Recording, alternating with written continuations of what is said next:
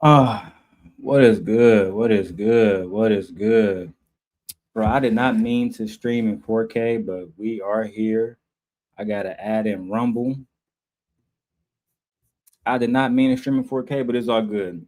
Let me go get my stuff together, y'all. Give me 1 second.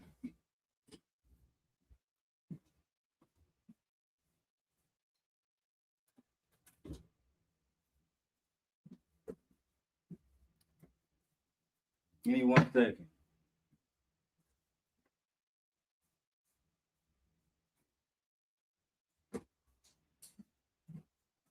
Oh,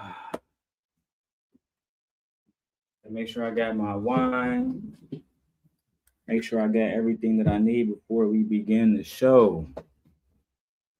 Is the mics working, man? Is everything working, bro? Let's get some background.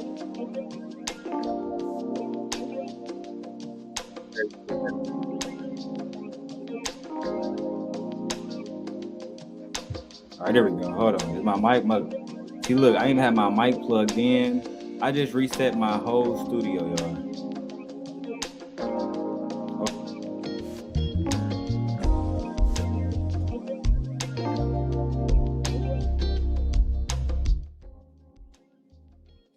All right, all right, all right. Welcome. Welcome to the platform. Welcome to another episode of the Daily Rundown hosted by your boy Sim God, man. Y'all know what it is. Y'all know why we here. We back to expose these fakes, these lames, and these individuals who want to test me. I don't know why they want to test me.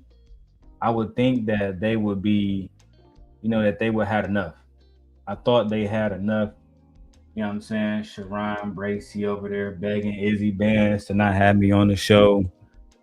There's so much bullshit, bro. So much bullshit. Look, my other mic don't know where I'm at. My other. Here we go. Here we go. Here we go. We streaming in full 4K. My son, just got back. So if y'all hear him talking in the background, just know they just got back. It's my baby. It is what it is. So why are we here this evening? Why are we here this evening? We are here this evening to expose liars. We are here this evening to tell the truth. Now, I haven't done a 12-hour stream in a long time, but tonight I will. I haven't been able to get it done in a very, very long time. And truthfully, I was just really playing games. But tonight, I'm motivated. I'm motivated to get things done, and I want to start with the entire truth because recently I saw Freezy. He kind of dissed me today. I did a reaction this morning, but I'm watching Bro's show, and he making it seem like, oh, this shit look amazing. Oh yeah, this look real good, man. This 4K is coming out amazing. Anyway, Freezy was trying to make it seem like he was telling the truth about the situation between me and Anton Daniels, which that's just not the case. He was actually completely lying. Completely lying. What's up, Kills? I see you in the building. If you are a member or if you want to be a part of the channel, guys, just become a member. First of all, let me say that too. We are officially monetized on the channel. So if you want to really support, you want to tap in with us, send us a Cash App, all that stuff, cool. But if you really rock with us, then send us a membership, a super chat to let us know you are a part of the show. If you want to rent, you got to send a super chat. Wrenches will not be given out, and I'm only giving out. Listen, even if you do send a super chat and I don't rock with you and I don't know you, I'm just not giving out wrenches to everybody because they have too much power. People can delete comments, all kinds of stuff, leave crazy comments. I never know that they ever really happen. So I don't give everybody wrenches the way I used to because people take advantage of them. They really do. They really do. And shout out to Kill, shout out to Izzy Bands. I was on Izzy Bands show earlier. Izzy Bands was showing nothing but love. His audience was showing love. He even went as far as to tell Sharon that I built his platform, which is just the facts. I know Sharon hate when I say that, but it's unfortunately just the facts. I did build his platform, and his platform isn't the only one that I built. The one thing I would say is this though, before I actually get into the content, while I set up this Rumble stuff, and I was gonna say people don't really respect when black men build stuff, but it's not exactly true for the most part. So I'm gonna switch my statement to this. People have implicit biases all over the place. You know what I'm saying? People choose to be honest when they want to be honest, whenever it benefits them. If that honesty is going to paint them in a bad picture, then there will be no honesty. They're going to try to do whatever they can to circumvent the truth. That's just the facts, bro. And I mean, and this applies across the board a million different ways. Not just the men, the women too. They both do it. But in this specific case, Sharon was upset that Izzy was over there giving me credit and saying that I built his channel. I was doing things that Sharon hadn't done. One of those things that I was doing was getting Anton Apprentice to go against him for me. That's just one of the things that I was doing. Now, who's all ready for the show? Put a 1 in the chat. Right? I hope you guys are having a good evening. Who all is ready for the show? Put a 1 in the chat. And if you're hiding, Freezy, Not So Lucky, Anton, and other invested parties, if you're hiding, I don't know what to tell you, man. I really want to talk to all of y'all. All y'all are invited up here. But I know y'all don't want to talk to me because y'all don't want to be exposed. I want to talk to y'all to expose y'all, to expose the lies, to expose the hypocrisy. Even worse, the fake because it's some of y'all up here, all right, like Anton Apprentice. I want a good nigga. I want a good nigga. No, you don't. No, you don't. That's why you're still single to this day. That's why no nigga has married you to this day. And marriage isn't a super flex. I'll give you that. I'll give you that.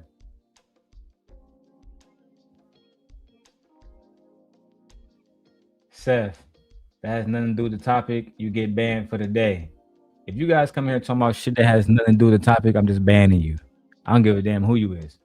But anyway, let me go to the first video. Actually, while we're up here and we're waiting, let me go to the first video right now. How are you guys doing today, man? Is this video stuck? Oh. Yeah, how you guys doing, man? Kills, Jess. I don't even know who you are, but how you doing, Jess? How are you doing? Now, this should be in my downloads.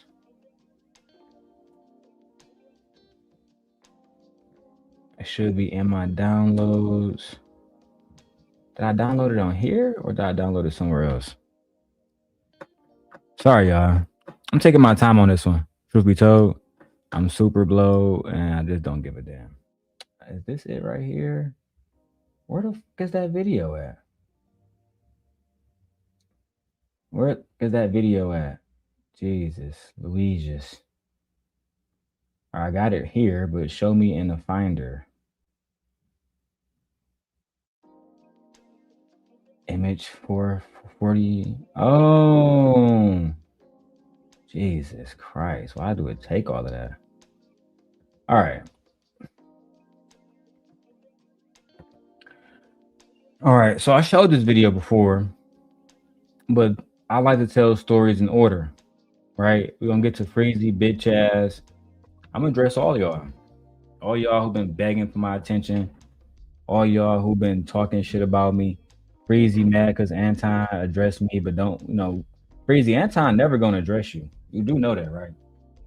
You do know Anton never going to address you. You know he's always going to He's always gonna make you seem like you're a fucking loser who just wanna be around him.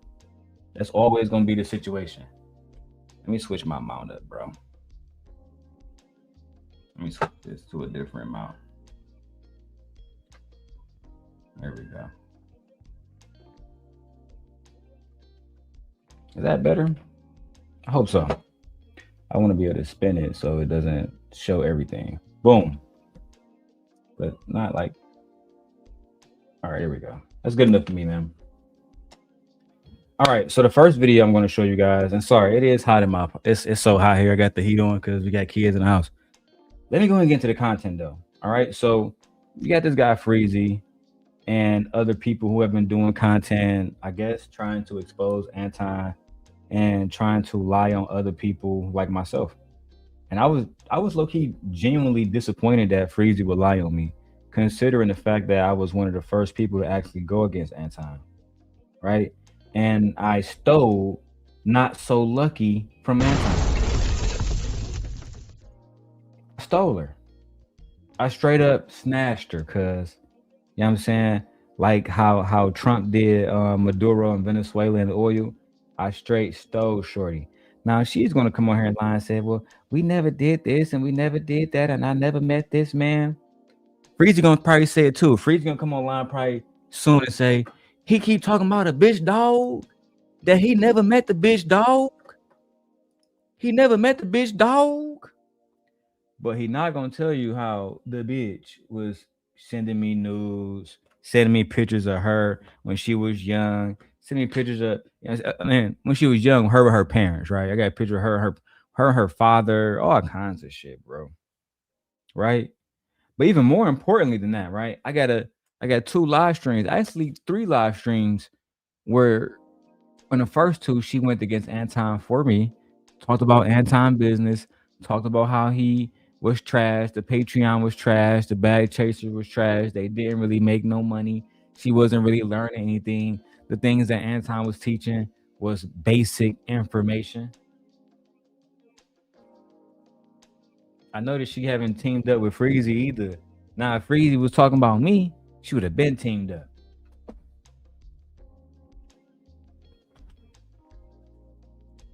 Would have been teamed up against it. Let me go to the content, bro. I got too much stuff going on. Oh, let me show y'all this real quick too. Look, man, look. I just got this brand new 49-inch monitor. Boy, the 49-inch joint is crazy. All right. With that being said, let's go and get directly into it, man. Shout out to everybody who just popping up. Shout out to everybody who just popping up. You feel me? All right, let's go ahead and watch this. I'm gonna do fair use, even though it's my own video. I'm gonna do a fair use. Now, let me switch these up. Yeah, let's watch this real quick. Let's watch this and have a conversation. What's up, Ski Mask? And I'm gonna put this one right here. Hold on, y'all. Y'all gotta forgive me. Hold on, because I was doing some other stuff yesterday, but I didn't want like to.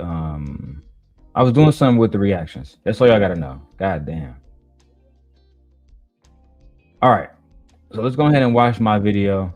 You guys are going to see everything right here in real time, what genuinely happened, how I met Anton's apprentice, how I took Shorty from him, and why she ended up exposing him.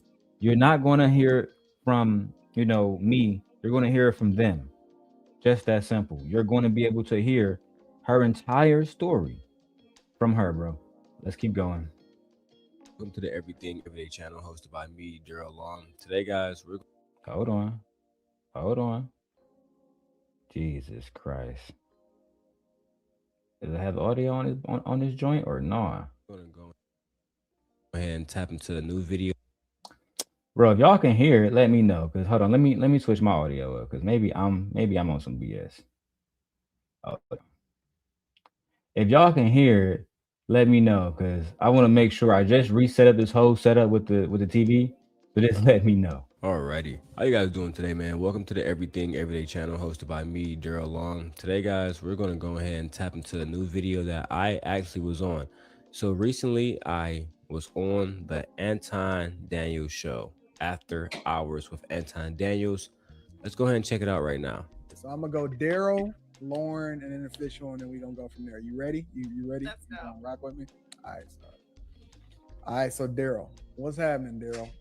I'm supposed to go on Darrel platform at some point in the near future when I get it in my schedule, but we're gonna rock with Darrel. I know Darrel got some smoke for me, but you know Anton don't censor nobody. So let me show the homie. Hold on, before we even do that. So let me show Darrel some love. Darrel, I believe, is from Detroit. You from Detroit, fam? Yes, sir. Oh man, classic days. Now, if you go and hear what Anton genuinely What's just happening? said, I was on his channel at some point, right?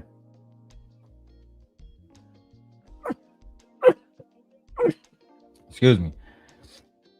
I came up on the channel and we had a conversation about reparations, blah, blah, blah, blah, blah. I already had smoke for Anton years ago. That's a fact. I already had smoke for Anton years ago. I've been calling bro out, not just on some personal stuff, but more or less, stop talking about the black community. Stop making it seem like the black community is on some bullshit. We gotta stop. Stop trying to make it seem like black people are the issue. Stop trying to make it seem like black people are stupid and don't know who to vote for. Stop doing that shit, bro. Sorry, y'all. I know it's hot as hell. I'm over here sweating. I'm over here sweating. All right. Anyway, let me throw in a what you call too. Let me throw in a studio light. Yeah, there we go. Portrait mode. Yeah, there we go. There we go. I need that full studio. There we go. There we go. There we go. I had to turn them extra good lights. And turn this edge light down a little bit to about right here. Make that amber. Yeah. Anyway, let's keep going, guys. Darrel. I'm supposed to go on Darrel platform at some point in the near future when I get it in my schedule, but we're gonna rock with Darrel. I know Darrel got some smoke for me, but you know Anton don't censor nobody. So let me show the homie. Hold on, before we even do that. So let me show Darrel some love. Darrel, I believe, is from Detroit. You from Detroit, fam? Yes, sir. Okay, so Darrel is from Detroit. Darrel got a platform, and he's had smoke for me regularly on the platform, but he do put out some good content. And you know, okay, so Darrel is from Detroit. Darrel got a platform, and he's had smoke for me regularly on the platform, but he do put out some good content. And so as you heard right there, like Anton said, Darrel has regularly had smoke for me, right? Regularly has smoke for me, but I always put out good content. That's something even Anton knew. Even Anton knew in that moment, yeah, Darrel, he be having smoke for me, but he put out the best content. That's just the facts. Part of the reason why in the beginning we never really had no issues is simply because it was no issues to be had. Men should be able to have conversations and not have to get into these fights, these squabbles, not try to make themselves look like they the boss or they in charge or they the tough guy. Oh, that's goofy shit, bro. And that's genuinely how I felt. I felt like in the beginning, if Anton and I had simply kept it copacetic and not, all of this gangster shit, we probably would be able to make great content. But the reason why I had to go at him was because, for one, you're not a thug, you're not tough. A lot of dudes on here think they tough until somebody press them, and now they start acting like Freezy. They start lying, doing all the whole shit. You feel me? And I'm the kind of dude that if you try and tell me in real life you a gangster, you're gonna have to show me. Otherwise, I'm just not gonna believe you. We had plenty of opportunities to have real conversations. This was years ago before Freezy was even thought of, right? So here he is. You have me, Anton, and Not So Lucky, right? Anton thought he had her on lock. Anton thought he had her on lock. See, some of these niggas, they never had a baddie like her look at them. That's all. They never had no beautiful chicks. They never had women send them explicit pictures, not ones that look like this. You see, a lot of these dudes that follow Anton, they're incels and they're manosphere guys. They have problems finding women and getting women to like them. But I came right in and took Shorty right from under Anton Flock. Made her part of Simp Nation. That's just the facts. That's just the facts. Now, what happened afterwards? Let's talk about it. Let's get it. You know, I'm open to the possibility that I'm wrong, but at the same time, I don't believe that nobody should be censored. So I do want to shout Darrel out, show him some love, and then the floor is yours, homie. Appreciate you, Anton. Give me, you know what I'm saying, show a nigga that love. Ski Mask. That's the facts, though, bro. I'm not even trying to diss these dudes, Ski Mask. I'm not even trying to diss. These dudes really got problems with women, bro. To the point where they're going to Anton to get a chick, bro. Think about that.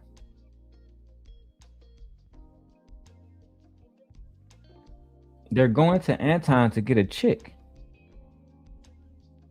Think about that. And he never had nobody. He never, not one that looked like this. I mean, maybe where he come from, Rita is a baddie, but where we come from, she just not. I'm sorry. I'm sorry, bro. That's just the facts. So when I come on here and I talk, I can do all this talking because I really had all the baddest chicks on YouTube. I had them here at Simp Nation. That's the facts. Including this one. I took her right from Anton Flock. Give me that. Give me that.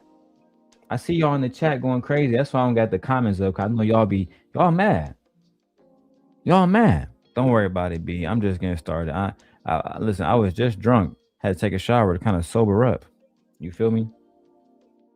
But now we can continue exposing how Anton Apprentice, his former esquire, not so lucky, got snatched up by the simp guy and snitched and told everything. Told how Anton was a major scammer, etc., guys.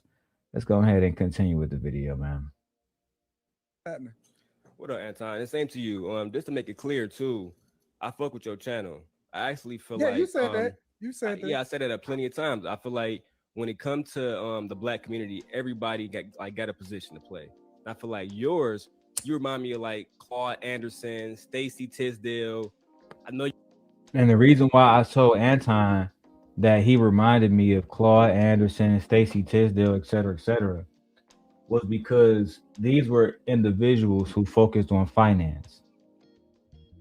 These were individuals who was really focused on finance and really wanted to do, in my opinion, they wanted to do what's right in order to help the black community in any kind of way. So if you're somebody who know how to make money and know how to turn YouTube into something that was going to help a black family, then to me, I think that's a good thing. I think that you should be online speaking to black people and helping them understand the best way to monetize their channels, the best way to make money. Like, there's people on here that get a lot of views, but they don't know how to make money on YouTube. They just don't understand it. This gentleman was somebody who understood it. So for me, I was like, you know what? Even though I'm already doing views, talking shit about Anton, I went up this time to say, you know what? It's really not smoke. And you can tell that he didn't have no smoke with me. You feel me? And this is the thing Anton got to understand, right? Me and him are the true kings of this so-called space that he so-called created. We are the only true kings of this shit, bro. That's the facts. When we at war, the whole country gonna burn. When two dragons going at it, the whole country gonna burn. That's why he addressed me and not Freezy. Freezy ain't nobody, bro.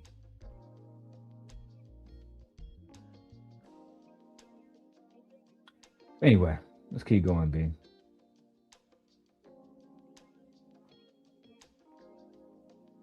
Oh shit, here we go. You hate him, so I'm not even gonna mention Dr. Watkins. But I feel like you can fill his space too if you so wanted to. You feel me? Look, the question I got for you today, because everything else I'm gonna bring up on my podcast. North Carolina, Asheville, they recently committed money to reparations. I know how. Now, for those who don't know what I was talking about, right? For those who don't know what I was talking about, I was actually speaking about what happened in North Carolina and recently what happened in Evanston, Illinois. Right now, I'm currently in Chicago. So I know this to be completely true. Now, let me go get the facts real quick because this is not just about calling Anton out or embarrassing him. This is about uplifting Black people. You understand what I'm saying? So let's go ahead and look that up. What's the city name again? What was the name of that city? I'm even gonna mention Dr. Watkins, but I feel like you can fill his space too if you so wanted to. You feel me? Look, the question I got for you today, because everything else I'm gonna bring up on my podcast. North Carolina, Asheville, they recently. There we go. Asheville, North Carolina. Let's go look like. Listen, guys, we about to be here all night. This is not just to expose Anton for his bad behavior. I actually want you guys to know me and what I'm about. So when I went up there to talk to Anton, it was about defending Black culture and defending Black people. That includes Black women. As much as they like to spit on me, I defend Black women and I'll do it proudly. Asheville, North Carolina, and Evanston, Illinois, reparations. Tell me everything. All right. I'm gonna read this for you guys once my AI delivers the information for me. But at the end of the day, what I do know off the top of my head is that these are two cities that set funds aside for reparations. So descendants of slaves can be paid for the trauma that was inflicted upon their descendants and their ancestors. All right, so I actually have it right here.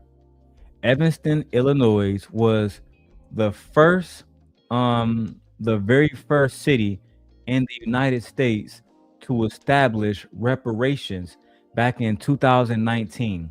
Evanston, Illinois City Council established the reparations funds and committed $10 million from cannabis tax revenue, right? From cannabis tax revenue. So all y'all saying that weed is a bad thing, no. These people are taking the taxes from the white man who is buying marijuana and paying that to citizens who are African American in Evanston, Illinois. I'm just looking at the facts for y'all. In 2021, Evanston, Illinois adopted the restorative housing program, which helps, lower income individuals. They also allow individuals to start receiving payments starting 2024. And so far, some recipients are receiving as much as $25,000. And that's per person in the household, the wife, kids, etc., etc. This bill in Evanston, it was meant to help Black residents again who lived in Evanston between 1919 to 1969 and their direct descendants. So if your grandma, your grandfather, or whatever lived in Evanston between 1919 and 1969, you may be able to get reparations from the city of Evanston. Right? I asked Anton about these different things because the same thing happened in Asheville, North Carolina. The same thing happened in July 2020. The city council in Asheville, North Carolina passed a solution supporting community reparations. Now, Unlike Evanston, who took $10 million of tax money from cannabis, Asheville only set aside $2 million, and they began to make direct payments to black. Well, sorry, they haven't yet made direct payments, but Evanston, Illinois, is directly paying people reparations right now. So I just want to make sure I give the context before we hear all the bullshit. Let's go. Yours, you remind me of like Claude Anderson, Stacey Tisdale. I know you hate him. And guys, we need you guys to support the channel. All right, I'm gonna take it off members only real quick because I had it on members only for a while. I ain't gonna lie. I had it on members only. I wanted people to come in here and speak. I want you guys to buy a membership. All right, I'm gonna take it off. Is it on members only? Oh no, it's not on members only. I'm tripping. So as long as you subscribe, you should be able to leave a comment. All right. But make sure you guys keep it clean in the chat. Let's go. So I'm not even gonna mention Dr. Watkins, but I feel like you can fill his space too if you so wanted to. You feel me? Look, the question I got for you today, because everything else I'm gonna bring up on my podcast. North Carolina, Asheville, they recently committed money to reparations. I know how you align yourself more on character instead of instead of skin color, right? Correct. So when it comes to the reparations, I wanted to know how you felt as a qualified money man. That's how I think of you, right? I come to your channel when it comes to money advice. You heard it right there. Hold on. Let's stop before Anton give his answer. I said I came to Anton channel about money. We never came to Anton about relationships. We never came to Anton when it came to women. It wasn't the thing that we would come to him for. Why would I go to him about women when I was able to snatch his beautiful protege and make her mine? Why? I've never had that issue, and I never will have that issue in a million years. Never. I can be on my last 2 pennies, and that still won't be an issue for me. Society isn't built like that no more, where the only way you can really get some coochie is if you was providing and protecting all the rest. Nope, it's not built like that no more. You can be a bum and get coochie now. That's just the facts. That's just the facts. But nevertheless, we're just going to tell the truth. We're going to show you guys everything. Unfortunately, where's Izzy Bands? Because I'm gonna have to go get his video to expose Freezy later on. All right, let's keep going. So, how do you feel about reparations for Black people going forward, considering that Nashville, North Carolina has already passed theirs? That's my question for you. I don't believe in reparations. You think it'd be a bad? He said he don't believe in reparations. Elaborate for us, Anton. You felt as a qualified money man. That's how I think of you, right? I come to your channel when it comes to money advice. So, how do you feel about reparations for Black people going forward, considering that Nashville, North Carolina has already passed theirs? That's my question for you. I don't believe in reparations. You think it'd be a bad idea for Black people? Yes. Would you mind elaborating, please? Well, okay. So, have you ever given okay, this is a bad analogy, but I'm gonna do it anyway, just for the sake of conversation. Have you ever given a crackhead $1,000? Absolutely not. So, have you ever given okay, this is a bad analogy, but I'm gonna do it anyway, just for the sake of conversation. Have you ever given a crackhead $1,000? Absolutely not. Look at her face. I wasn't the only one realizing I was talking to somebody who didn't exactly know what they was talking about. And I'm going to break down how, because people always ask, well, if he don't know if Anton don't know what he's talking about, how did he get all these women around him? Why are they on his channel, not on your channel? It's easy. Society rewards degeneracy. That's just the truth, right? And they do it for a million different reasons. It can go from somebody's autonomy to a million different reasons, bro. I'm literally. I'll give you an example. Somebody asked, because they've been trying to shit on Duke Dennis on Twitter. They've been saying, why do girls continue to go around Duke Dennis knowing he got 8 baby mamas and he not with none of them? Y'all do the same thing with Future. You know what the girl said? Because women can do what the fuck they want to. We don't have to explain ourselves. And I agree with her. I literally completely agree with her. But at the same time, right there, it causes an oxymoron where we want men to not be incentivized to not be these type of people when the reward for being the bad guy is equal, if not greater, than being the good guy. It's no difference, especially when you're dealing with women. And for some people, they're gonna say, "Well, girl, you must be hurt. Somebody must hurt you," or just be open to the possibility that I might be right. But let's go back to hear what Anton's saying about you wouldn't give black people reparations because, and he said it's a bad example. Have you ever given a crackhead $1,000? Okay, let's go. That's my question for you. I don't believe in reparations. You think it'd be a bad idea for black people? Yes. Would you mind elaborating, please?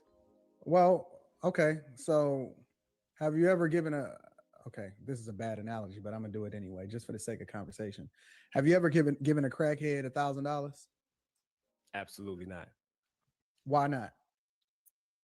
Because I believe if I'm going to give my money to somebody, I'm going to put it in the hands of a qualified person.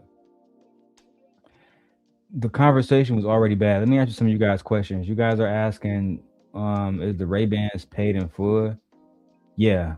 And it's crazy. I actually have to I'm actually getting a new pair of Ray-Bans. I'm replacing these with the new pair. So actually they sent me like a little slip. I gotta print it. Once I get that print, I'm gonna take it to UPS. They're gonna send me a new pair. I'm either gonna have these lenses put into the new pair, or Lens Crafter is gonna put me some new lenses in there. But I'm looking forward actually to those with the display. I'm looking forward to those. I've been trying desperately to recruit a team to help me build these channels because I haven't even started with the tech channel at all. So much work that needs to be done. But according to Anton, giving black people reparations is equivalent to giving a crackhead $1,000. Those two things in Anton Daniels' mind is equivalent. Okay, let's keep going. Okay. So my point is that money don't solve problems. It just makes you more of what you already are. Okay. So if we want to have the conversation about how we can empower people financially outside of just giving them a check in order to make them more successful, that's a different conversation than just giving them money and saying problem solved. Because I think that what you're going to find is that the problems will be compounded if you don't vet and realize whether or not people are whether they have the business acumen and a financial wherewithal to be. But this is the thing though, right? When you really do research on who has the most business acumen and who don't, and I wonder why did this look like this? Why it's supposed to be 4K? What is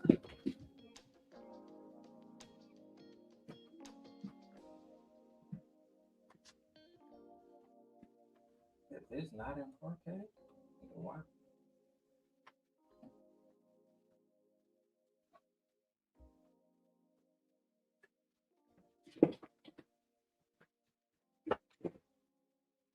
Right here, buddy. Right here, buddy. You lost me, buddy.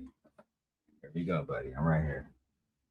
Anyway, yeah, it's something about this Insta one. It just don't capture the colors like the iPhone. But when you have individuals who are out here saying that um, when you compare black people shouldn't get reparations because they don't have the business acumen. The truth is most people don't have the business acumen to actually run a business. They don't have the business acumen to actually have a savings account. Did you guys know that most Americans don't have 6 months of savings? That's just the truth. It doesn't matter what race you look at, they don't have 6 months of savings collectively, most Americans. So making it seem like black people would get all of this money from reparations. Let's say they gave every black person $3 million. To say that all of us are going to go get Jordans and Hennessy because we lack the business acumen to actually know what to do with that money. It's a blatant attack on black people and our intelligence. And I thought that was disrespectful coming from somebody who is a C student. Savage says, "What kind of camera is that follows you?" This camera, you mean?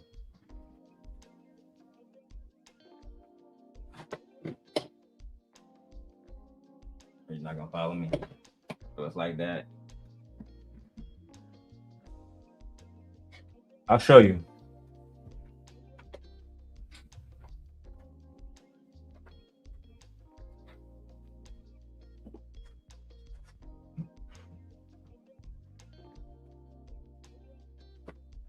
Right here, buddy. Right here, buddy. Okay. Um, I'll show you what camera this is. So the camera that was just following me, which is this camera right here. Hey. That is this little buddy right here. Oh, my bad. Wrong camera. That is the Insta360 Link 2 AI powered webcam. And I'm not promoting this, I'm just showing my friend YouTube. That is what this is. Oh, hold on. But yeah, they might be like 150, 200 now. Very good camera. As you guys can see, Savage, I'm still invested into providing good quality on here, bro. Sometimes I don't get a super chat, I don't get a cash app, I don't get nothing. And I still come on here and I do what I'm supposed to do. I do what I'm supposed to do. We just put out the content, show you guys the proof. Even if I had to do it by my lonely, I still get it done. That's just the facts.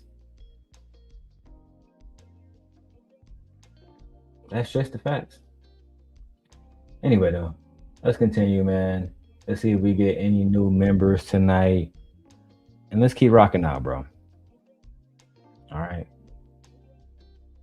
I don't want to strain my computer out too much. I already started streaming in 4K when I wasn't supposed to. I was trying to stream in 1080p, but fuck it. We're here now. Let's go ahead and get it popping.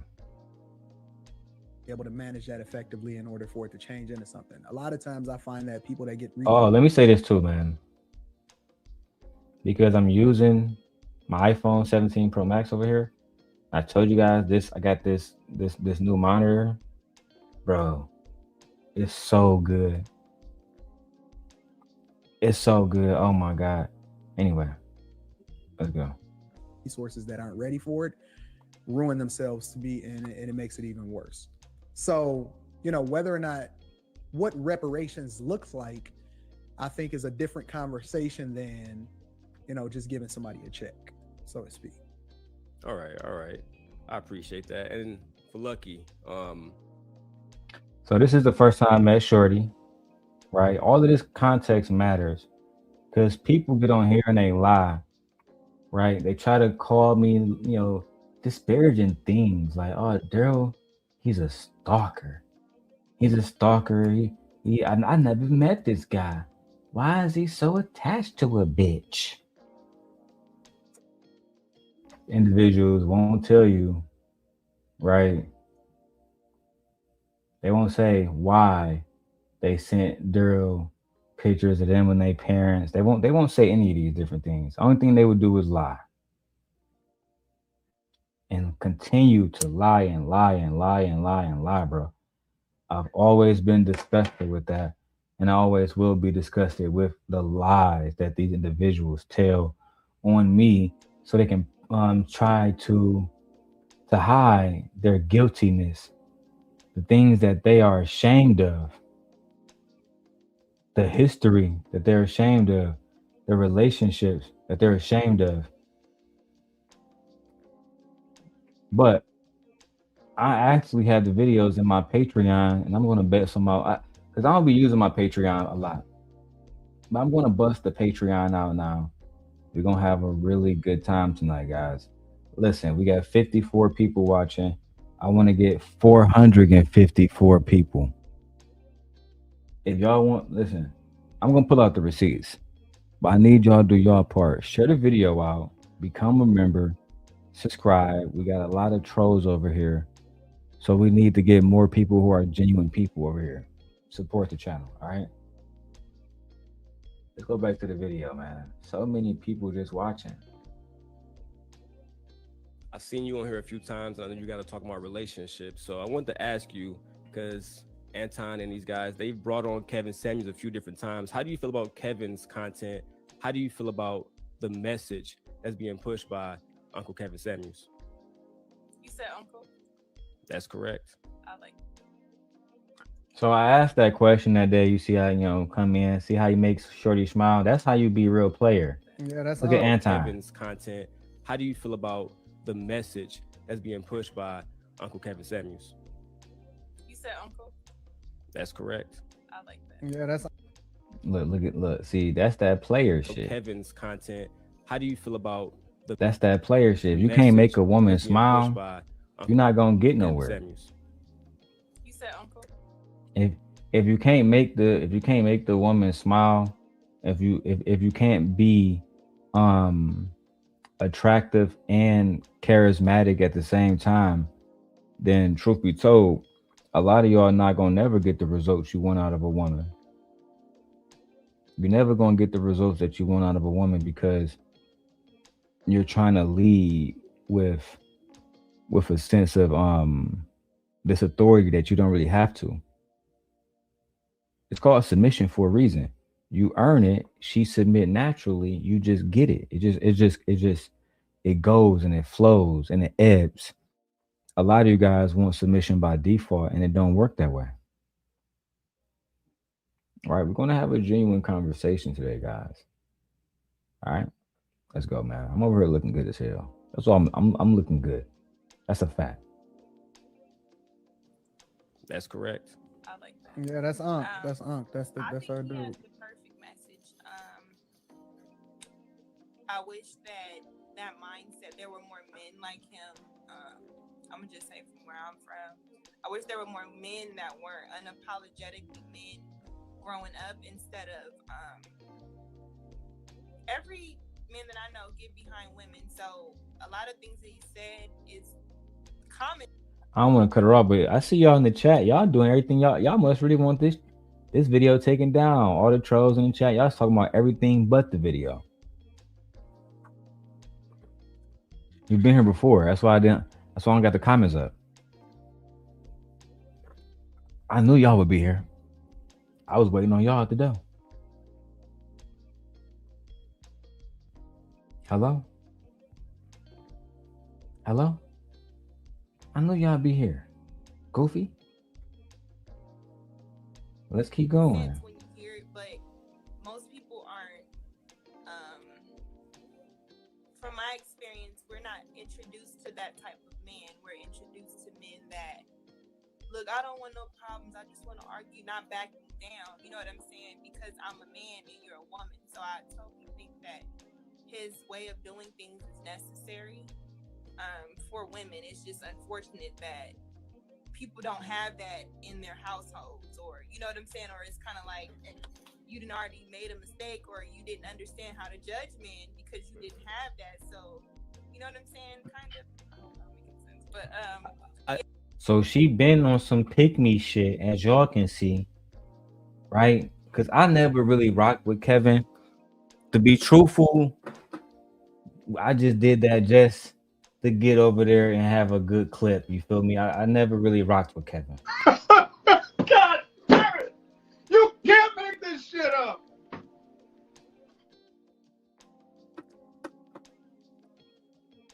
What I did appreciate about Kevin was he was somebody who was a pioneer in this space. You know what I mean? A genuine. Where the chat at? Here we go. He was somebody who was a genuine pioneer in this space. He genuinely built this space. Some would say brick by brick with his own hands. With his own hands. And look, we got 28 people watching. Let me refresh and see how many likes we got. We got 16 likes, 28 people watching. Why you hate on a nigga? Show me some love, nigga. It don't cost nothing to show me a little love. Little wabbity dabbity. I cracked myself up. Anyway, let's go back to the video. it's kind of like you didn't already made a mistake, or you didn't understand how to judge men because you didn't have that. So, you know what I'm saying? Kind of. I hope I'm making sense. But I think I do get what you're saying. I think I do get what you're saying, and I appreciate your thoughts. And this is the last thing I'm gonna say, Anton. I know you got a lot of people probably coming up. You know, I know you watched a few of the episodes I made about you, and like I said, I fuck with you. Can't nobody say I don't. But the only thing I had a problem with you, bro, is the Black Panther statement that you made. You get what I'm saying? And me personally, I have family members that's close to members of the Black Panthers. So I just took it kind of personally at first. I'm like, I know Anton, who's from the Midwest region. He know about Fred Hampton. He know about him feeding the city of Chicago, et cetera, et cetera. I wonder, why did you feel the way that you felt about the Black Panthers?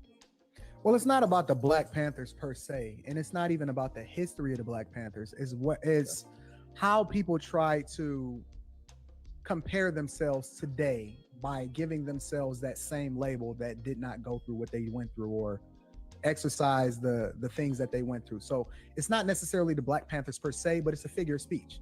It's almost like if you capping on somebody, you'd be like, "Oh man, you a hoe." No, but it really wasn't a figure of speech. And again, why would you be attacking the men who are actually doing the work? Why would you think that it's funny to attack the people who are genuinely doing the work? I don't understand it. Oh no, I wasn't about the Black Panthers, even though I said the Black Panthers were trash. It wasn't about the Black Panthers. It was just about these new guys who have never experienced racism in their whole fucking lives. Because, you know me, I don't believe, man, they're not getting hosed down and chased by dogs, you know what I'm saying? Which means they never genuinely got any type of race. It never happened. Never.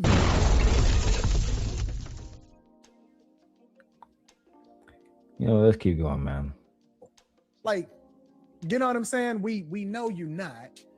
You know what I'm saying? Or like, for example, when I talk about all earthy people, we all know that it's some dope people, you know what I'm saying, that wash themselves in black soap.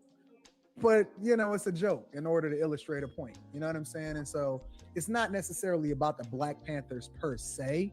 You know what I'm saying? But it's a lot of people. It's kind of like a bad joke, I guess. I probably said a bad joke. I probably shouldn't have said the Black Panthers. But it's a lot of people that highlight themselves as being woke and kind of try to act like they're following that path when they're not. And they can't stand on those people's shoulders because their actions is nowhere near the same as them. So these blackity blacks and these extra woke people, and when I asked Kay on the last show, I'm like, okay, so what exactly have you done? Give me one thing.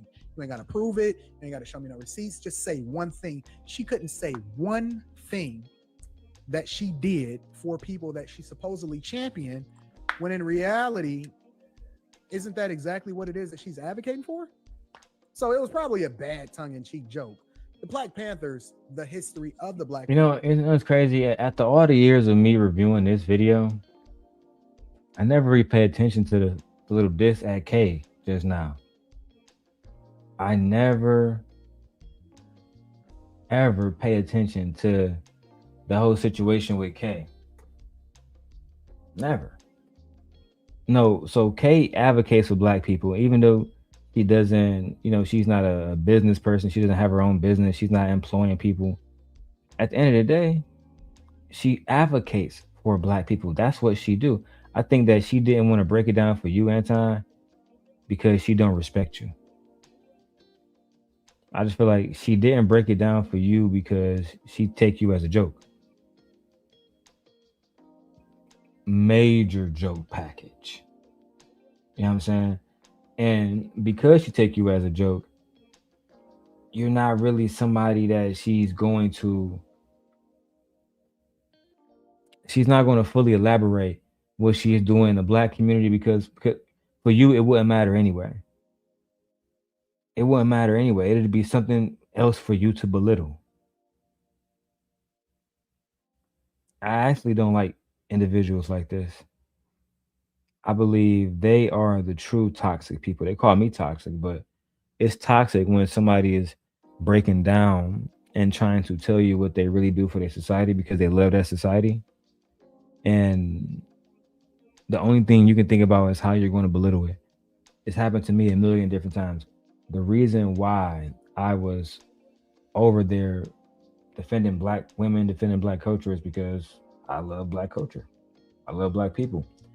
And in so many instances, that has gotten me nowhere. If I'm even in this situation, I was able to weaponize her for a while, but it really didn't get me anywhere.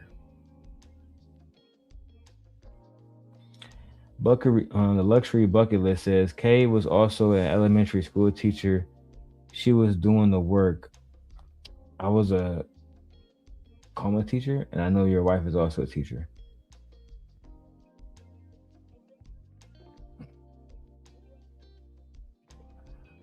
So yeah, my wife is a teacher. She works very hard. I think all teachers work very hard for the most part, and it's a very difficult job.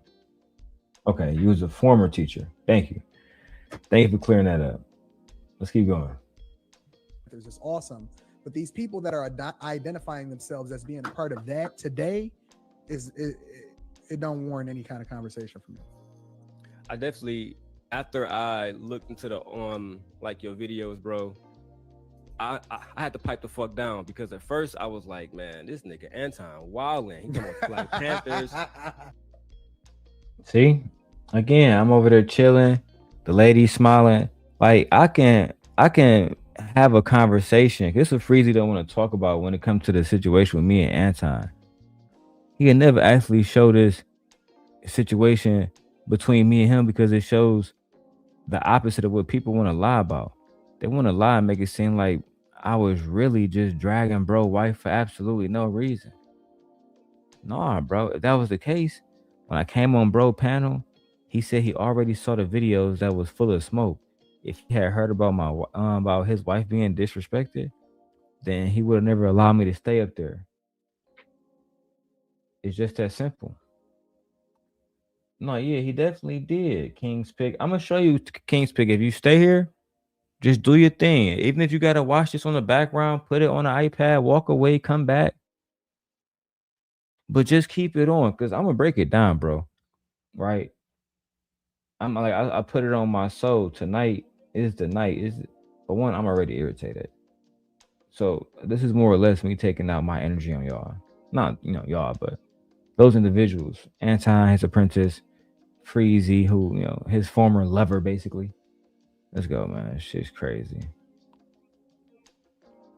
I just can't believe what this nigga just said, but sorry, excuse my language. I can't believe what this brother. No, just you can said. say what you want to say on my platform, bro. It ain't no censorship. You can say however. Exactly. See, if I was talking about his wife, you think he would have told me I can say whatever I want to say on his platform? Y'all be making up lies, bro. I didn't specifically attack his wife. Y'all just run with the narrative because y'all be on y'all knees for this nigga so much that if I was to genuinely ask you what was the synopsis, and I hope I don't have to explain what that means to you niggas, but what was the synopsis of Surviving Lapeef? What was the synopsis of the Dirty Pastor? What was the point? What was the overall message that we was trying to get across? The same one Freezy trying to do now. Literally, I already showed you we brought Tawana over. I already showed you we had Tyranny first. These niggas not here for justice. These niggas so they can hear. These niggas here to have their turn. It's my turn to have Tyranny up there act like this. It's my turn to have Tawana up there. It's my turn with this bitch. It's my turn. That's the kind of shit we dealing with now on YouTube, bro. The content done got super trash. Super trash. So you stay here enough King's Pick, you will see the truth if you got time. If you don't, I don't know what to tell you. You want to say, you can say what you want. I appreciate it. And that's why when I came on Courtney's platform recently, I brought up the different things that go into conversations now I watch want to have with you, things like police. Watch how I break this down, right? Let me put this on the big screen so y'all can see my face. Right? I need y'all to understand who y'all talking to. Somebody who is extremely educated, somebody who is extremely articulate, somebody who is extremely knowledgeable about the things that impact Black men and Black women. In this particular conversation, I wanted to talk about, let me put it down a little bit. In this particular conversation, I wanted to have a conversation about reparations, the things that was affecting Black women, Black men. Let's go ahead and get into it, bro. Shit's crazy. And go get y'all a Rogue stand. This shit's lit it. Let's get it. Appreciate it. And that's why when I came on Courtney's platform recently, I brought up the different things that go into conversations I want to have with you, things like police brutality, criminal justice, discrimination, hate crimes, housing discrimination, bacon discrimination. What you want to say on my platform, bro? It ain't no censorship. You can say however you want to say. You can say what you want. I appreciate it. And that's why when I came on Courtney's platform recently, I brought up the different things that go into conversations I want to have with you, things like police brutality, criminal justice, discrimination, hate crimes, housing discrimination, bacon discrimination, school discrimination. Lucky's on here. So health disparities, and particularly for Black women, mortality rates. Now I know these and we gonna get, and I just want to let everybody know that we gonna get into people. You see how she was watching? Look how she started looking in. Damn, this nigga talking that shit. He talking that shit. Let's keep going. The different things that go into conversations I want to have with you, things like police brutality, criminal justice, discrimination, hate crimes, housing discrimination, bacon discrimination, school discrimination. Lucky's on here. So health disparities, and particularly for Black women, mortality rates. Now I know these, and we gonna get, and I just want to let everybody know that we gonna get into that. I'm gonna promote it on my platform and everything. We gonna get into this, all of those conversations on his platform, and date is to come. So I'm gonna post that and all of that. We want to show the homie love. And we never really got around to that because of all the B stuff. And like I told people even back then, bro, in my opinion, bro did all of that shit because he never really wanted to debate me on those topics. Housing discrimination, mortality rates against Black women. Those were areas of expertise. I understood, not expertise when it comes to me working in that field, but expertise when it came to debating, because I was very knowledgeable about those topics. I already understood that Black women were suffering more than any other race of women. And I understood to a certain degree why. Right? And Anton was always just trying to debate people who would act like they smart, but really they're not smart. They would have emotional responses, not responses based in logic and fact and rooted in truth. And that's ultimately why they chose their opponents very, very, very wisely.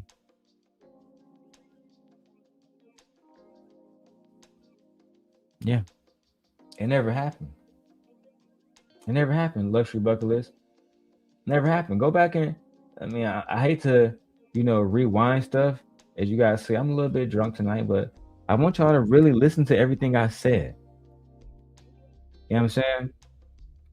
Illustrate a point. You know what I'm saying? And so it's not necessarily about the Black Panthers because there's no chance.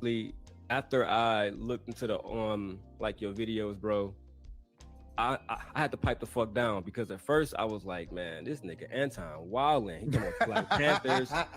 I just can't believe what this nigga just said. But sorry, excuse my language. I can't believe what this brother. No, you can said. say what you want to say on my platform, bro. It ain't no censorship. You can say however you want to say. You can say what you want. I appreciate it.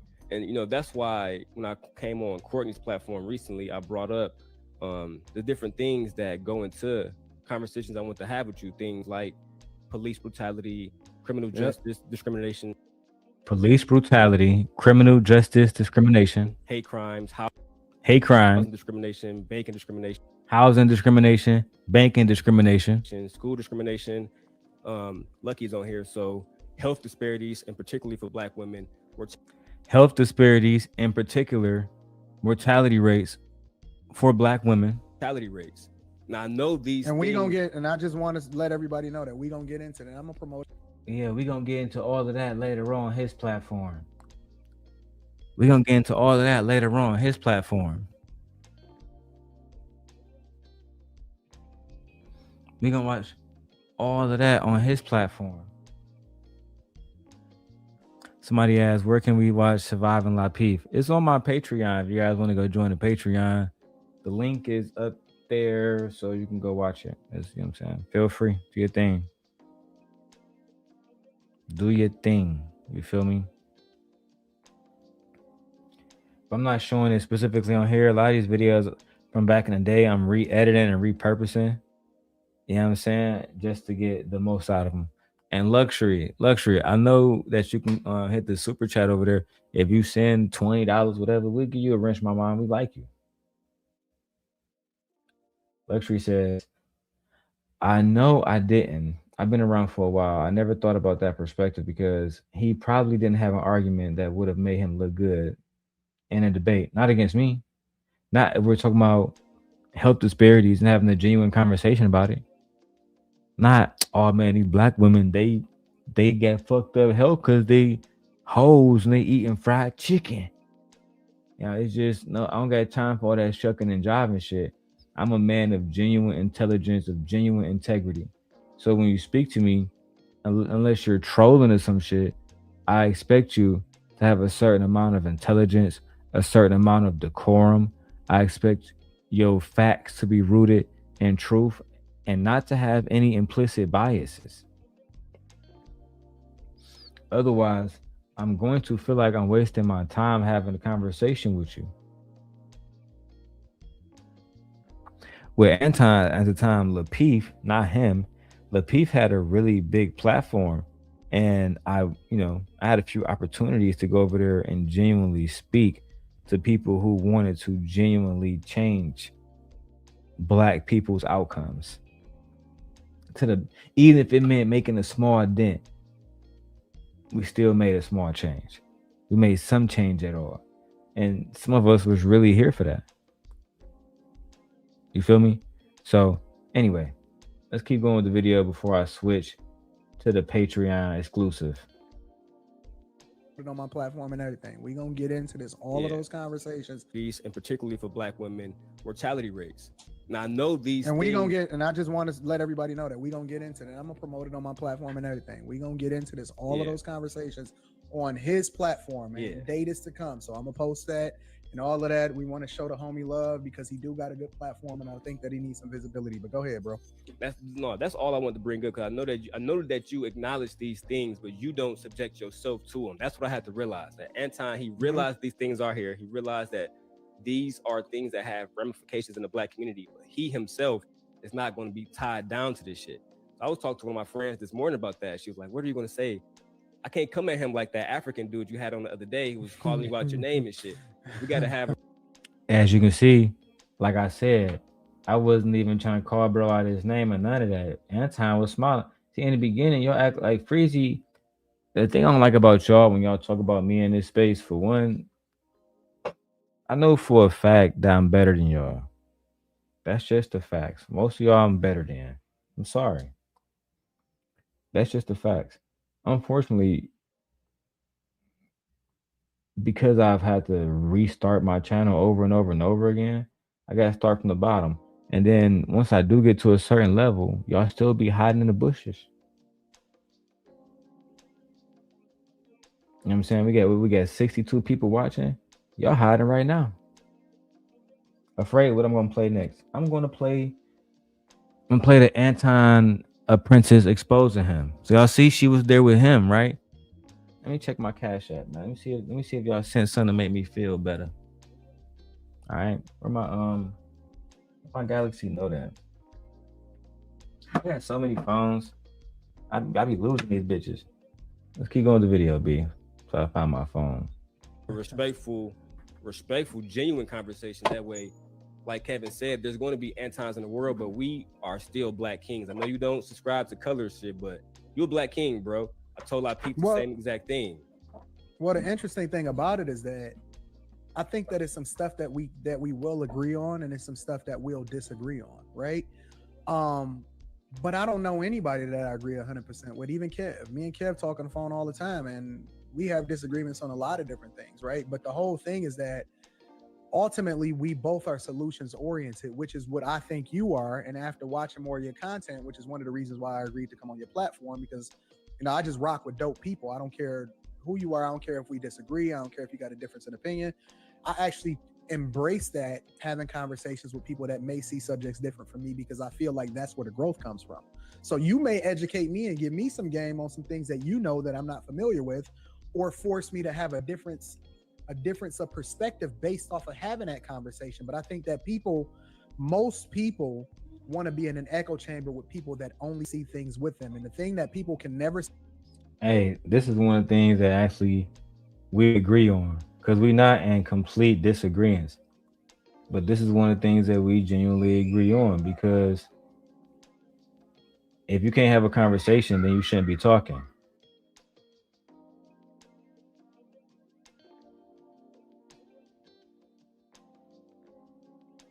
If you can't have genuine conversations, like one of the things I hate, and I hate a lot of different things when it comes to people not being able to master the art of communication, right?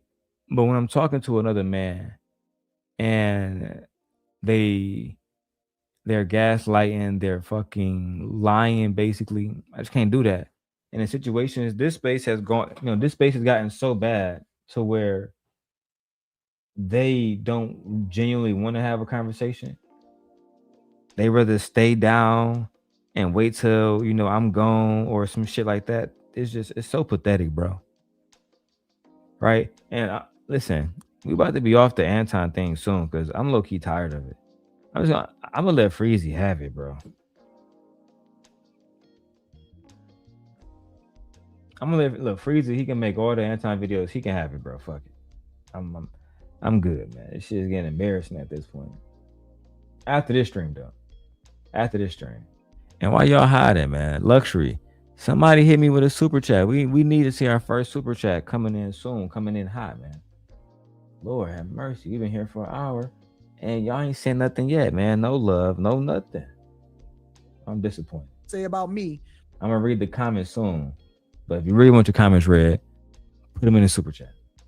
Is that I'm always comfortable having a conversation with anybody, especially people that may see a subject differently from me, again, because that's where the growth is. And it'd be real hypocritical of me to not have conversations with people that may see things differently from me, but then I'm on here advocating about how we should get outside of this box. So it's dope. And that's why I'm like, yo, let's do it. Let's have a conversation. Let's rock, bro. I think it's going to be a great conversation. I think it will too, man. I think it's stuff that I can learn from you, certainly, and it's probably stuff that you can learn from me. That's where I'm at right now as far as me and you and, going forward. But I think that, again, for anybody who's watching this, there's nobody, in my opinion, on YouTube better when it comes to money shit than you. You feel me? There's a few I appreciate that, different bro. people out there, but I'm talking about black people. I had to be very. Yeah, I know. I There's rock Graham, with you. Stephan, et cetera, et cetera. But I came I to like you Graham. because Graham is dope. I came to you because you a black man, and this, Graham, he got a lot of different advice that's has nothing to do with race, but you can give me, like you would say, C student advice. I can make 10 different businesses under $5,000. You feel me? So yeah, shout out to you for that, for the video. As you can see, I actually pay attention. Anton said, because I mentioned in the video, there was 5 different videos that you can start under 5, or 10 different businesses you can start under $5,000. I pay attention. I'm trying to win. I'm not a bag chaser, but I chase bags. That's a fact. That's a super. If I gotta stay on here all night to reach my goal, then I will. That's a super fact too. If we gotta get more diabolical, then we absolutely will. I don't know who all streaming tonight, man.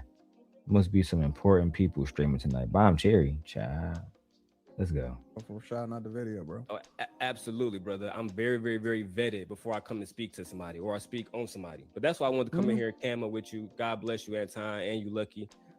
Rock with you too, bro. And I appreciate you letting me in, man. Yeah, absolutely. All right, guys. All right. God bless. Bye. All right, fam.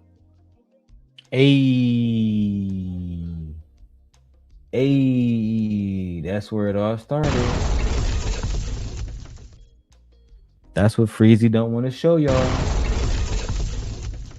Darrel was talking about that man wife. He was doing this, but at the same time, that was really how it all started. Why didn't Anton address that? Because it didn't begin that way. It began with him talking about my family first.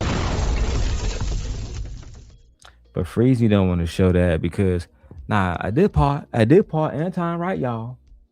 I did part right here. Anton, he right, y'all. Hey, dog.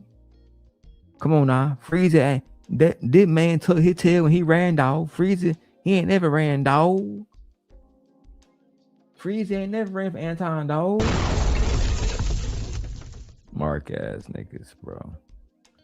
This shit getting worse and worse and worse. Put a 1 in the chat if you still here, man. It say we got 30 people watching on the Darrel Long channel, about 55 altogether.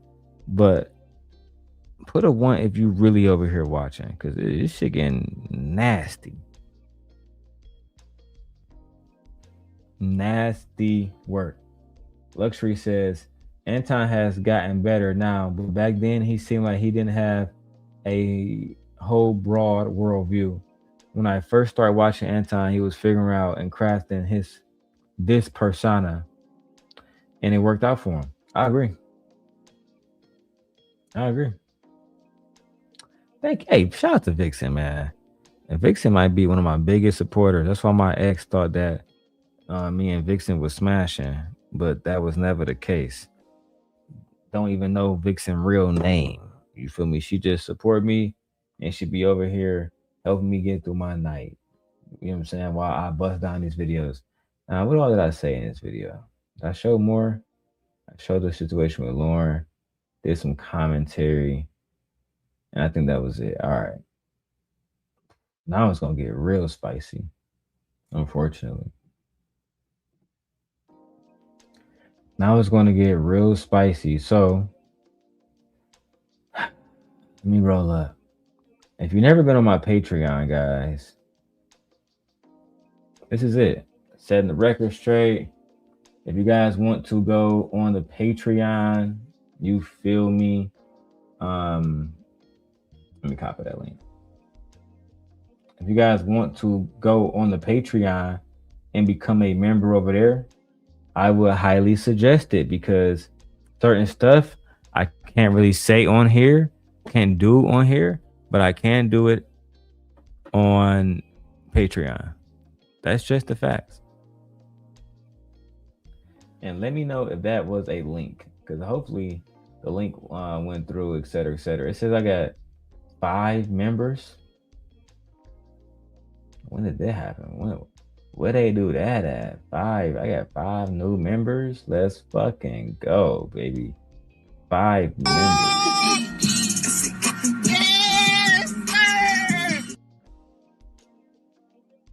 All right.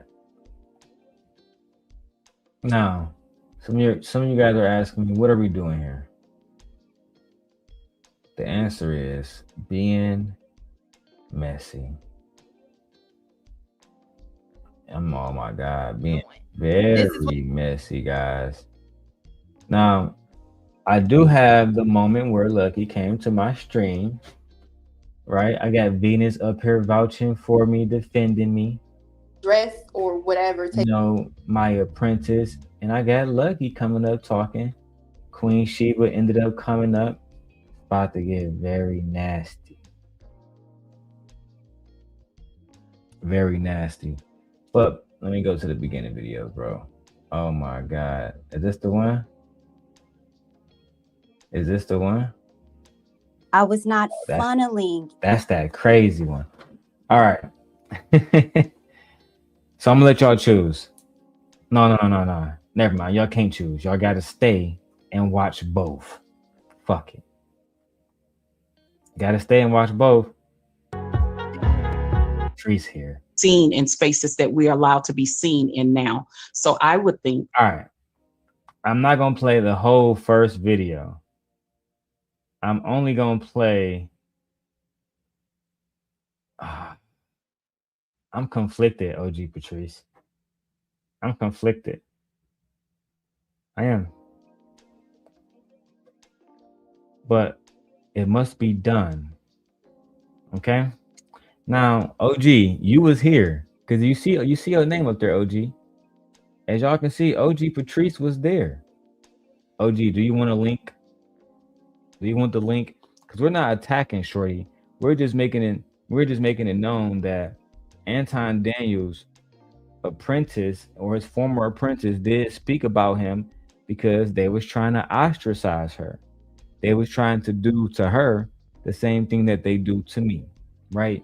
You can't come on these panels texting people not to rock with her as long as she was rocking with me. If I'm lying, I'm dying, right? Now, OG Patrice, as you just saw, she can't deny that she wasn't there because we got the video. She was definitely there. And rest in peace to Bro Clarence. Bro Clarence was there. Conversations with King was there. My friend Kim, even though you can't see her up there, she was there as well. All right. Hey, OG Patrice. What's up, Bridget? What's up, mama? How you doing? Hope you're having a good night, beautiful. Shout out to everybody that's tapped in and watching us. All right. All right, so I want to start this from the beginning because I haven't seen this video in a while, truthfully. So I don't know exactly where all the context's at, but as you can see, I was there, right? So everybody can take something away from it, but today I'm specifically wanting to discuss Black YouTube and how lately we've been seeing everything happening and how we portray ourselves. And I know everybody wants to add to that conversation. So for that being, I just want to. Okay. OG Patrice says, let it play out so I can recollect again. Yes, ma'am. Yes, ma'am. You got it. I'm going to put it at playback speed 1.25. Let's get some closed caption English. Let's go. Everybody that's here. Not sure if he's here yet. Hi, Big Bad Bull. How are you? That was me back in the day. Uncut with Darrel Long. Highly looking forward to this. Ciao. Hey, Darrel. Nice to see you here. Just here yet. Hi, Big Bad Bull. How are you? Hey, Darrel. Nice to see you here.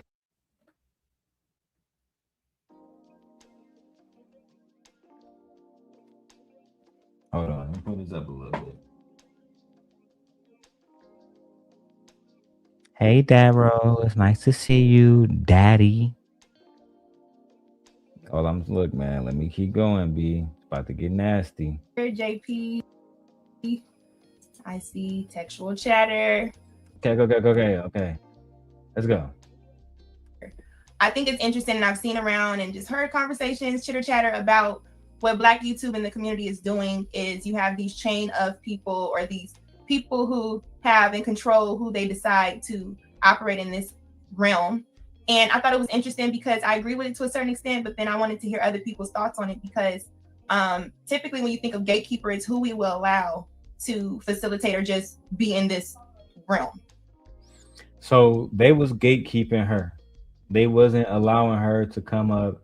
They was doing everything that they could to make sure that she was silenced as long as she supported the simp God.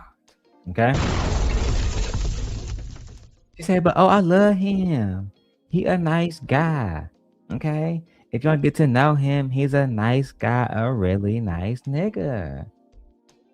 But he going against the king, so you fuck with him, you ostracized. Child. She was put in between a rock and a hard place, and she chose the rock eventually. But not before she helped me put a dent in Anton Daniels' armor. That's right. We're going to continue. Matter of fact, I'm gonna put a fair use joint down. Fair use, nigga. All right, we about to get it popping. All right, I expect the likes to go stupid on this one. Let's go back to it, baby. And overall, I thought this is a space that we all should be able to give content and express ourselves the way we like. But oftentimes we do get judgment on how we decide to portray ourselves in different ways and judge based on each other. Oh, you're not portraying us in the best light. You're not doing this. So I do want to facilitate this conversation in a great way. Ooh, you're not portraying us in the best light. You're not doing this, yada, yada, yada. Thing is this, they wasn't portraying us in the best light. They literally had Anton on the show when he was talking about stumping women out in the city. Saying giving black people reparation money is equivalent to giving a crackhead $1,000. So what the fuck? Anyway, let's carry on. Way, and I will go ahead and bring up all my guests. So we're going to start with Bolo. Hi, Bolo. Hey, how you doing? Good. I know everybody's excited to talk to you or hear you. And then we have, of course, OG Patrice. Hi, OG. Hello, how are you, Lucky? Good. Hi, Bobo. Hey, darling. All right, now we got Brother Clarence. Man, hey, man. Moment of silence for my nigga, Brother Clarence. Moment of silence for my nigga, Brother Clarence, the OG Brother Clarence. Hearing his voice, seeing his face, seeing his spirit, it does something to me. You know what I'm saying? He was a real good man. He always vouched for me. You feel me? Just even talking about him right now got me emotional because Brother Clarence supported me more than a lot of people support me. He never let me down. He extended his platform to me over and over and over and over and over and over and over and over again. And when all of this happened, when they was ostracizing both of us, me and Shorty, he was one of the individuals that was, trying to show some love to us. Like, hey, don't focus on that. If y'all really trying to make something happen, make it happen. He was trying to insert himself as a positive voice of reason. And they began to attack him. They began to attack OG Patrice. They began to attack Uncle Rico. All the so-called elders that supported me, they had other elders like Uncle Stu and other individuals going against them. And, I felt conflicted. I felt very conflicted. But nevertheless, let's continue. This is the footage that they never showed y'all. Right? This is the footage that they don't want to, show y'all. She said, British said, thank you for the wrench. No, thank you for the $5 super sticker, mama. Because that's the first one tonight. We don't know, listen, we don't know if we're going to come into these YouTube spaces and make enough money to even keep the lights on. And you see, I got expensive equipment. I got a lot in on on this. So I feel like if I put in a good show, I make a good earning. And if I don't, then maybe it's not meant to be. But shout out to you, Bridget, with your $5 super sticker. Ooh, cash make the coochie go woo woo. That nigga's a goddamn $5 boot right now. $5 boot. $5 boot. Sit your $5 ass down before I make change. Child. Okay. Thank you, Mamacita. Let's go. You always the voice of reasoning, so I know you have some opinions tonight. I'm gonna do my best. Thank you for having me, Sister Lucky. Peace to Bolo and peace to the police. Hello, hi everyone. And I hope everybody put their channel up there so people can go follow you guys. And last but not least, of course not least, hi Kim. Now Kim can't come up because she Now, my friend Kim hasn't been on YouTube for a while. She actually despises YouTube now. But at the time, I would say she was probably the most intelligent Black woman in the space. Literally. You know what I'm saying? Multiple degrees, extremely wealthy, extremely successful, liquid resources and physical assets, member of Delta Sigma Theta. I mean, just really putting in a lot of work.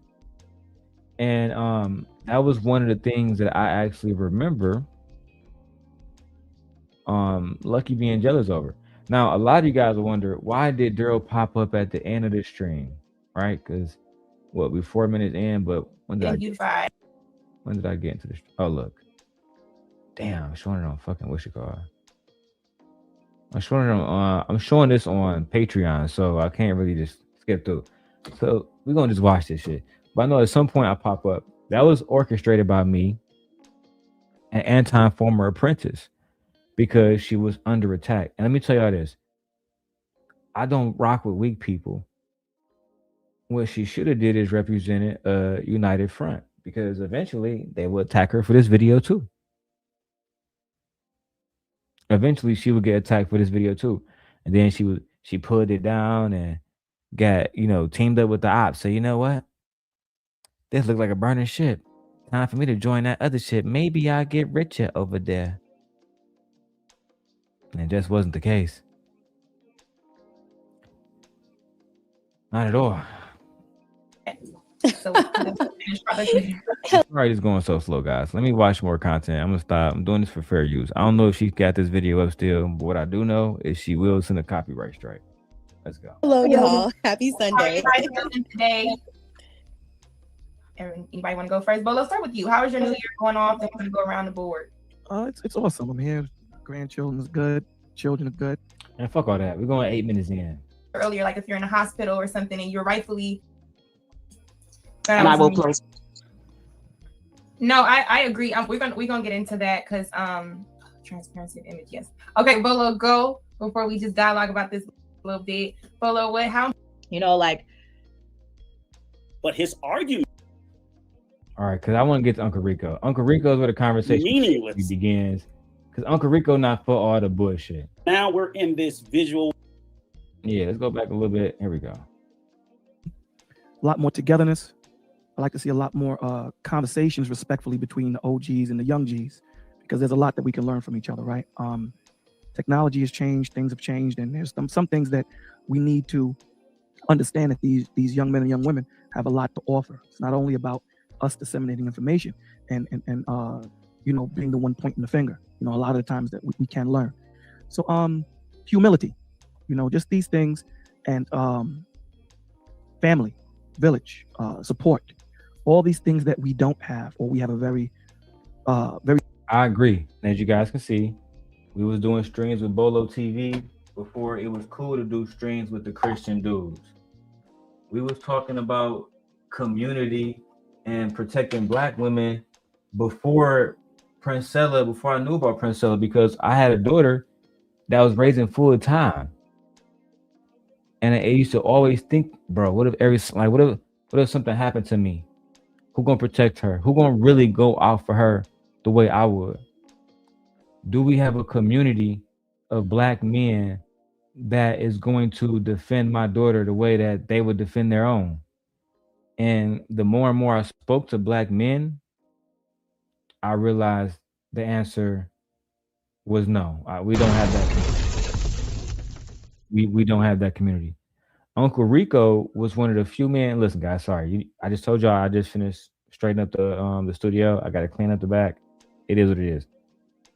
Uncle Rico was one of the few people that actually defended my child. And wasn't playing games about it. All right. I'm gonna throw the fair use up on here, and then we can keep going. Be little up. That's what I like to see a lot more. Okay. Now, Rico, I do want to get your thoughts, and then OG before we segue in. So, Rico, what would you say you'd like to see more of? Because I know Bolo was saying, more of respect, pretty much, or a good understanding between like the elders and our generation. What about you? What would you say to that? Well, the one thing I wanted to go back to, and again, I still stand by my original answer that substance should always, at a rate 5-to-1, outweigh image, because I think sometimes we're conflating image with behavior. See, now we're in this visual internet reality TV world. It used to be a point in time for black men and women. Your image was your behavior, how you conducted yourself. And, we used to always say you can't embarrass the black race. It wasn't what you were dressed like or what you looked like. It was how you conducted yourself and behaved in public, that you could never embarrass your family or your family's name. So I don't know how image got, and that's part of substance. Your behavior is who you are. So I believe the young lady, Nikki, I think you're the attorney, right? Okay, thank you. I just want to be certain. Yes. And so an attorney can show up with a sterling image and just be a complete dunce. I mean, I'm 35 years in intellectual property law. The image is meaningless compared to their capability, because again, I don't care if you show up in a suit and some wingtips and whatever, if I'm going to jail. But I can have an attorney that will show up in a wife beater and some jeans that he may get admonished by the judge, but his argument may set me free. So that's the thing that, I think, we need to get back to a place where, as black people, I would like to see where we conduct ourselves. The lack of maturity in black adults is just painful to me. There it is. People that are clearly well beyond an age of 25 and 30, and they're acting like 15-year-olds. That's behavior. That was a fact. Yeah, rest in peace to bro Clarence. These are the conversations that they want to steer y'all away from. These are the conversations that I was a part of. I had all these people on this panel vouch for me. And they vouch for me because, yes, at some point, like, if I see somebody messing with OG Patrice in real life, I'm probably going to lose my shit. I'm probably going to catch a body. Because I care that much about black women, and I mean that genuinely, not on some pandering shit. When I was at Central Michigan University, we had Men About Change because it was just that. We wanted men to change. We wanted a possibility where men thought they could change. Oh, let me move this over here. 1 second.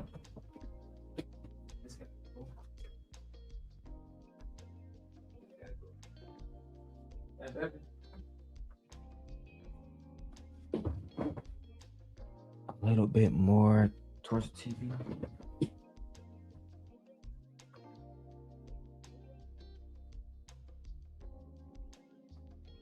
Take that.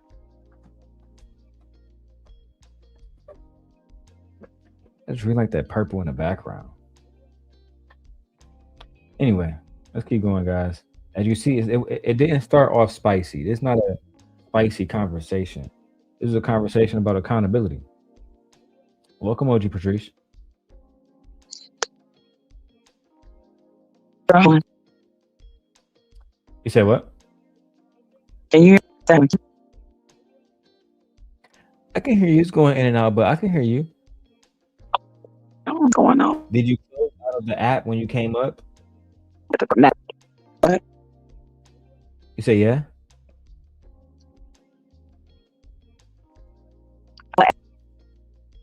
So you're breaking up a little bit. But some people let you know when you hit the StreamYard link, make sure you close out the YouTube app. Sometimes that can cause an issue. Oh yeah, because I'm Yeah, because you're on your phone. watching. You Nope, it's breaking up, love. It's breaking up. go I on definitely again. want to I'm hear gonna what go you say, back.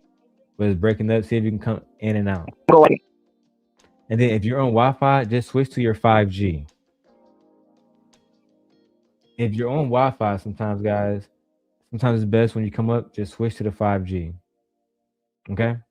I don't think it's me. I really don't. But let's keep going. Because they seek out a negative or a toxic Mhm. image because we feed into it. Or they're We comfortable feed with into it. And that's the problem. So again, I dismiss image completely. I just see way too many false idols and image kings, and I just don't fall for it. Because you can be as shiny as you want. The minute you say something stupid and it registers in my brain, it just all fades away. I think that's a good point. I guess that's a good point. Okay, so let's go into. That was a great point. Okay, OG, you're back? No. What is going on with StreamYard? Because it's on record stage to your earnings low. I mean, I really don't know how to fix it too, OG. Let me see. Let me try something now. Try to speak now. Say something now. okay, now Let's continue the conversation. Let's give me a full sentence. okay. So this Patrice kill. Mm-mm. Okay, don't even make it. I don't Yeah, see, know. I don't know what to say. I got like 8 different phones here, and I got iPads and stuff. If you have a different device, that might be helpful, or a computer. A computer always works better if you have like a small laptop or something. I don't know. Okay. OG Patrice is one of the few people that actually come up and have a conversation with me. I gotta drop the link. Miss Joy, come up and have a conversation with me, child. Listen, Miss Joy, before I get drunk and this become a spicy conversation.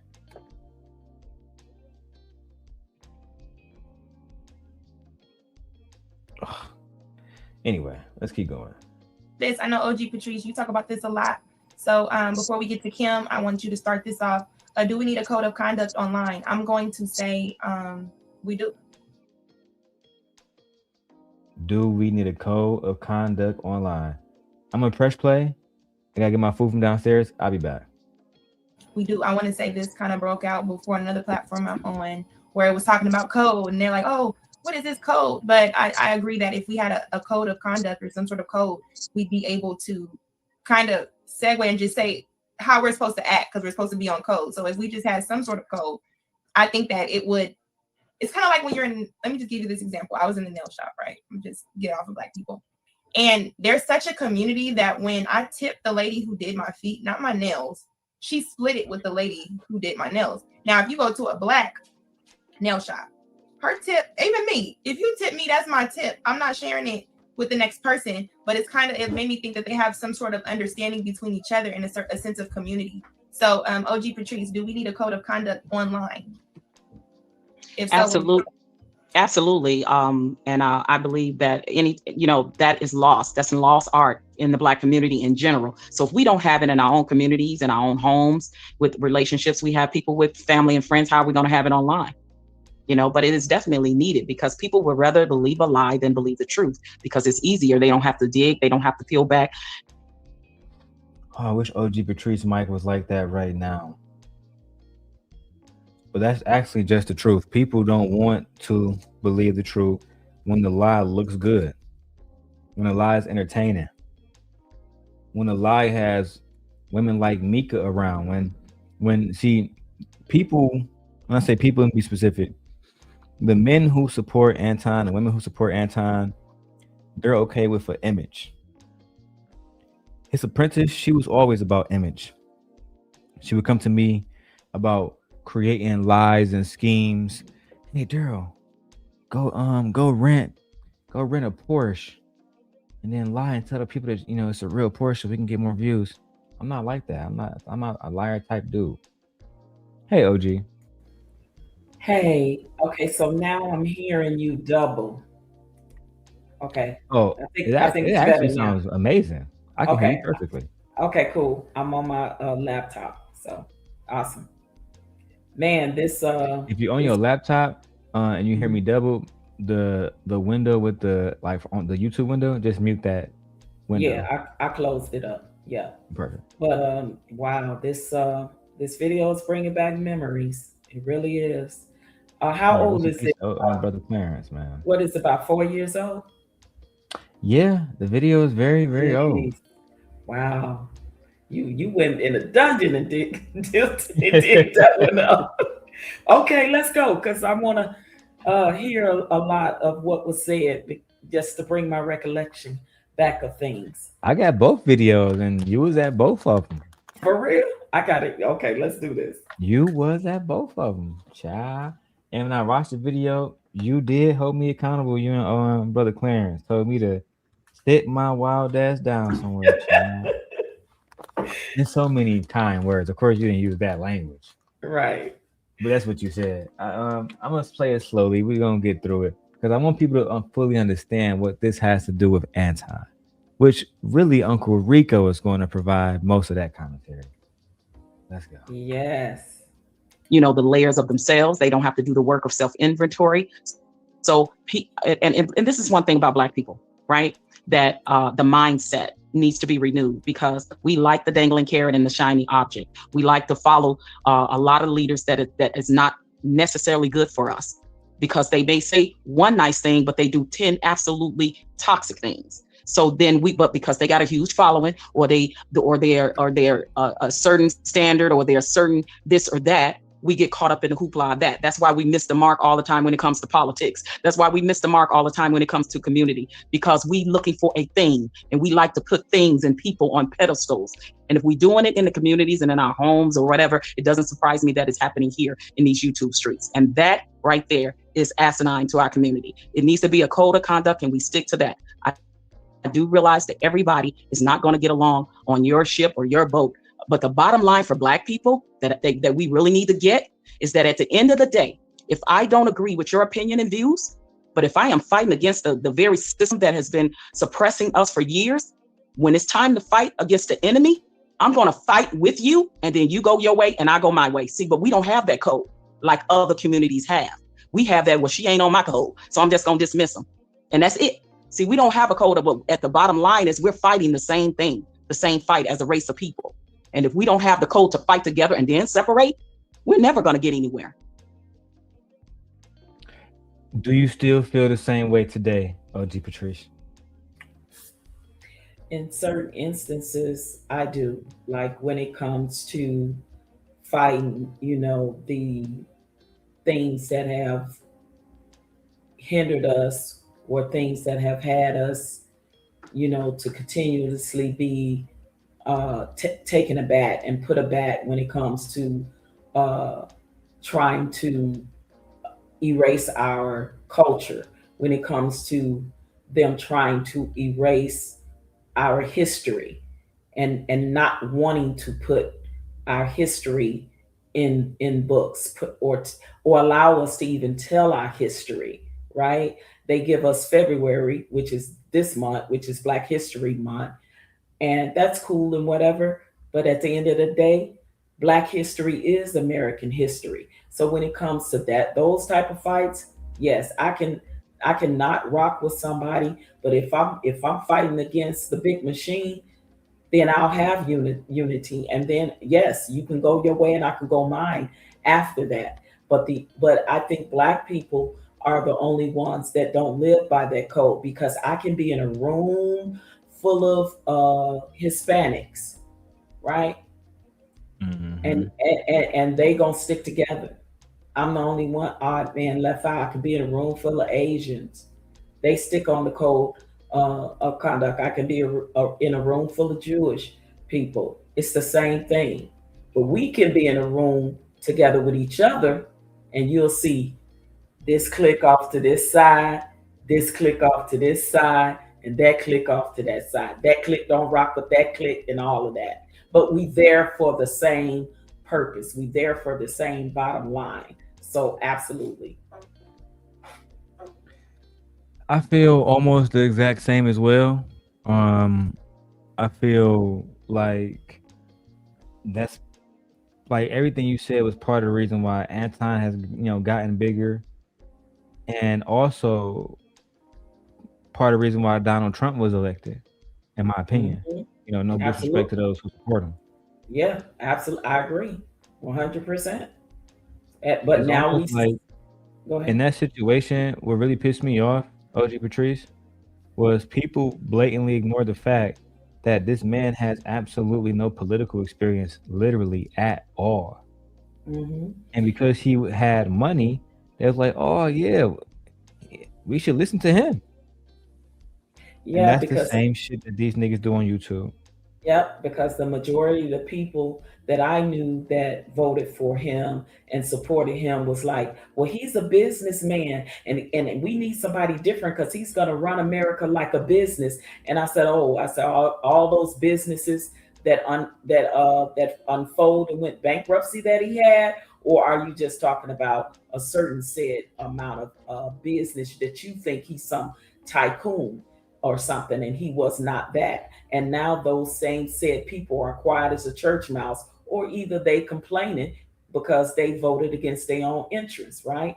So when you look at this scenario, same scenario with the Anton situation and what's going on with that, it's like everybody was on the gravy train until it got bad for them. And now it's crying. Anton is this, Anton. But you were on said gravy train, and it was good when it was benefiting you. And now it's no longer benefiting you, and now you have a problem with it. Instead of saying, I don't rock with that type of rhetoric, so I'm not going to rock with it at all, no matter what the benefits are from it. Because in the end, snakes like him, snakes like Trump, they snaking the ones that was there. They snaking the ones that supported and voted. They snaked them. And that's exactly what Anton did. Everybody that rocked with him, that was on that platform, that are no longer rocking with him, look where we are now. Look where we are 4 or 5 years later when we said this very thing was going to happen. And now it has happened. And all of those ones that rocked with him no longer rock with him. I don't think half of them even on speaking terms.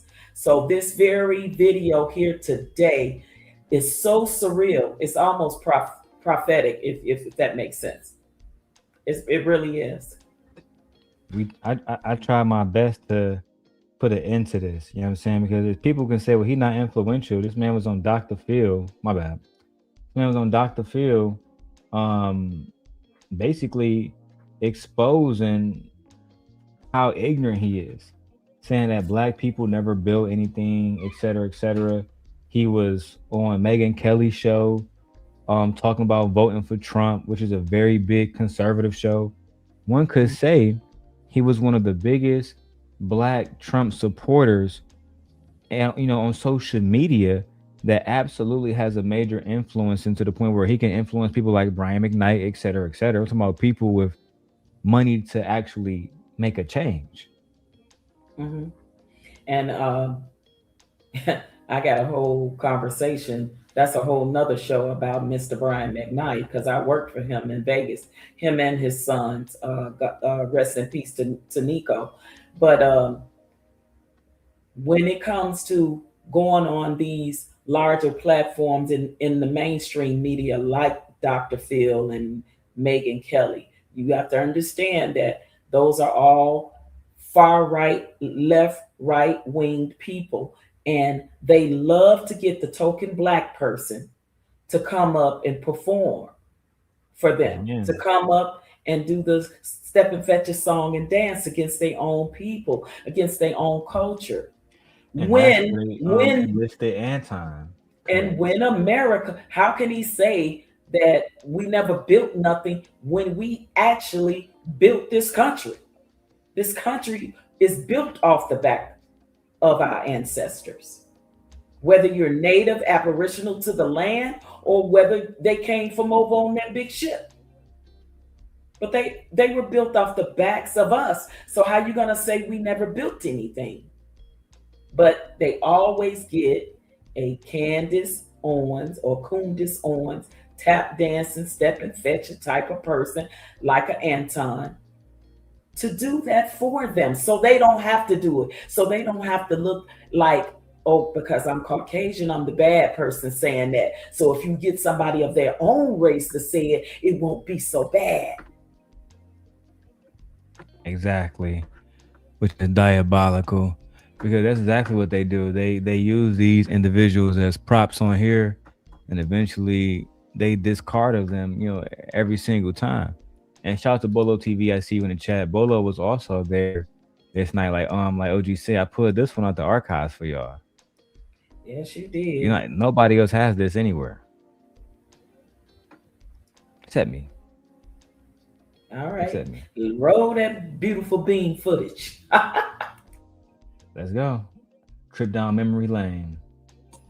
I don't know who's gonna come after that. Okay, come on, Kim. Kim. Okay, well, that's definitely a hard act to follow. Yeah.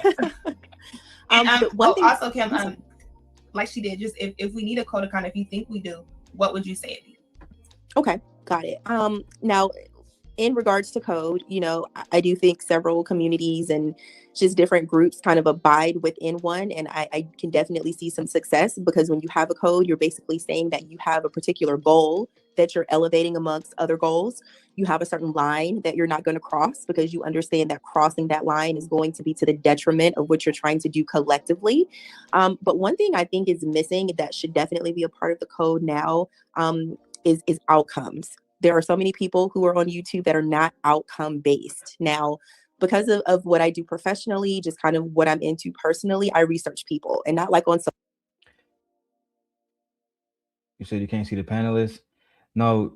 So I got that like that personally, because I only want to show specific people, because they'll like hit me with a copyright strike or a community strike. So I can't show everybody on the panel, right? Unless we were to get a super chat, then we can change some things. Talk to him, Sharon Bracey. For clout. That is the solution to this. The solution, Ed, is for you to send a goddamn 99-cent super sticker. So this way I don't have to go to Brokeback Mountain. That shit crazy. The problem is that we are not supporting great productive entertainment. We only. You heard that, brother. Sharon don't want to go to Brokeback Mountain, and he believes you guys, you patrons, don't support great entertainment.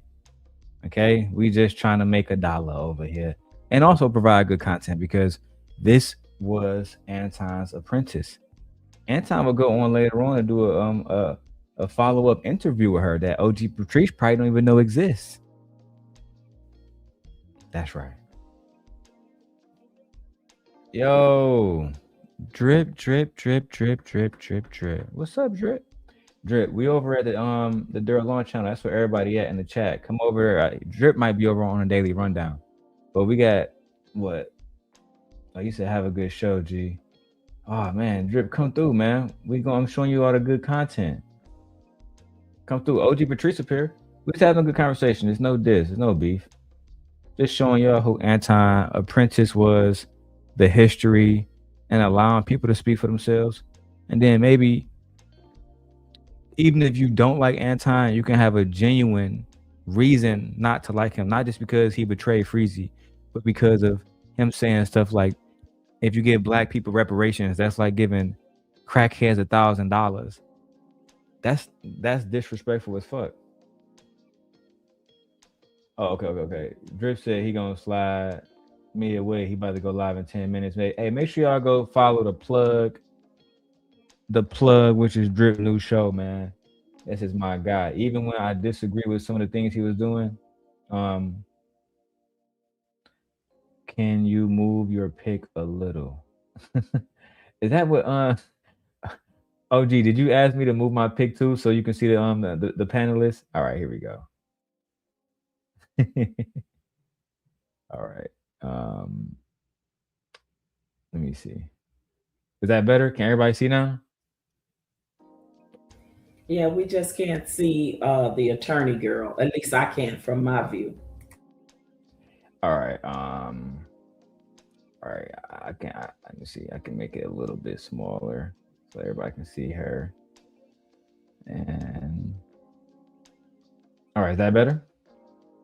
Yep, that's much better. Thank you. Of course. Drip said we're gonna do an exclusive. Okay, Drip, I'll be happy to do an exclusive with you, my brother.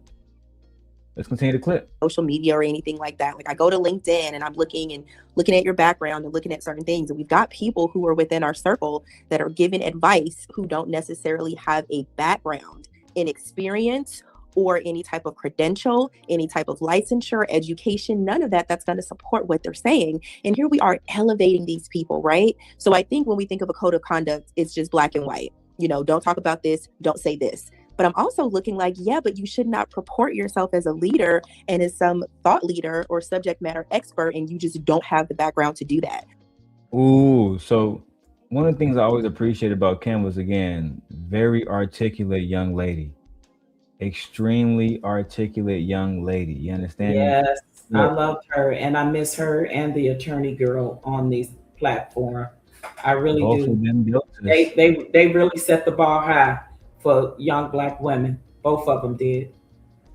No doubt. And like she was saying, OG, the fact that you have people like Anton at the time, he was reporting himself to be a leader, a business person, and even I thought he was, because he had 2 actual businesses, but they ended up failing, in the midst of us beefing.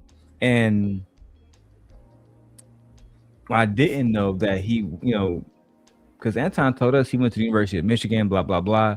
But after he got exposed, it turned out that he really wasn't the person that he thought, that he said he was, literally at all. And it's just, can you hear me? Can you hear me? Yeah. And it's like the leader of the free world right now, right? All he did was, try to convince people because he had some success in real estate, right? That he was the go-to person, and they fell for it and they voted for him. The same people that fell for the Anton. I'm richer than your average rapper, right? I'm gonna sit up on my pedestal in my Versace robe with all my sneakers in the back so you can see, and I'm wearing a Rolex watch so you can see that you could be just like me, right? Which is crazy.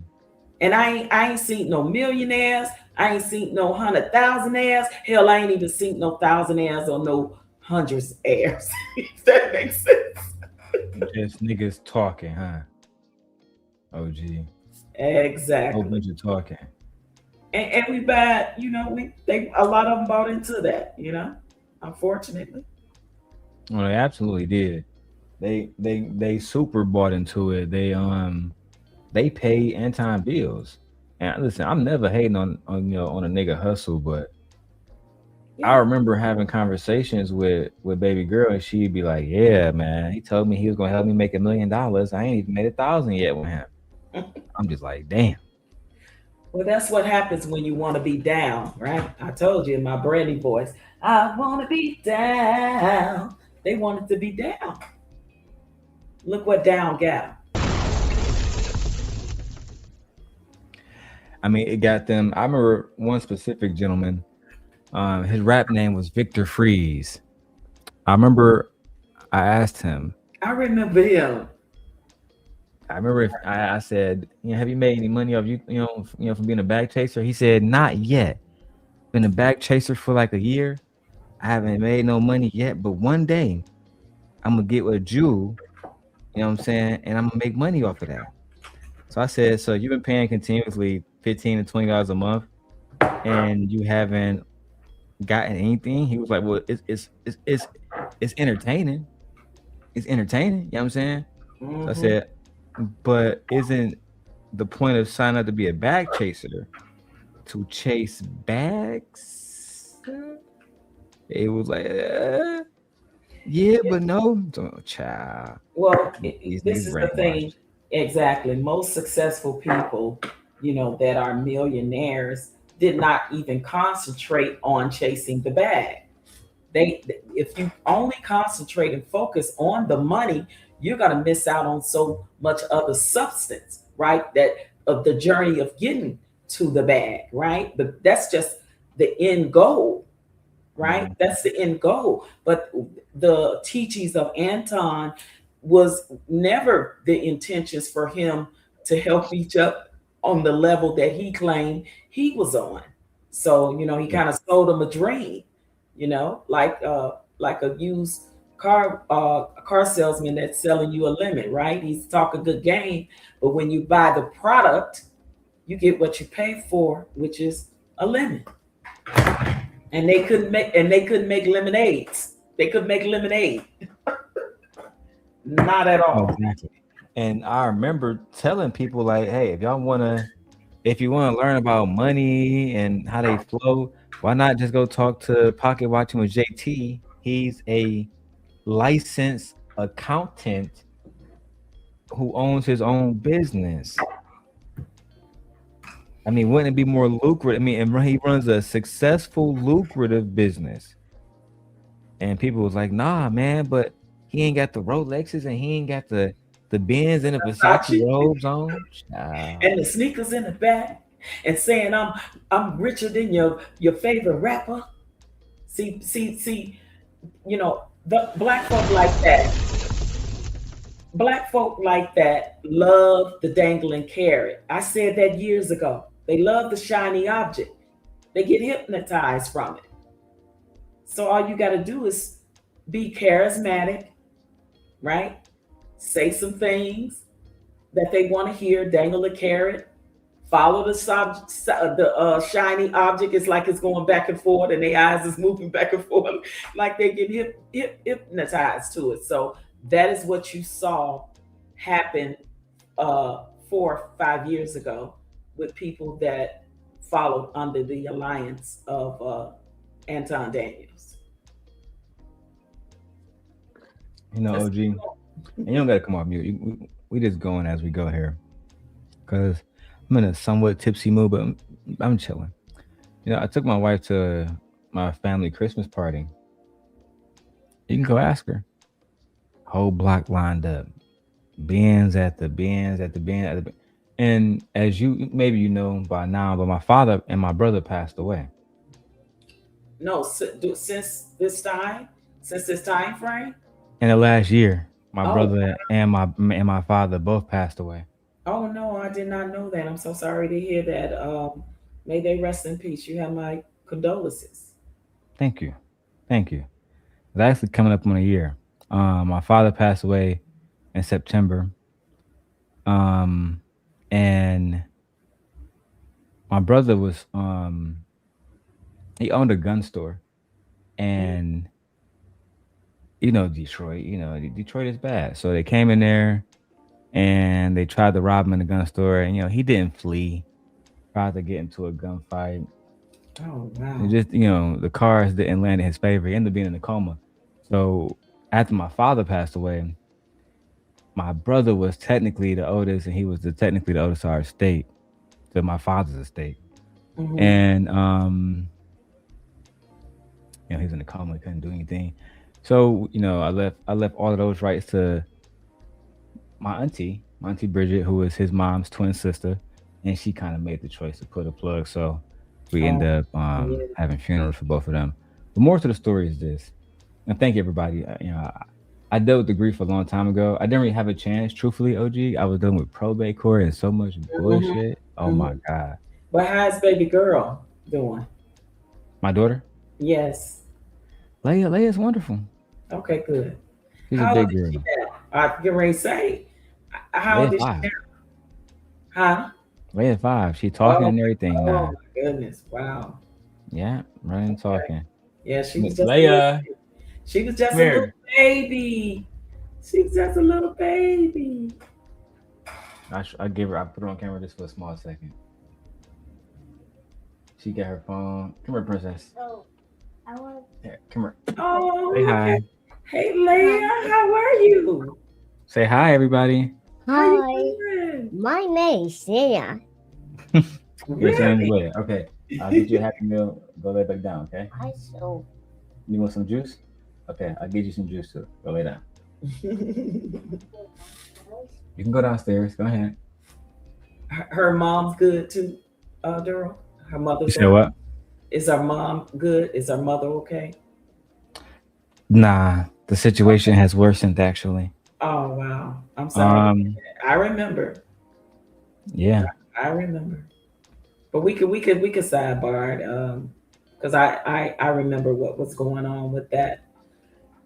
I brought the situation with my father because after I took over his estate, I had some money left to me, some property, cars, et cetera, et cetera. Mhm. And I did have to have someone help me with with the estate, with selling the house, et cetera, et cetera. Mm-hmm. I would have hated to, if I hired somebody like Anton, somebody that wasn't qualified. I do think the point that Ken was trying to rail home was this space amplifies people based on shiny objects, not based on qualifications, which is one of the reasons why we so led astray in these spaces all the Absolutely. time.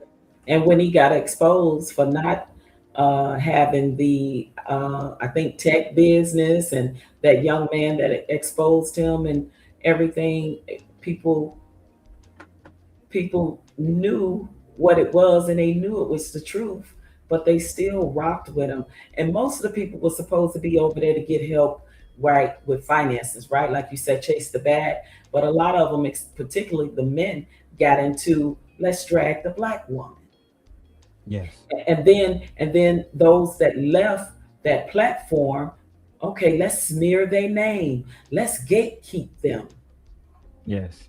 Let's stop them from, they either gonna be down with us, we're gonna force it, or we're gonna gatekeep and stop them from getting a lot of opportunities. And if y'all go over there and mess with them, then we ain't messing with you. See, that's what was told to people like Lucky, unfortunately. Correct. Because they didn't want the truth to come out. They didn't want people like the young lady who is in the video.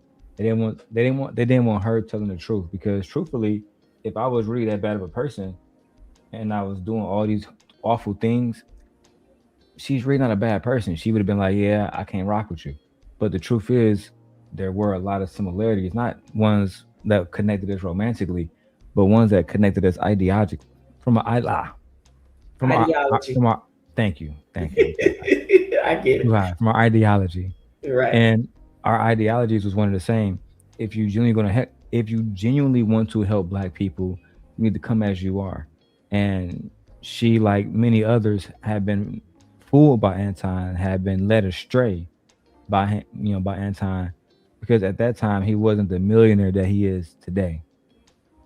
That's just the facts. And he didn't know who he could trust. So I remember now, more and more now that we're talking, this is when they kind of oust Lucky, right? When they oust her out of the clique. Yeah, that was the first time before she went off on the second video. Okay. All right, let's go. Yeah, this was her trying to play it cool. The second video, it's her at complete green light. Okay, I really want to hear what all us had to say. I think Bro Clarence was up. I think so. I want to recollect, everything everybody said, so I can put it together to make it make sense now, and to see that literally today, 4 years later from this video, prophecy has been fulfilled and came true. So yeah, let's roll it. Oh yeah, let's get it. Go back to it. Because can you see everybody on the panel too? Yes, I can. All right, Yeah. cool. That way I can avoid the fair use and we can all see each other. Let's go. I think that is equally offensive as well. So if we're talking about, you know, what this code of conduct should be, I mean, it should have a very high element of walk it like you talk it, right? If you're talking it and you're not walking it, to me, you're a charlatan, you know, and you are misusing your position in people's lives to lead them astray, because you're learning as they're learning, and that's cool. And if I tell you I'm learning as I'm learning, then I'm giving you the option, but I can't say I'm a thought leader. I'm this, I'm that. And I'm really not. Like, okay, Nikki, I know, has a coaching practice. I have a coaching practice as well. Now I'm going to get some insight.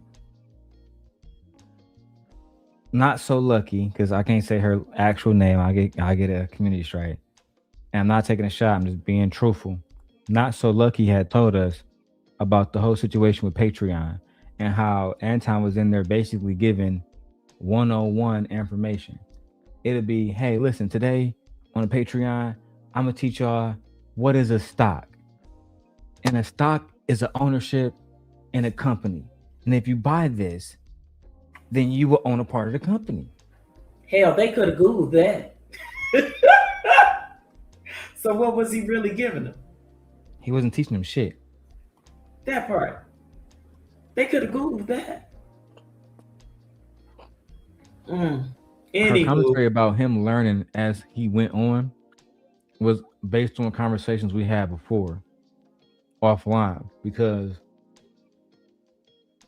he had positioned himself like he knew everything about the stock market, how to make money, housing, how to make money as an investor. But when the conversation, all right, yeah, this is how you make money in housing. You buy a house cheap, fix it up, and then you sell it. But not actually going to the details. A charlatan, a liar. Yeah, pretty much. And I mean, these young ladies on this board are given, they are really spitting some gems, right? They are. And I so admired them. And again, I remember specifically, this was the reason why she was having this panel, is because she was going through it with those people over there on that platform. And we were literally giving her advice about code of conduct and things of that nature. So yeah. Yep, let's go. Good job, OG. Good.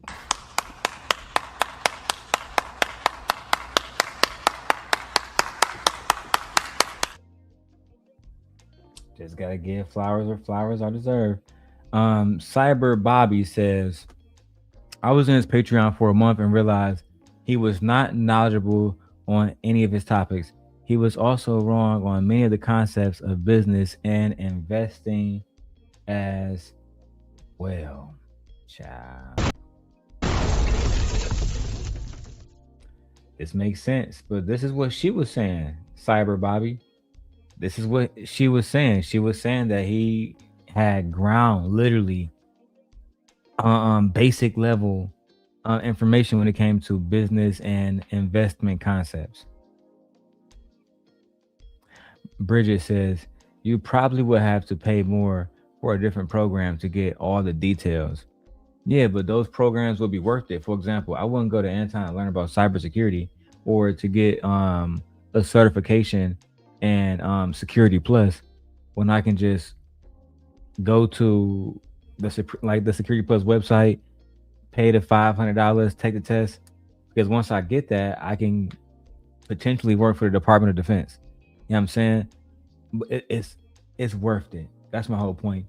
None of these guys on here genuinely know what the hell they're doing. That's why I never came to them initially for anything except business. Anton owned the business. I wanted to talk to him about how that business ran and operated and how he was profitable. But then it turned out the business fucking failed. You know what I'm saying? They both failed and he went into debt. And I believe he's still in debt to this day. But we can keep going. Well, but you can look at me professionally and see that I have the background to coach people. I have the background to give my expertise in a particular area, and that's what I go on. And so I really just want us to get very stern in that as a people, and to not look to what OG Patrice was saying at like the shiny things that people have, and their cars and their clothes and their homes. Let's look at their real outcomes and the real things that they are doing, that they're saying they're doing. And if they're not, no disrespect, but we cannot herald. Oh, OG Patrice, I just got breaking news. You know, Anton Daniels did a podcast with Tasha K. No, I did not. What is he talking about? The situation that happened between him and Corey Holcomb? I would imagine that he is. Mm-hmm. I would imagine that he is. I'm pretty sure the video will be released soon. She posted on her community wall. It's probably already up for the winos on TashaK.com. I might have to Right. go tap in, but I can't do a review on it from there. I have to wait till it's public. Yeah. I definitely will be watching that one. Yeah, should be interesting. Is he still crying about how his daughter was mistreated after he have mistreated almost every Black woman and their child there is known to man for the last 4 or 5 years? Is he still bitching and moaning and crying about that? He said she was attacked. OG, I can't make this up. He said she was attacked because Black men hate dark-skinned women. Oh, and he gonna use the colorism thing. Listen, Linda, listen. I got Oh the my video, God. OG. He was all sad and quiet. They don't like dark-skinned women, bro. Oh my They God. just don't, bro. They hate dark-skinned women, bro. So he used the colorism in that scenario to Yes, ma'am, describe. he did. Oh, I'm so over it. I'm so through. Like I cannot. Anyway, yeah, keep rolling. That shit is funny. You can't make this the shit way up. heralding certain people because they just don't have the outcomes that they say they have. And to me, that's a really, really big deal. I think that is perfect what you said. But before we get any responses, let's go to Brother Clarence. Before we go to Nikki. And rest in peace. Every time Brother Clarence speak, I'm saying rest in peace to Brother Clarence, man. Rest in peace, Brother Clarence, man. Yes, rest in peace, bro, Clarence. Real G out here. Bolo and Rico, I know you waiting on this, so let's go. Let's go, Brother Clarence. Do we need a code of conduct online? If so, what would you say it is? I think we do need a code of conduct, but the problem is enforcing it. How would you enforce it? That would be the issue. You know what I mean? And yeah, we need a clear code of conduct. Codes of conduct are important. They make social interaction with the least amount of violence because we have codes of conduct, right? You can't just go and just take somebody's car because you want it, or we have codes of conduct to help us live in a civilized society, right? And codes of conduct can also promote the, bring out the best in a lot of things, right? I'm not saying this is the best, but this is an example of how when Lucky Luciano created a code of conduct for the mafia, their income exploded, right? If you have codes of conduct and you get organized and people stay on the code, then you will have a place where we'll say, these content creators are helping, these content creators are just for entertainment, these content creators are starting a problem. Okay, we know who's who. The problem with the way the situation is when you have no codes of conduct is you have the collusion and the delusion of everybody's all mixed up together. And you have to spend time with different content creators to figure out what the person's about. You can't just say, okay, these content creators are about community, these content creators about entertainment, these content creators about. Fun fact, OG Patrice, did you know, this is a super fun fact, the very first video where Anton and I presented ourselves, well, on the same stream, because he didn't come up right when I came up, was that Brother Clarence show? Did you know that? No. Oh my God, you got that? Oh my God, yeah. Let's see it after we done with this one. That's crazy. Yeah. I had no idea. I had no idea. And for those who don't know, his channel is called Let's Talk the Better Black Life. Yep. And I do got that video. But we'll get there. We'll get there. We'll get there. One thing at a time. Trolling. You can't do that because we're all colluded and we're all together because there's no code of conduct to separate us. So that's where the problem is. And then the code of conduct should be, we should be looking out for each other. At the minimum, we should look out for each other. We should not be attacking each other as Shout out to Brother Clarence too. Look, just to make it clear, y'all not as good as Brother Clarence. a lot of y'all new dudes couldn't do it, Brother Clarence. Look, Brother Clarence had Anton on the show years before he was Anton. Oh my goodness. Yeah, I got it. Come on. Look, the title was "Does Money Make You a Better?" Does Money Make You Better? Special guest Darrel. This whole video, I was the guest. Anton in the chat, running his mouth, and he came up to talk afterwards. I'm trying to show y'all that I know where every single one of these videos is buried. I know where the video buried where E Black told OG some really foul shit. Oh my God. That Also on crazy. Brother Clarence channel. Yeah. Crazy work. One thing at a time. I just want to show y'all that I do have that. That I've been dealing with this whole Anton shit for longer than anybody else that wants to say that they've been dealing with it. That's just not true. Freeze. Exactly, Darrel. What Vaughn said, you know where the bodies are buried. I buried them. That's crazy work. Oh my goodness. Most people, Vaughn, don't even like Preezy. They don't know where to find these videos. I do. I've had links for these. I'm a Virgo. I'm very like organized. Actually, when things are unorganized, I get frustrated. That bothers you, yeah. I get it. That's sort of like it's sort of like an OCD type of thing. Yeah. It is. Yep. You like order. You like to see things placed properly in an order, probably in alphabetical order or numerical order or whatever. Yes. Yeah. Wow, I'm like that. Literally. Evens and odds, stuff like that. Yeah. Evens, odds. Okay. I don't like when stuff is out of place. It reminds me of a clock. Everything has its time. Everything has its place from the left hand to the right. Everything. And without the littlest piece that doesn't want to play their role, clock don't work. That part. I get it. Okay. Let's roll. Yes, ma'am. Particularly Black content creators, we shouldn't attack each other publicly. What we should do is go to each other on the side and say, brother or sister, I don't think this was right. I don't think you approached this in the right way. I'm just giving you my piece.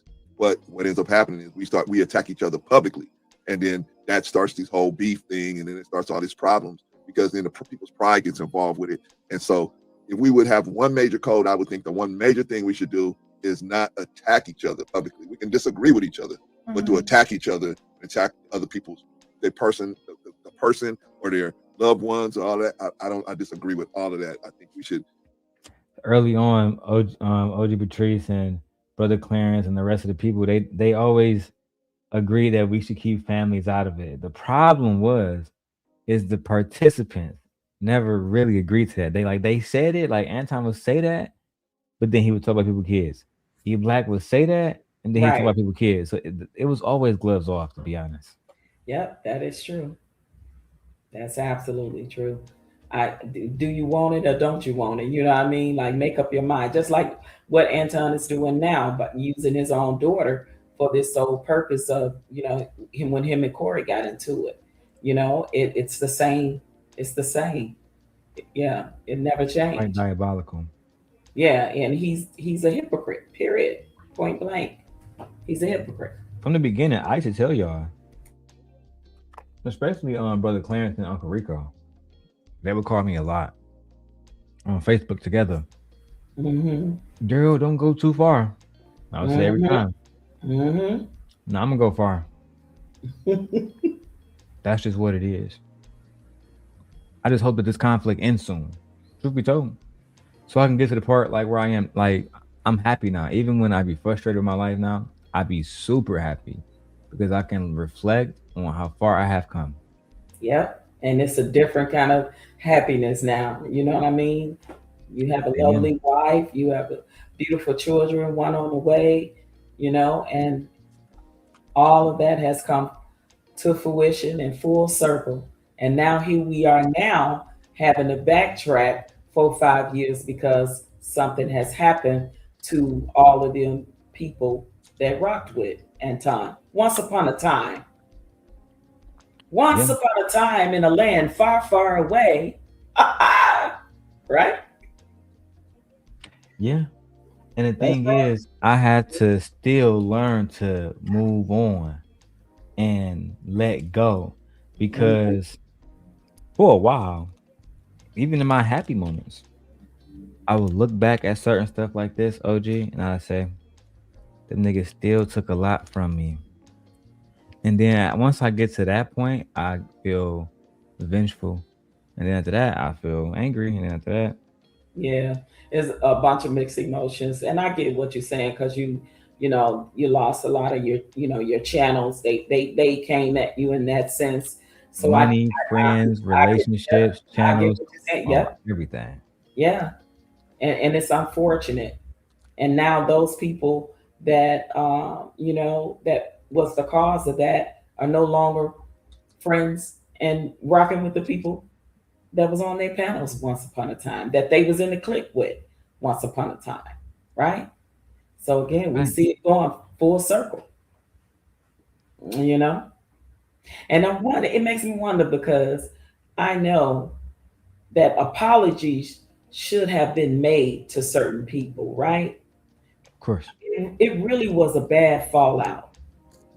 It for everybody involved, it was bad fallouts. But I don't think anyone was even accountable enough to apologize to the other Not to person. me. Yeah, listen, even the ones that were angry at you. I remember the anger that Uncle Stu had for us because we was rocking with you, right? Yep. And as close as me, Vaughn, and Uncle Stu was being a part of Frank Gooden's what do you call it? The little play we did in Chef Sapino Yep. and all of that fell apart because the people didn't want us to rock with you. Or when we Bro, chose, yeah, it was a lot.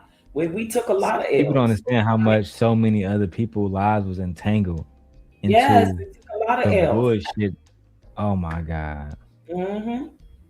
Yeah. And And stuff like that, like I said, I always felt conflicted about. And that's what like my friend Drip was in the chat earlier. He don't understand. They came to his channel, OG. His channel now, the original one he's on, is deleted. They got it taken down. Oh wow. I warned him then that people was going to come to him. So send him they did that to emails. him? They did that to him too? Well, okay, so that's you. The That's same thing that they did to Lucky that Mr. y'all Real defended Estate. Lucky on. That's Mr. Real Estate. That's you, and now your friend Drip. Yes. So anybody that was fighting against the grain, right, of them and their scenario or how they wanted you to move and rock, soon as you went against the grain of that, they came against you. And when I say they double team, they double team. You one man, right? And they double, triple dog dare on you the same way they did on Mr. Real Estate and probably obviously your friend Drip. That's They crazy. was on my ass. That's crazy work. It really They is. was on my ass.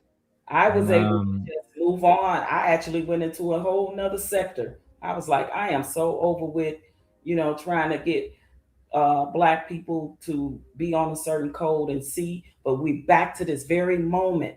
It's literally full circle. We're back to this very moment. It came completely full circle. And Ron Bryant, see, I remember that. It was wild, man. They was hitting me from every angle possible. Oh, that's his girlfriend? Let's go ahead and bring her on and do this. And a baby mama, email her. Oh, that's the ops. Let's support their channel. Yeah. Man, they was doing let's find the weakness in the people closest to them. Mm-hmm. See the ones who accept money and not even money. Let's just tell some of these people we'll support them in the chat. Right. It makes me wonder now, where are they now? Certain said people that was involved in this big ball of confusion. Like, where are they now? Some of them don't even operate on here no more. Some of them are figments of the past. Mm-hmm. Mm-hmm. Mm-hmm. None of them, after 5 years, channels never deleted. None of them are over 10,000 subscribers. Not one of them. Think about that. How long they been Yeah, and backing then Anton? yes, and then we had people like TLA who was charging people $500 to show them how to get all these subscribers and followers, right? I remember that. And then I remember when Mr. Real Estate exposed that, because he went in there to take the class and he exposed that for being a scam. Yeah. Charging $500. Come on, crazy. Von Bryant, yeah, you still here. I think that you're on a daily rundown. You know, I got like, I'm streaming literally on 4 different YouTube channels, but I think that you're on, because I'm not looking at the daily rundown right now, but I believe you're on the daily rundown. You You might had be a on wrench over there, whereas most of the people are over at the Darrel Long Sim Guys Setting the Record Straight channel. But you know, I can see you feel free to still comment. I see your comments, sir. I can see all the comments across the board. And hold on, maybe I'm fucked up. Bridget says she can sit. Sometimes they just be messing up, bro. YouTube be messing up. Hopefully ain't nobody flagged the channel or some shit. But anyway, yeah, because his comment that said, yeah, it was really bad back then. You put that up, and I can see that one, but the one you just put up, I can't see that one. the LOL okay one.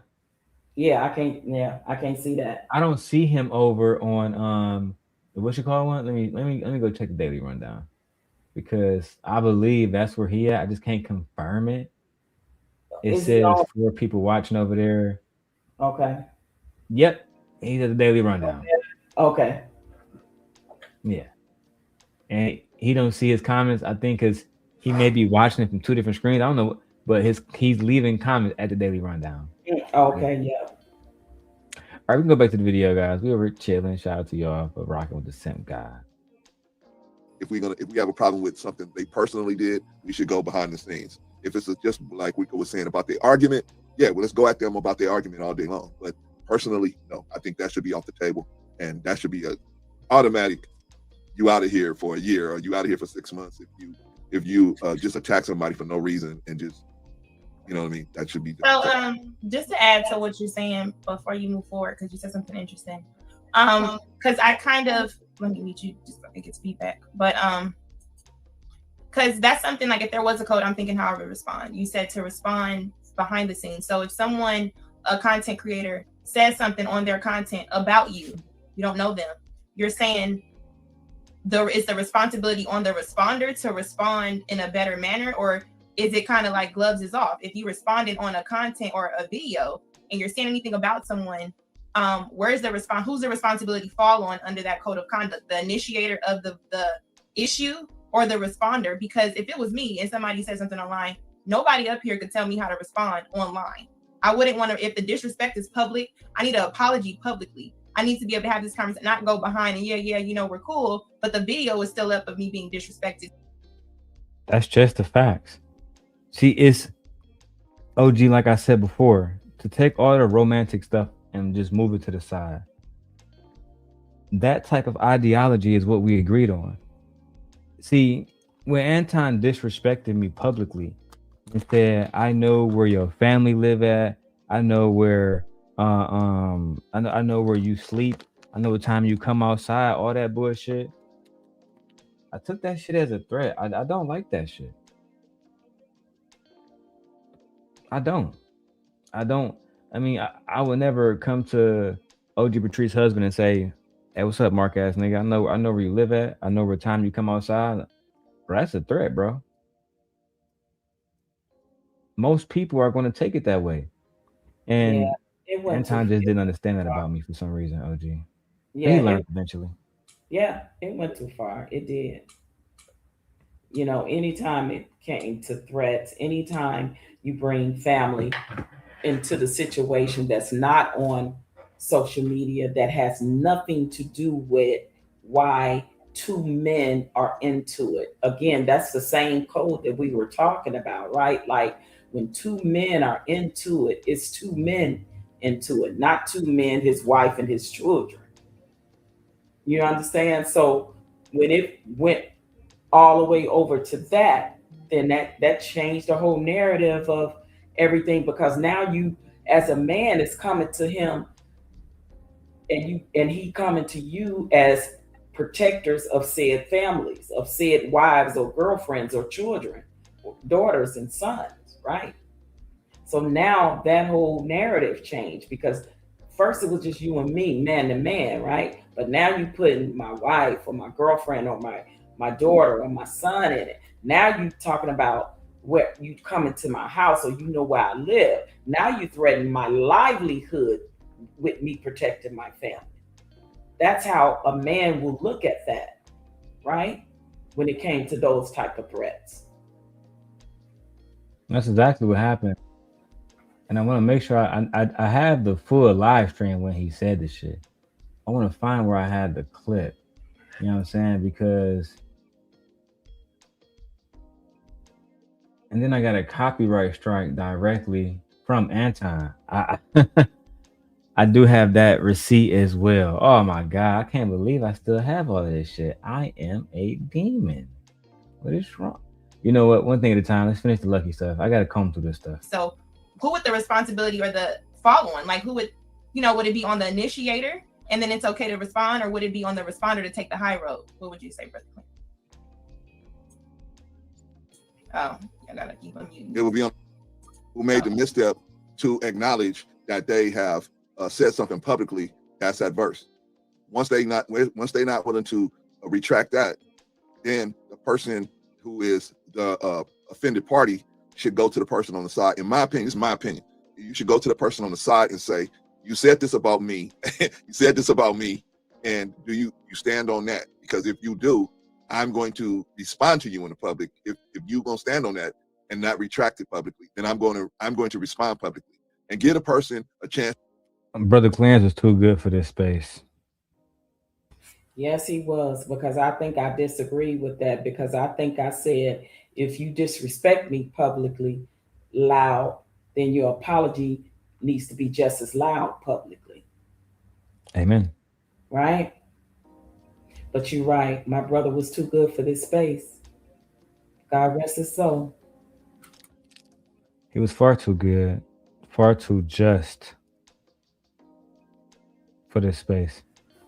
Yeah, and that's why he was so disliked in this space, right? On this Red app. Because he was a real man. He won of him a football field around the Anton Daniels of the world, right? But he wanted to do it in a good way. Like Yeah, if he could, he would try to save Anton. And I always saw Anton as one of them people, like, you know how you watch the movies and you got men that come and raid the village and they, you know what I'm saying, they do bad things to the old men and children. I feel like that kind of man Anton is. Yeah. And me and Rico and Vaughn used to tell him as well, we can't save everybody. And that's gonna be okay, because everybody can't ride on that boat. We know we got some degenerates that ain't gonna row the boat in the same directions as you. So they can't go. Absolutely. You know what I mean? They can't go. And that's what we used to tell him when he used to go over there and sit on platforms and try to save all these young men that didn't want to be saved. Right? And next thing you know, me and Vaughn and Rico, or me, Vaughn, Rico, and Bolo, all us over there in the chat, because we done told them don't go somewhere, you know. But there we go, support. Yeah, that's my brother. I love him and I miss him so much. Let's roll. I miss Brother Clarence too, man. Yeah. Brother Clarence was a real one. He was a real one. All right, let's get back to it, man. Child, rest in peace. To redeem themselves, or maybe you took it out of context, or maybe it was relayed to you out of context. Because we all make mistakes. None of us are perfect 100% of the times. Sometimes we say things, and in the heat of the moment, we say some things, and then after thinking about it, we realize, ooh, we made a bad decision. We can come back and say, you know what, brother, I made a mistake. Sister, I made a mistake. But I say, at least go to the person and say, did you really mean that? Because you said that, I took it this way. Did you really mean that? If you really meant that, then I'm going to respond. I'm just letting you know I'm going to respond. Now, I mean, I don't expect you to take disrespect. So like, Okay, so it's kind of like give them like a segue, like I'm going to respond just to let you know, like kind of warn them. Exactly. Okay. But you are giving them the opportunity to straighten it out with you. You're giving them the opportunity. Did you mean it this way? I'm just contacting you to find out. Did you mean? Yeah, I meant it that way because I feel like you said this or that about me. Okay, just to let you. So that's like, because brother Clarence is from the West Coast. The little I do understand about their culture, that's like what they call a fair one. Right. But I'm not gonna only give you that, an opportunity to straighten up. You know what I'm saying, to check yourself. but not only that, Darrel, he come from the Muslim world where that's how he was trained to have that type of discipline to try to reconcile with his fellow brother or sister, right? You know, let's have the conversation first out of respect for each other. But then if it just goes left, then it is what it is. But that's was always Bro Clarence angle, right? That was always his angle. Let's try to work it out and talk about it, my brother, because I'm trying to help you, you know, be a better man, that's Bro Clarence. That was always his angle. And men in this space, like the Antons of the world and a lot of men that got on his panel and drug Black women were just not trying to hear it. Not at all. No, they didn't respect brother Clarence. They didn't. Not enough. Yep. Yeah, brother Clarence was definitely a man of grace and mercy. But definitely, if you pushed him too far, he'd get on your ass, man. Rest in peace to the brother, man. Yeah. I'm just showing y'all the content. You know what I mean? Going back down memory lane, because there's almost nobody in this space, you know, that would really. Hold on, give me 1 second. Mm-hmm. Excuse me. There's nobody in this space that has a growing platform that's going to remember brother Clarence. So I am letting y'all know I will be doing some more brother Clarence content because, as y'all saw, me, him, and Anton, we was all on the same live stream. They don't even go back to those videos. Yeah, and you already know anything my brother on, I'll be right there because I love to see it. It's good memories for us just to even hear his voice, you know. He was fighting this fight a long time ago. When I found out he died, I literally burst into tears. I was so upset at myself for not going to go see that man. Dead ass serious. I'm glad I got to meet him in person, for real. Like, God, and it was just all love. Yeah. You know, like I said, I'll be in Vegas this summer, so I'm looking forward to being out there. It kind of looked like a fake place with the mountains and shit in the background, but you guys, I'll do a whole like recording for that. It's gonna be lit. Yeah, you talking about Aliente. I got a girlfriend that live out there. Yep. It's nice as hell. Mm-hmm. Like I said, I do come up on this stream. This stream is 4 hours. We about almost an hour in, so I think we're actually doing good. Okay. What about you? You think we're doing good too? I think we're doing good. Yeah. I just want to make sure we get a roundabout of everybody's conversation that way. I agree. We don't want to just because again, it's not about attacking the host of the panel or anybody here on the show. This is really still about Anton and highlighting why people will move away from him, specifically his apprentice.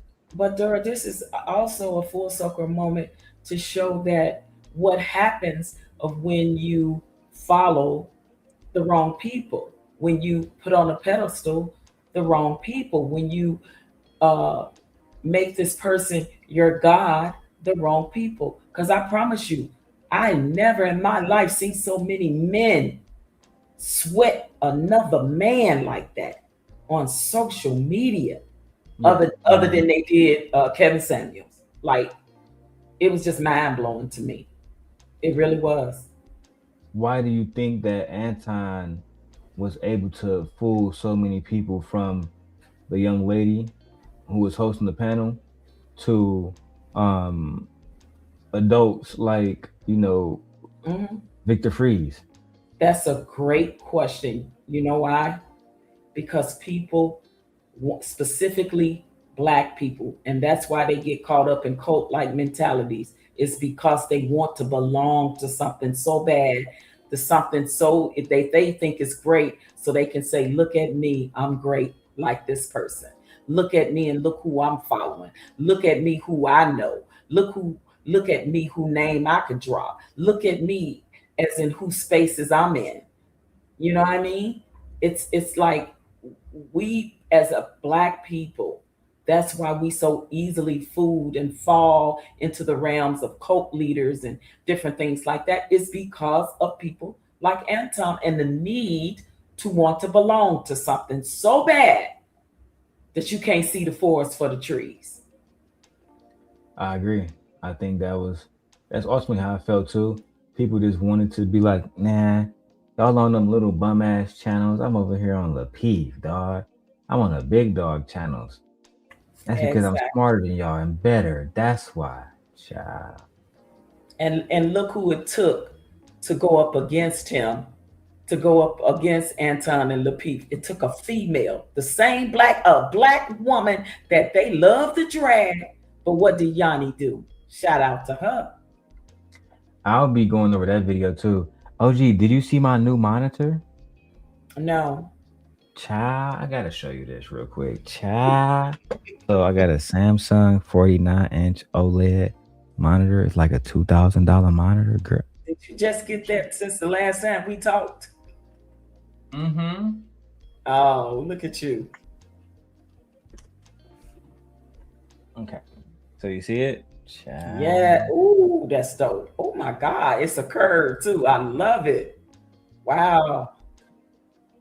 You got the state of the art stuff, Darrel, but you always was a techie, IT techie like that.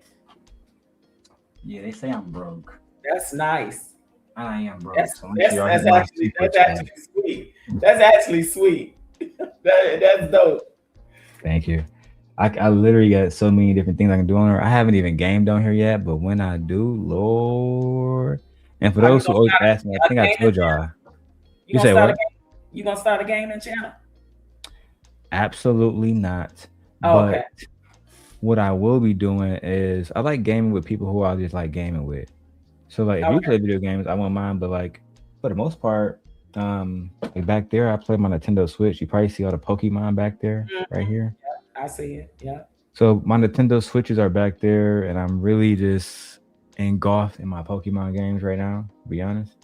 I bought a PlayStation Portal before I go back to the video, but I gave it to my wife, our daughter, however you want to put it. Gave it to her because she's really enjoying it, and we didn't, because I'm not rich, so we didn't have the funds to buy her exactly what she really wanted, which was a ROG Ally, and she wanted the one that's like $1,000. But I will be buying it soon. Word is bond. Okay. Anyway, let's go back to the video. My son just woke up. No, I'm going to respond publicly. Now it's on the Kraken. But to just respond based on something you heard, sometimes you take people out of context, right? People that have been in relationships, you could say something to somebody, and then, you get into this 2 or 3 day argument, and come to find out, you just misunderstood what somebody was telling you. Hey, I was just telling you this. Oh, I thought you said that. But this whole thing drug out because of a misunderstanding. So sometimes there could be misunderstandings. Sometimes it's not. I'm not saying it always is, but sometimes. No, I just wanted to pin that there because that was a good little dialogue. So let's go to OG Patrice and then, no, I said Nikki. Okay, let's go to Nikki first. I know OG Patrice and Bolo Enrico set it on fire. Come on, Nikki, let's start it up. Do we need a code of conduct online?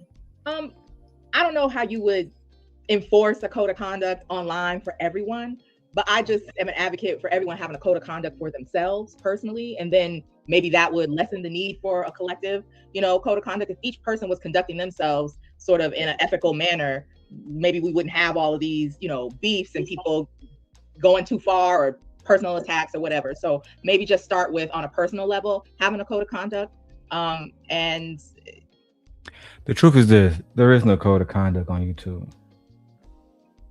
There is. YouTube has community guidelines, but how people choose to behave is like, I can come on here and show a video of Anton saying he gonna kick a woman in a titty, nobody would care.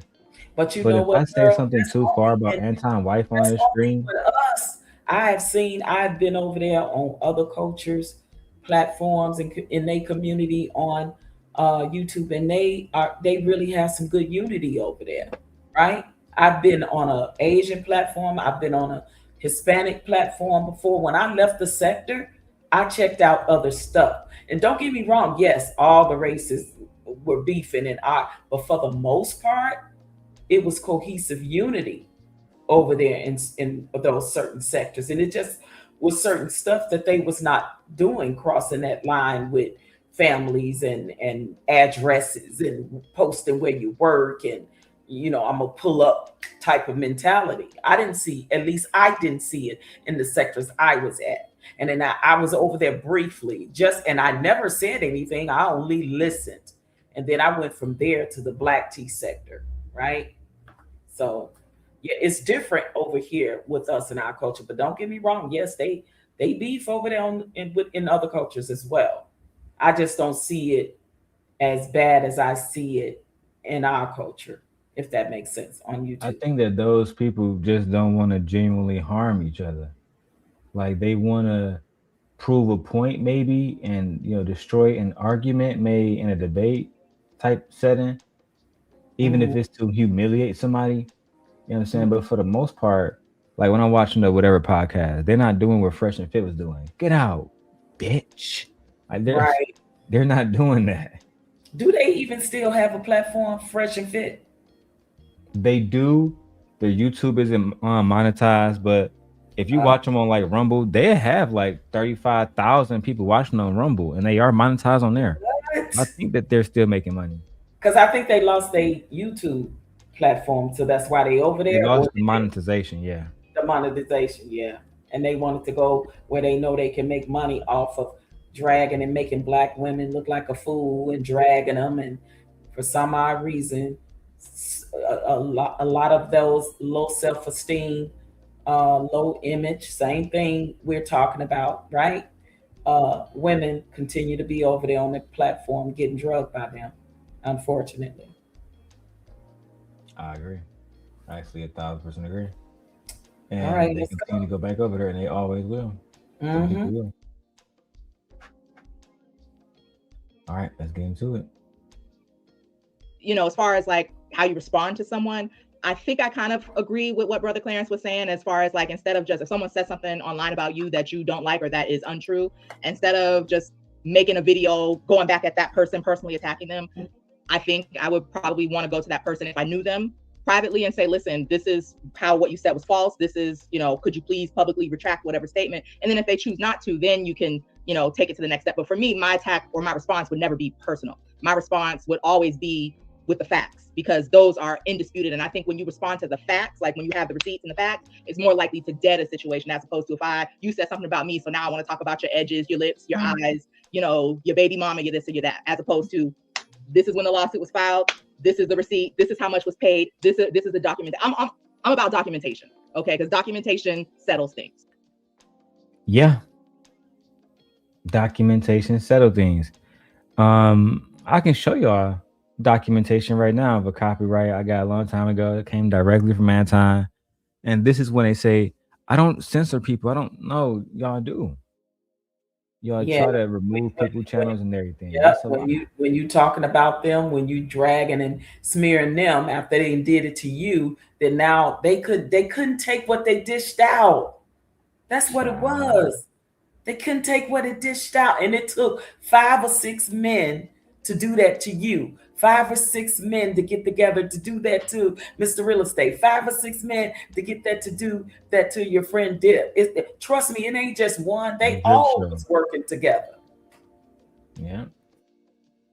And I found out, let me tell you what happened with Drip Show. I found out. And I'm not blaming Freezy on this, but I am blaming Freezy at the same time. They had, after Freezy and Anton broke up, he went on Drip Show, and I guess they was talking about the bag chasers, talking shit about him.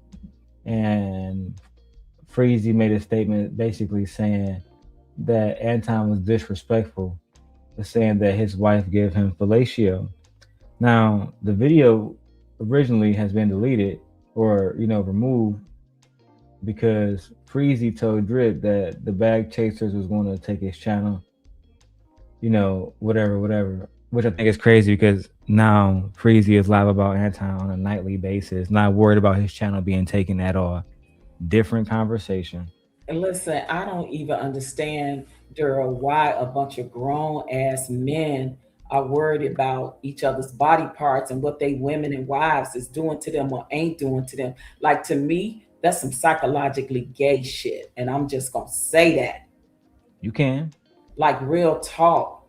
The way you see these men riding and holding each other down, it's a thing, it's a real thing called psychologically gay. That means men will sit on panels and rock so hard with other men and dragging women, and they literally wouldn't do that for the woman that they are sleeping with next to in the bed. They wouldn't protect her, they wouldn't do any of that, but they have an onus to their buddy, to their friend, and to a Negro on social media that they never met in real life. I'm lying, I'm dying. I got the whole video where he literally make sense. I was upset that Anton said that his wife gave him fellatio online. To me, black men shouldn't talk about their wives like that. That child. A grown ass man. Yeah, I cannot. Let's go. Let's go. So if I were to respond publicly, it would be more so about the facts and documentation. Okay, I agree too. I need receipts. Okay, OG. Oh, I think you did segue. You started us off. I'm sorry, getting lost. Bolo, do we need a code of conduct online, and what would you say it is? I think the code should start at home. You know, it starts with the way you raise your children, and then it branches up, right? It branches out to your friends and your family and out in the streets. One thing I'm going to say is this. You can't slap somebody and then dictate how that person responds. Because Bolo about to get into some real shit now. You cannot slap somebody and dictate how that person responds. Guys, we're 3 hours in. All right, we need you guys to hit the super chat. Bolo was keeping it real that night.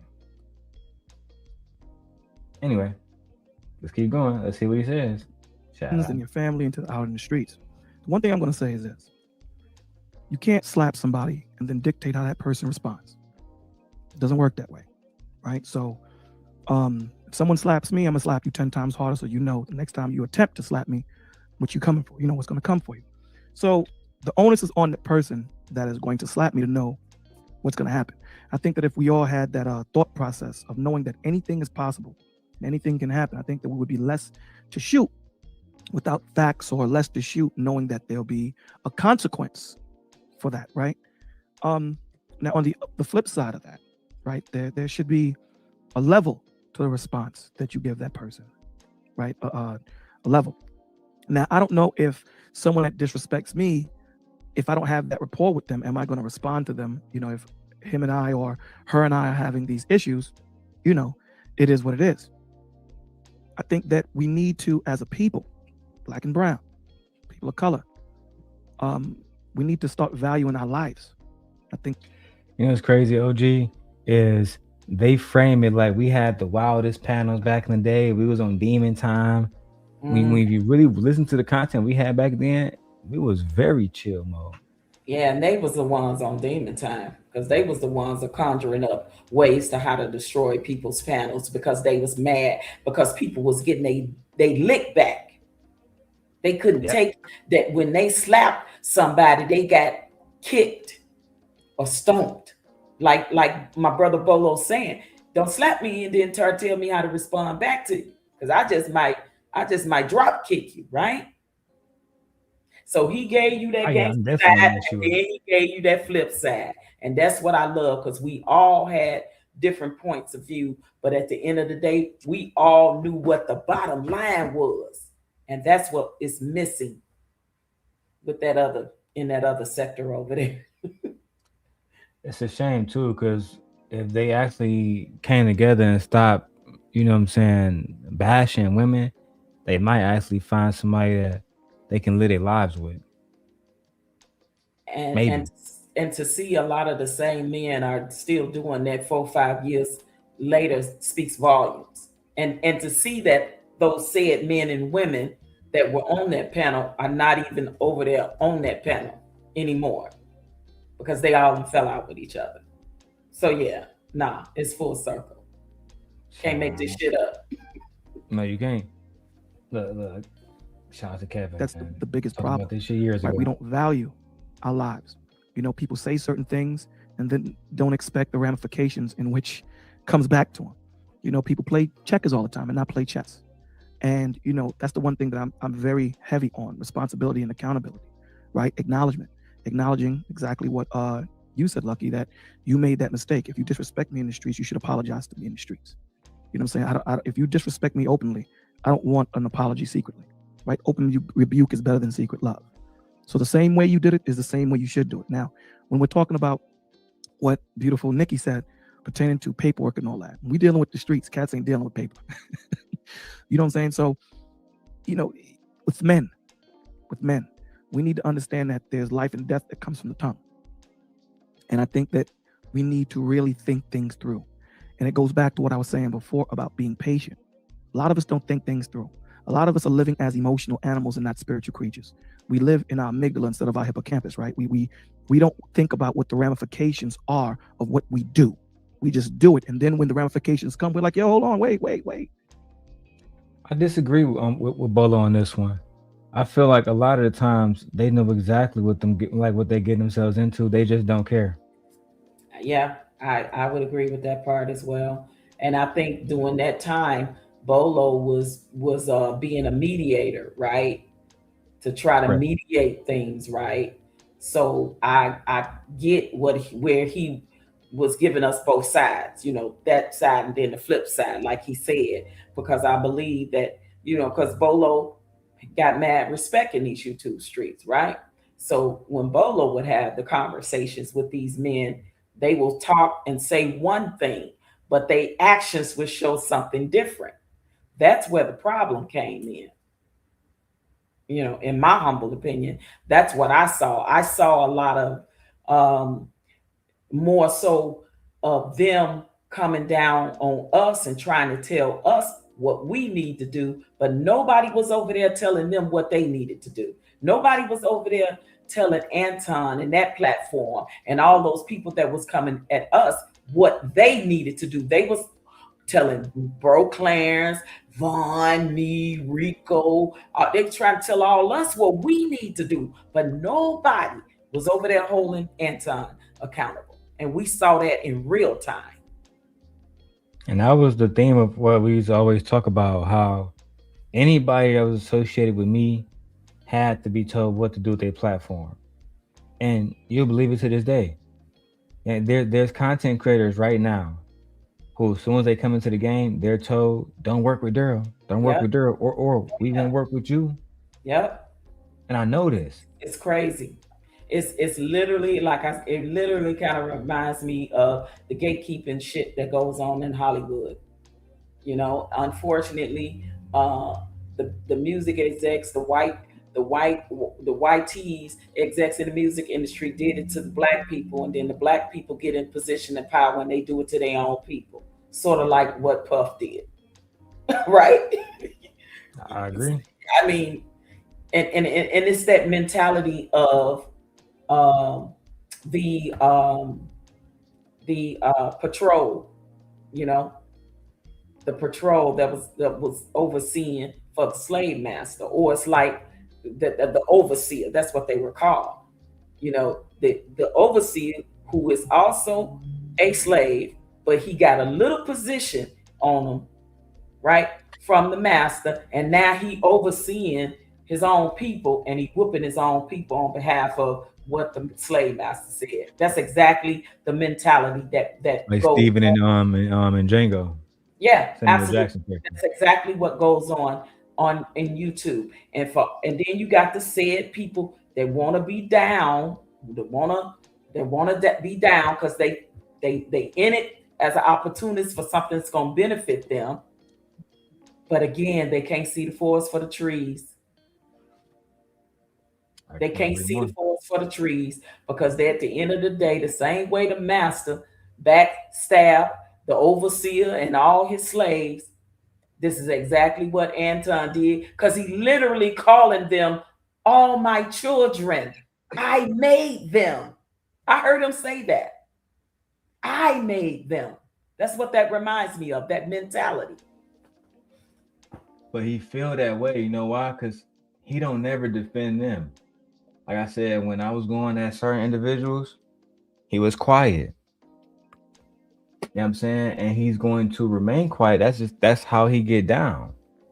He has no interest of joining nobody else beef. But you look at them, they was going everywhere. Yeah. Oh, OG Patrice, don't forget she rocked with Darrel Long and he did this. Or Rico.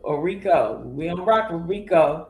You know what I mean? Especially Rico was coming against the Manosphere and the Passport Bros too. So yeah. I remember when you was doing that play in that situation, the fact that I even was brought up, I had nothing at all to do with that. And that man, I think it was Frank, he probably even know who the hell I was.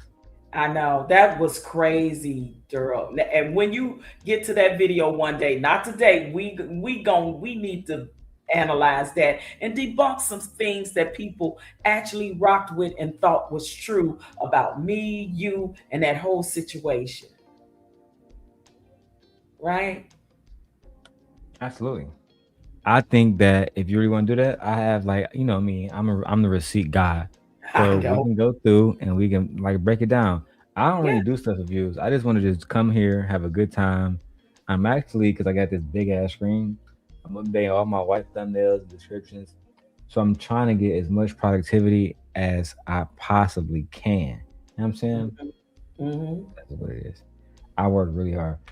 I'm gonna show you how I do this too. It's crazy. I got 3 different screens. Oh my god, it's so beautiful on one screen.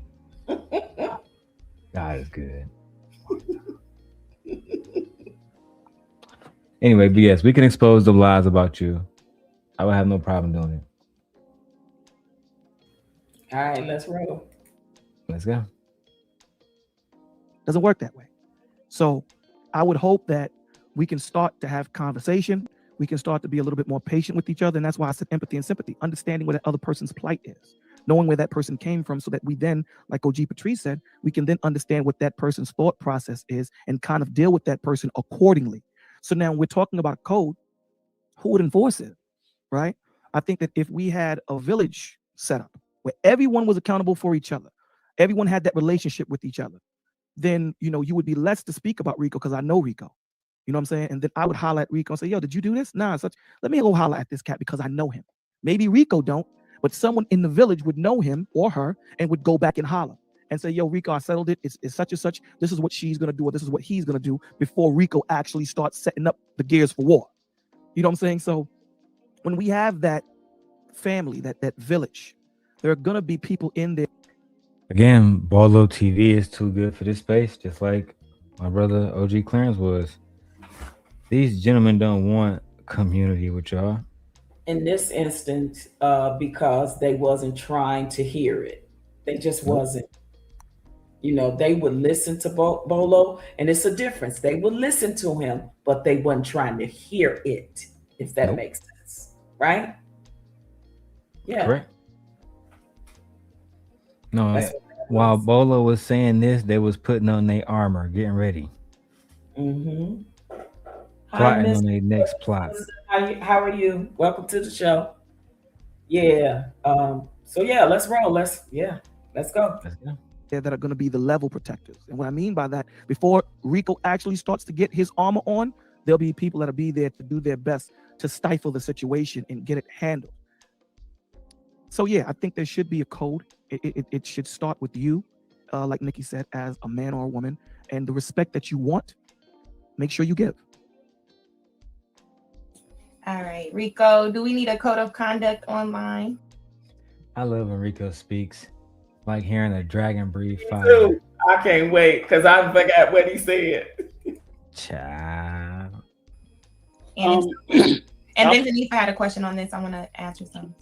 I'll start the premise with that. I believe a code of conduct online would be a good thing, but I would never adhere to your guys' code of conduct, and I would never respect it. And I'll tell you why. Boom! There we go. Boom. That's my brother Rico. Immediately out the gate, I'll never adhere to y'all code of conduct, and I never respect it. Child. Out the gate, Uncle Rico. And he about to tell us why. He about to tell us why. Online. And then Zanifa had a question on this. I want to answer some. I'll start the premise with that. I believe a code of conduct online would be a good thing, but I would never adhere to your guys' code of conduct, and I would never respect it. And I'll tell you why. My issue is not with having a code of conduct, but to start a code of conduct, we would have to decide on what's an offense. You know, that's what a code of conduct is. We say that if you do A, B, C, or D, this is the you need to conduct yourself this way, and if it's an offense, you step outside that code of conduct. My problem, what I've seen all throughout 2021, is I've seen content creators rally around an offense that's far lesser while ignoring offenses that's far more harmful to the community. So I've seen people circle around and like what? They circle around an offender who would respond because he has trouble with proportionality.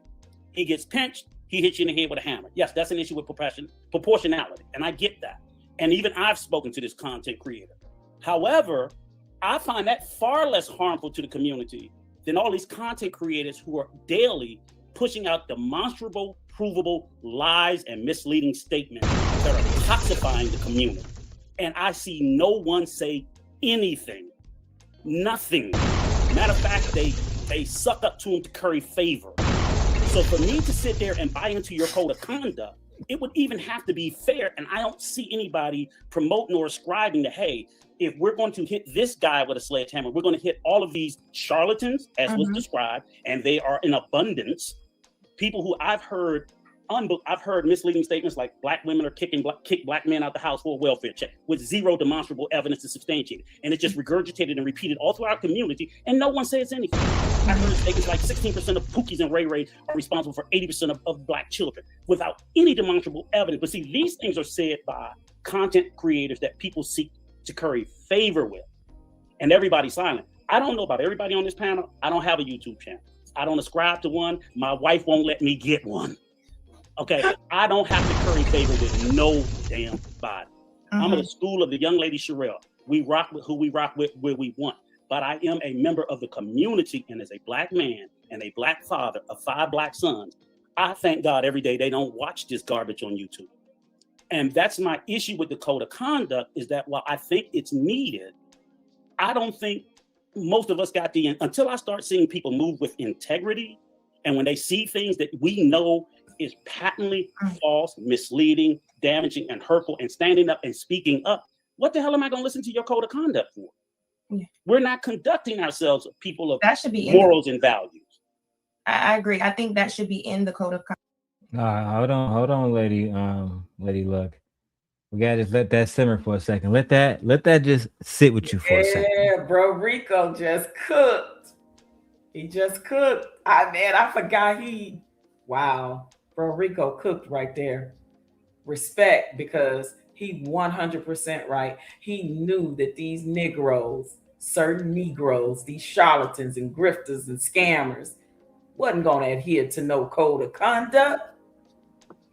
And he made a good point about how no people that sit on the panels of said people don't hold those people accountable when they know that content creator is outright telling a lie. It is, don't care. Outright telling a lie, but they want to sit up there because they want to be accepted, instead of calling him out or her out on their BS. That never happened over there. So they can curry favor was crazy because it was all facts. It was a bunch of yes men and women. I have never in my life seen a bunch of psychologically gay men like that sit on that platform. Listen, bro, Rico just did the napalm bomb on that one. He was dead right. When we telling the absolute truth about them. So why should I respect it?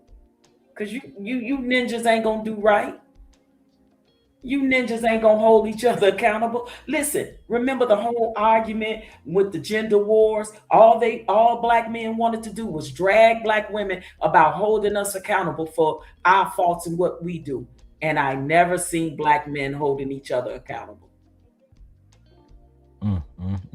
I never seen that because they was just happy to be there. Oh, I'm so happy to be on your platform, Anton. I'm happy to be on your platform, lead attorney. I'm happy to be. That's what that was. Thank you for allowing me the opportunity to be on your platform. I really appreciate you. Hey, you know, black people ain't shit. Whatever you say is right, big dog. You got this. That's how them niggas used to move over there. Yeah, bunch of yes men and women. Yeah, that's right. Yep, that's right. Yeah, that's right. That's all you heard, a bunch of yes men and women. And even in the sense of when he was dragging black women on the panel with black women sitting on the panel and black women wasn't even holding him accountable in defense of another black woman. So what are we doing here for real? Now you make that shit make sense. Lord have mercy. You can't make this shit up about them. Literally. Rico just did the napalm bomb right there. I forgot my bro went there with it. Dang, I wish he was in the chat. Give me a sec. Let me go get my wife. I'm gonna show her something. I'm gonna press play though. I'll be right back. All right. I'm good. So it kind of goes off this. I wanted to come back to this what Hanifa asked. And who is determining the code and what are the consequences on not staying on that code? So let's go ahead and just, anybody want to answer that first? I'm not really going to go into that, but I would say who determines the code should be the majority. And it should be whoever is the segue in, because even in these spaces, you hear that there are a chain of panels that control and they support the same type of narrative. The community, I'm sorry, if I could just interject. I think the community should decide the code. And the only thing I would say that I do as just a viewer is they need to be shunned. You know, I'm not proposing anybody beat anybody up, anybody do anything like that. But I'm on a personal mission where I don't care who the content creator is. If I find a demonstrable lie that you told, I'm gonna go and ring my bell at the top of the mountain and say, this is a demonstrable lie. It is not true. And either you recant the bullshit, say you don't know what you were talking about, or either I'm gonna tell anybody that's willing to listen that you are a liar. I'm not gonna say they were untruthful. No, it's a lie, because I think if you're over the age of 40 and you're perpetuating a narrative that you don't have evidence to substantiate, you must stop it. I can believe anything, but it does not give me the irresponsibility to just say it. Yeah. When I know that there are 25-year-old kids out here that's believing this. And this is the point in time where we was genuinely trying to hold people accountable before niggas like Freezy went to go work with them. And I do remember some of those young men that was just coming on YouTube and going over there on those platforms, and they were being lied to. They were being told things like, oh God, I forget his name. What was that young man's name? That got that on Anton's platform. A young man came up there and remember Jonathan? Told the young man, he said something to the young man that was so foul about go get him a lady of the street. Yeah, lady of nice, yes. Like over there giving the younger generation this type of advice. And then to hear TLA talking about how he was a pillar of the community, talking about Jonathan. Child, please. Anyway, let my bro Rico finish cooking. And that was back on the day when Mr. Real Estate was cooking. Yes. I remember those days. Exactly. And Rico, you did this one. You did your big one on this one, bro. I forgot all about this one. He gave them he dropped them napalm bombs on him. Real talk. Rico was absolutely cooking, man. Shout out to Mr. for your sister. Anton does not even respect his wife, so he will not respect a woman besides looking at her as, for pleasure. I feel bad for his wife, even though I'm pretty sure they have some type of arrangement. I've never been able to substantiate that. Only thing I can say is I also too feel bad for her to a certain degree, but at the same time, I feel like people put themselves in situations, and sometimes you gotta just live with the consequences. Yep, that part. Unfortunately. Yep, that part. Let's go. Let's go. Crap. And you hear them, and I know I'm not the only person that hears this garbage. Yeah. I know I'm not. Can I chime in? Yeah, go ahead. First thing I'm gonna say, I've never heard of a child being 25 years old. No, I'm only playing. sorry. I'm only You're playing. not I'm a only child, playing but- with you. I'm only playing. I totally agree. Totally agree. In the aspect of, I've been, kicked out of panels, kicked out of channels, kicked out of places because, me myself, I have a short tolerance for the nonsense, a short tolerance for the garbage, because when you have content creators that push a lifestyle that they're not living, that push certain content that's gonna be dangerous to the youngins, like Rico was talking about. Me as a man, a father, I have a duty, I have a responsibility to stomp that out. Yeah, but see, y'all was here, Bolo, to have genuine conversations where Anton, eventually I learned Kevin Samuels, they was here for a check. And they got the check by saying the most salacious shit. Not Yep. by having what some people would categorize as long drawn out old people conversation. Right. The disrespect we got, right? That's how they would categorize. Yes, exactly. You could be saying, hey man, we about to figure out how to feed the community, and we about to figure out how to make sure everybody get fresh water in Flint. Mm-hmm. They'd be like, man, I don't know, man. Angry man and a woman over there arguing, nigga. I'm about to go over there and watch that shit instead. Exactly. They was there for the rhetoric. They was there for it. They was never there for the whole alleged solutions, child. I That's just the don't biggest lie. understand for the life of me how could a lot of those Black women sit on that platform and allow the things to be said about them and other Black women. I will never get that. I will never sit on a platform and allow a Black man that don't even know me to be that disrespectful. Yes, Like ma'am. it's just like I never, that never compute with me. But I get it. Younger generation, they want to be down. They want to be with the biggest, baddest, boldest clique who got the most subscribers. Please hear my plea. Hear my plea when men over there ain't trying to hear they plead as Black women. I ain't trying to hear nothing. They trying Ain't to say trying to they hear your plea. Child. Vixen, thank you for your $10 cash app. Hey man, I don't even be asking no more. Thank you, Vixen. For clout. That is the solution to this. The solution, Ed, is for you to send a goddamn 99-cent super sticker. So this way I don't have to go to Brokeback Mountain. That shit crazy. The problem is that we are not supporting. Nah, nigga. The problem is that you talking about Brokeback Mountain. Anyway, the name is Bag Chasers, aka low self-esteem. I think that you don't have to have low self-esteem to be over there, but I do believe if you start talking to him about relationships, etc., and 3 or 4 years later you have no results, and you still over there talking about something, you chasing the bag, and you just as poor as you was back then, I have to really ask myself, what are you doing? Lady, let me see, who is this? MC Smiley. Child, y'all think I'm new here? Okay. Can you turn your camera on for a second just so I can see who you are?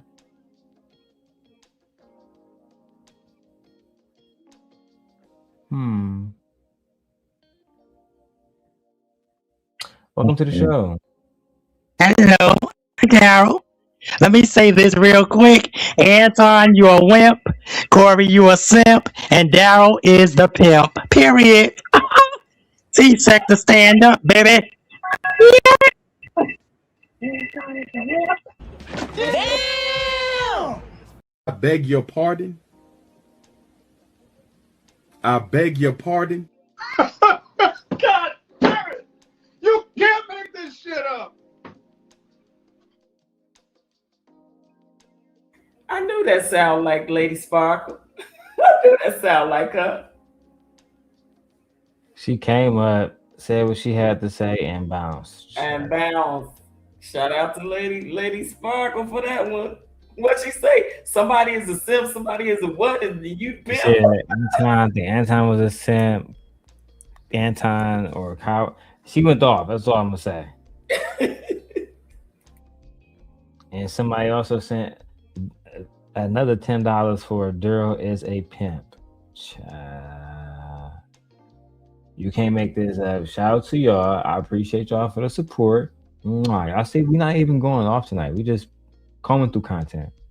Yeah. Ooh, cash make the coochie go woo woo. Everybody says, who does he think he is?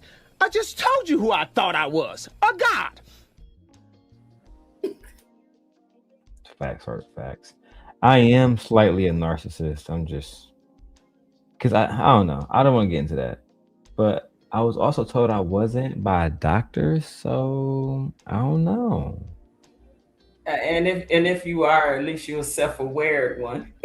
Because a lot of them don't. They don't want to, they don't believe nothing is wrong with them. They think something is wrong with everybody else. That's a problem, like people like Anton, right? Let's finish cooking. Let's go. And I do it respectfully. I don't do it disrespectfully. Everyone knows that when I speak, I do my best to speak from facts. I haven't spoken a non-fact yet, but I'm open to being wrong because none of us are perfect, like Rico said. We have to be able to stand strong, and regardless of the pushback that a man or a woman is going to get, and that's the problem. Like he said, the reason why no one wants to stand up for truth is because of the pushback that they're going to get, because of the shun that they're going to get. So you get shunned for standing up for truth, but you get all the accolades for pushing the nonsense. And that's the problem that we have here on YouTube, especially in Black and Latino YouTube, right? So, there is no luster and no glow in pushing love. There's luster and glow in pushing nonsense, right? And that's what our youngins gravitate to. You listen to the music, you listen to whatever, they gravitate to that. Is there positiveness in everything? Hell yeah, there is. But the point of the matter is, we have to stand on something. How does the saying say? If you don't. Bolo was making a good point. When people realize, supporting me meant going up against Anton and going up against Kevin Samuels and the little cabal that they had, it was like, man, it's too much. Yeah, and the you had people not supporting me, damn. Right, and the unfortunate part is they did it at the expense of Black women. How sad is that? They did it at the expense of Black women. But every time. These are Black men that say they're leaders and pillars in their community, and you're supposed to follow me and submit, right? But you did it all at the expense of Black women. You made your money off the backs of Black women, dragging them, but you forgot you come from a Black woman. You got a Black daughter. You got a Black wife or whatever, right? Amen. But your come up on YouTube was at the expense of dragging and dogging out Black women. I never, ever heard the men be held accountable on the level that they were trying to make the Black women be accountable. It's all a facade. And they can miss me with the bullshit. No, it was all a facade. They wanted to police certain individuals. I actually genuinely hated it. Okay. Anyway, let's keep going. Stand for something, you'll fall for anything. You have to stand for something, right? And you have to fall on it. I'm willing to fall on it. I'm willing to be called all the different negative names, all the derogatory names that you're going to call me. I'm good because I serve a higher power. So I'm not caught up into what people think. I can care less what you think. As long as you don't enter my 6-foot world, we're good. Do what you want to do, say how you want to say it. It's all good. You know what I mean? However, we need to start holding people accountable for what they do. So we need to have each other's phone numbers. And that's why I talk about that village thing, because what Rico is speaking about, it has more of an effect when we have that village effect, when we have that stability around each other, so that if Lucky says something off, all right, everyone, OG Patrice, Rico, Nikki, Kim, OG, and bro, we gonna. Man, the OGs that I was surrounding myself around back in those days on YouTube, they really wanted to create a society and a community on YouTube. And on Bro Clarence channel, we actually did that. And to this day, we still got a group that we tell each other we love each other. We speak to each other every morning. Me, Rico, Bolo, Vaughn, right? Any, all of us still, right to this day, do that right now. To this day, Risa, all of us. From back 4 or 5 years ago. So we built that community. We were on Bro Clarence channel, raised over $3,000 to help the children at school, gave away as a prize to one of them a computer. What the hell did Anton's platform do, or LaPeace's platform do, or TLA platforms do? But take your money at the expense of Black women, right? That's a fact. By dragging and dogging Black women. Come on. Nah, they full of it. And again, thank you to Vixen and everybody who's donated. We only $80 away from the stream goal. We got all night, so we got plenty of time. We're only 3 hours in. I got so much footage, and I got a Red Bull. Let's go. Shut her down for 2 weeks. It will hurt her because we are her stable. We are her stability. But if we don't have that relationship, then what we do is inconsequential. It means nothing. You're just another water drop on her window. So it starts with forming the relationships. It starts with forming strong bonds with each other, so that this code matters. Code only matters, rules only matters when everyone is going to adhere to them. If no one adheres to them, it means nothing. It means nothing. So if we're not going to stand, if you don't have a code within yourself, if you don't understand how to deal with each other, and that's the problem. A lot of us are out here portraying to be something that we're not. We're not. There's only one you. Only one you. So be the best you can be. Mm-hmm. A lot of us want to follow. A lot of us want to be in cliques. A lot of us want to do that. And that's the problem that we have. I don't deal with cliques. I don't like cliques. You understand? I have total vision of where I'm going. Let's see, the thing is, though, Christianity is a clique. Bolo. And they move like a clique, unfortunately. And in some ways, I don't see a problem with cliques at all. I would replace the word clique with tribal. People are tribal, and some people are weak, and they only can find strength and safety in a tribe or in a clique, as you called it. But this clique that they were in didn't save them. This clique that these Black women were in didn't protect them, didn't come to their rescue, didn't lead them. No, I agree. So yeah. Miss me again. No. No, Anton used a lot of them. That's a fact. Yeah, he reeled a lot of them in by making them promises. I'm gonna get you, your platform gonna be so big, I'm gonna build you up. I'm gonna build you up in it, and just follow me, and then you gonna blow up and have your own thing, and you're gonna make all this money. And then Black women got up there and let it happen at the expense of Black women. That's a fact. So then many of them got up there and they joined Anton. Yeah, that's because he was making this one a promise, and that one a promise, and that one a promise, right? To blow him up. And now you hear him on platforms talking about what he didn't do, how he was fake and phony and led them astray, run them up, bamboozled them, right? I agree. Fucking diabolical. The video I played where Anton said that Black women are worse than the white man, that always stick with me. That was the most disgusting thing. That was the most untrue thing that he could ever say. He sounded like a bootlicker right there, for real. No, even worse.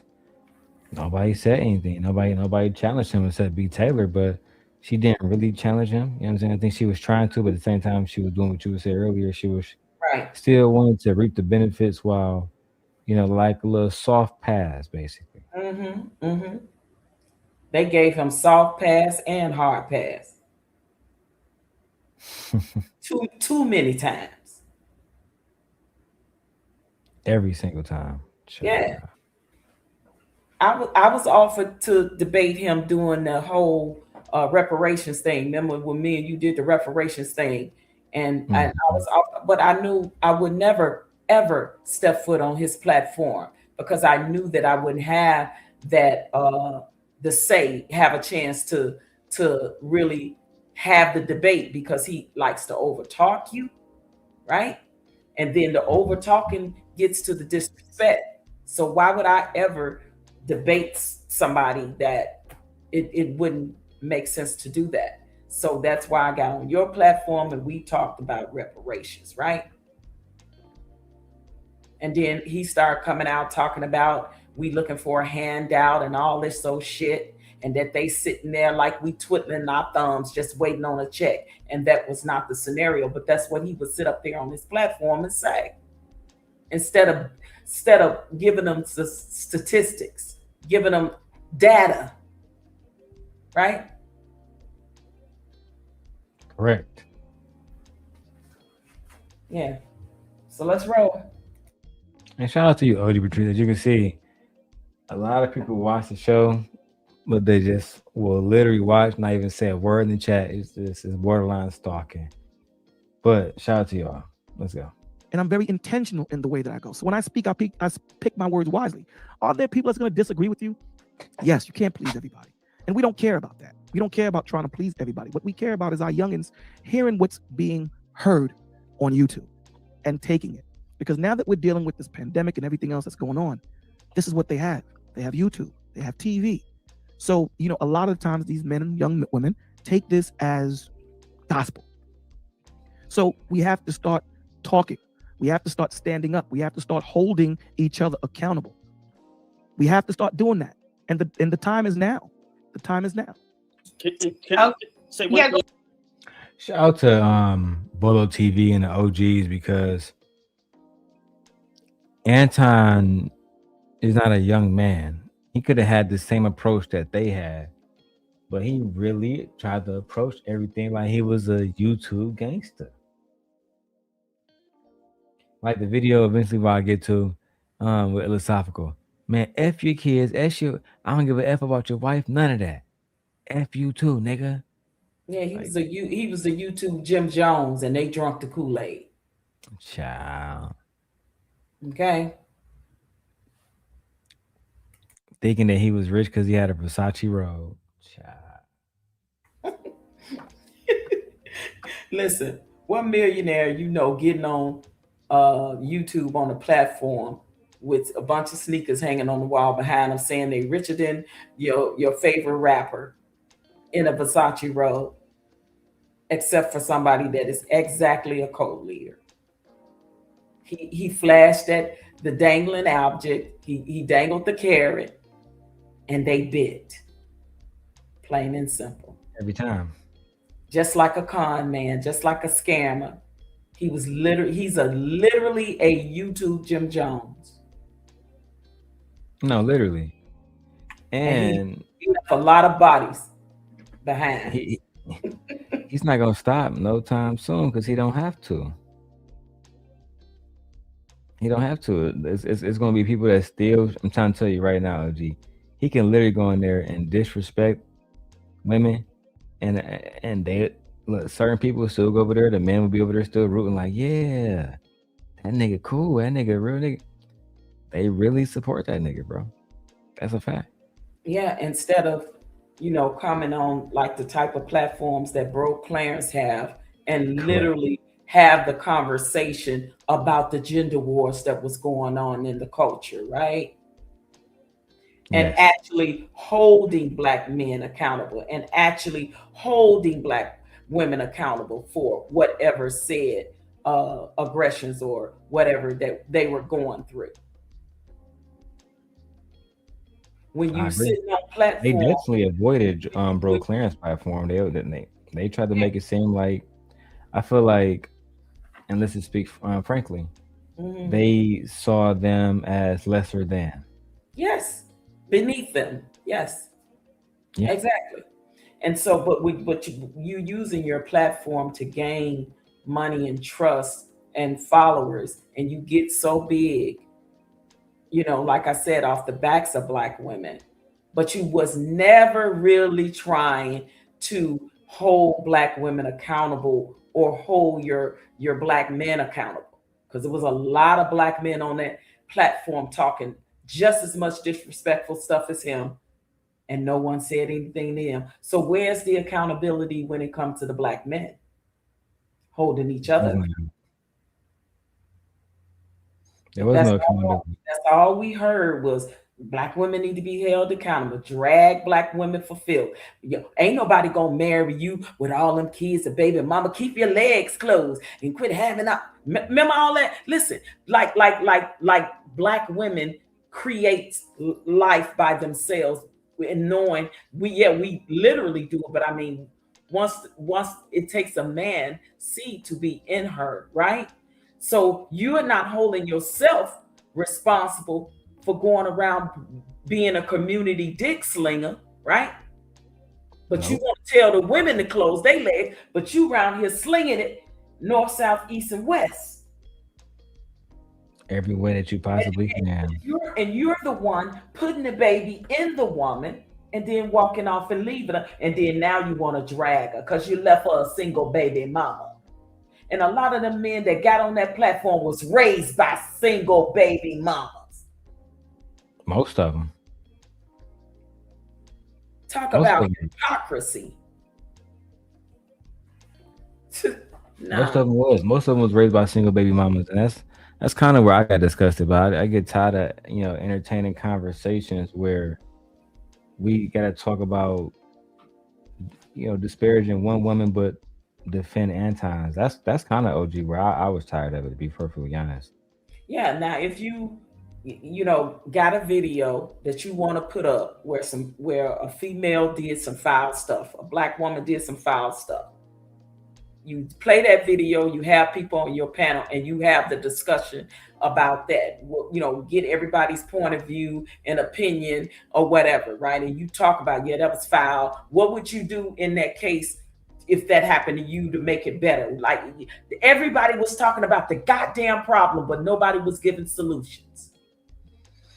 Yeah, like, as you remember back in those days, my problem was when I talked about Anton's wife, appearance, everybody ignored the fact that I only talked about it because, bro talked about, kind of basically like kind of insinuated he would have found my family.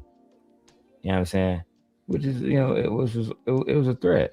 But if you remember, they made it seem like he was just joking. It was all a joke. It was all a joke. Again, yeah, it was him below the belt. They want to say that he was joking when he was coming at you, but when you came at him right back, like you said, he hit you, he slapped you, but you drop kicked him.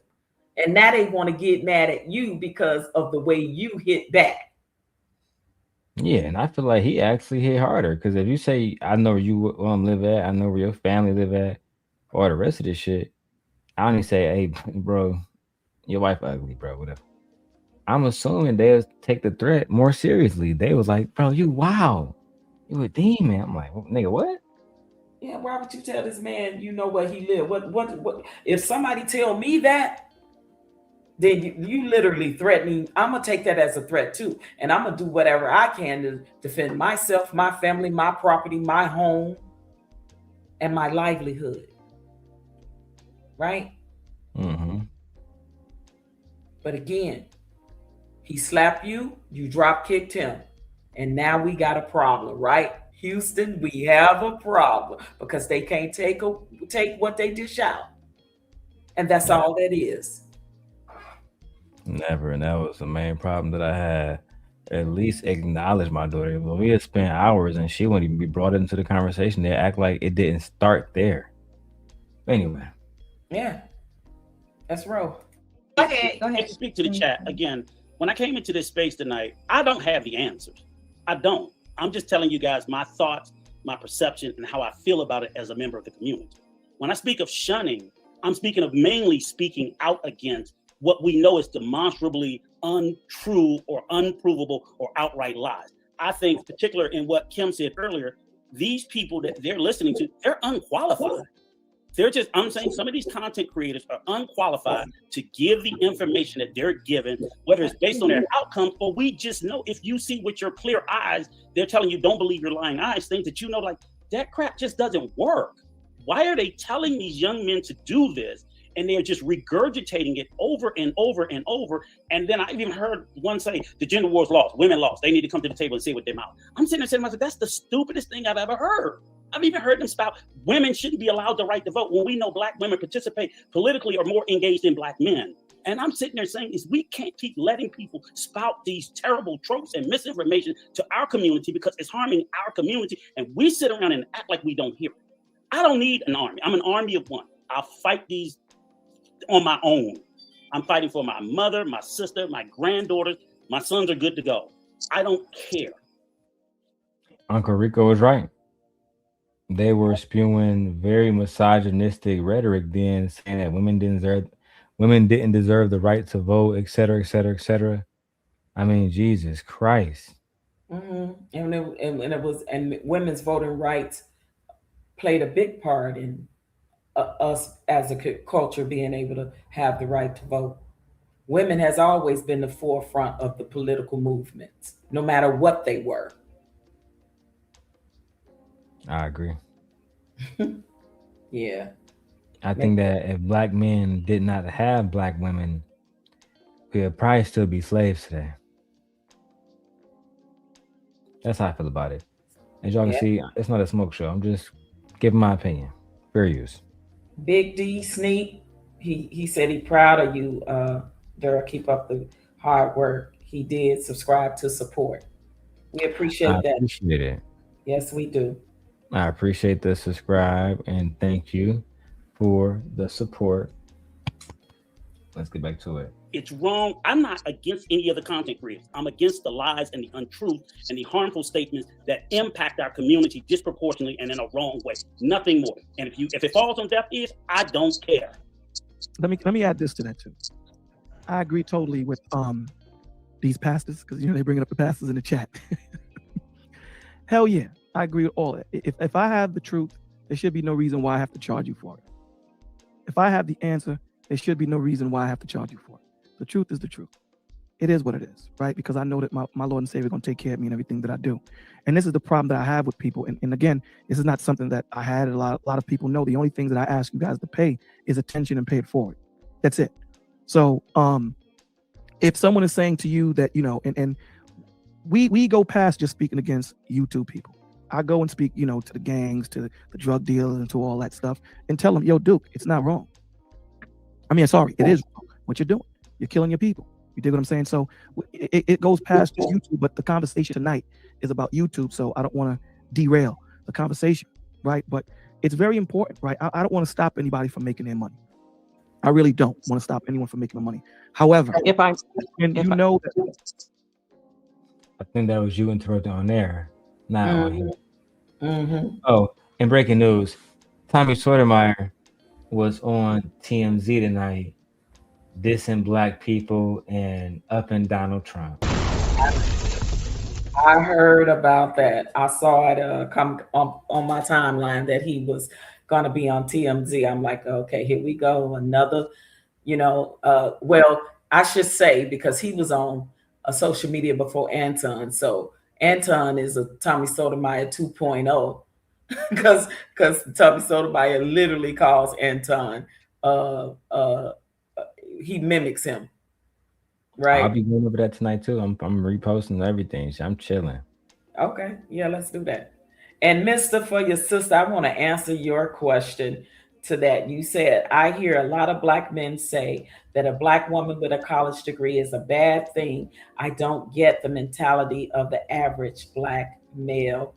You are 100% right. They also use that one too, because I'm going to tell you the real reason why. They are jealous of Black women. Amen. Okay, Mr. For your sister, they're jealous that Black women have achieved, because we're the highest in all races when it comes to college degrees. And Black men have a problem with that. And it's a jealousy and an envy, especially when that sister makes more money than the man. They feel insecure. It's a bunch of insecure Black men on this platforms in these YouTube streets that are very jealous and insecure that their wives and their girlfriends have college degrees and making more money than them. It's literally jealousy, my brother. And that's real talk. No, it's complete jealousy, low key. And a lot of it is also about control. If a woman has a certain amount of education and financial freedom, it's harder to control her. Yep. You're right. Yeah, don't let me leave that one out, because almost every man on that platform in the manosphere, followers of Kevin Samuels, were men that wanted to literally control women. You're right. That's an important part to keep in there. They feel like if the woman is making more money than them, and I've heard them say that she's going to try to be the boss and she's going to try to, have the balls and all this and that. Well, then if you not leading by example, what the hell do you expect her to do? No, this is what I will say about that, right? That, in my opinion, that depends on who your partner is. Well, I'm finna say in that instance, right? Because remember, I made more money than my husband the whole 10 years I was with him. Mm-hmm. But my husband was the leader of my household when it comes to finalization of decisions and things like that. We will discuss it together, yes. But I didn't overrule him with a final decision just because I made more money than him. But see, like, my wife thinks the opposite. My wife don't really believe in. I'm sorry to interrupt. Just to give context. My wife don't really believe in the idea of submitting to a man or him getting the final say, because he is the man.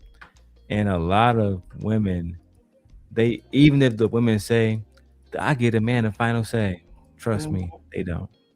They don't. And listen, you got to remember, I come up in a different traditional time. I'm way older, so I come from that generation, right? So that's what I'm saying. And I'm not saying that I didn't make decisions.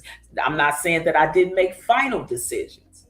But I'm saying if I knew that it was for the betterment and the good of my marriage and my household, and my husband was right at that time, I didn't overrule him and use my money to say, because I make more money than you, I'm gonna make this final decision. It is what it is. Take it or leave it. I don't believe in the emasculation of men, right? But you got these set men on platforms that are insecure that Black women have degrees, and most of them have multiple degrees. And because of their jealousy and insecurity of self, they intimidated by a Black woman like that, right? What's up, Ghetto Stoic? Hey, Ghetto Stoic, you can come up here and wear your t-shirt, man. If you want to wear your t-shirt, you got the Corey Holcomb joint, you can come up here and wear your t-shirt. Child, not Lady Sparkle. Hey, Lady Sparkle, child.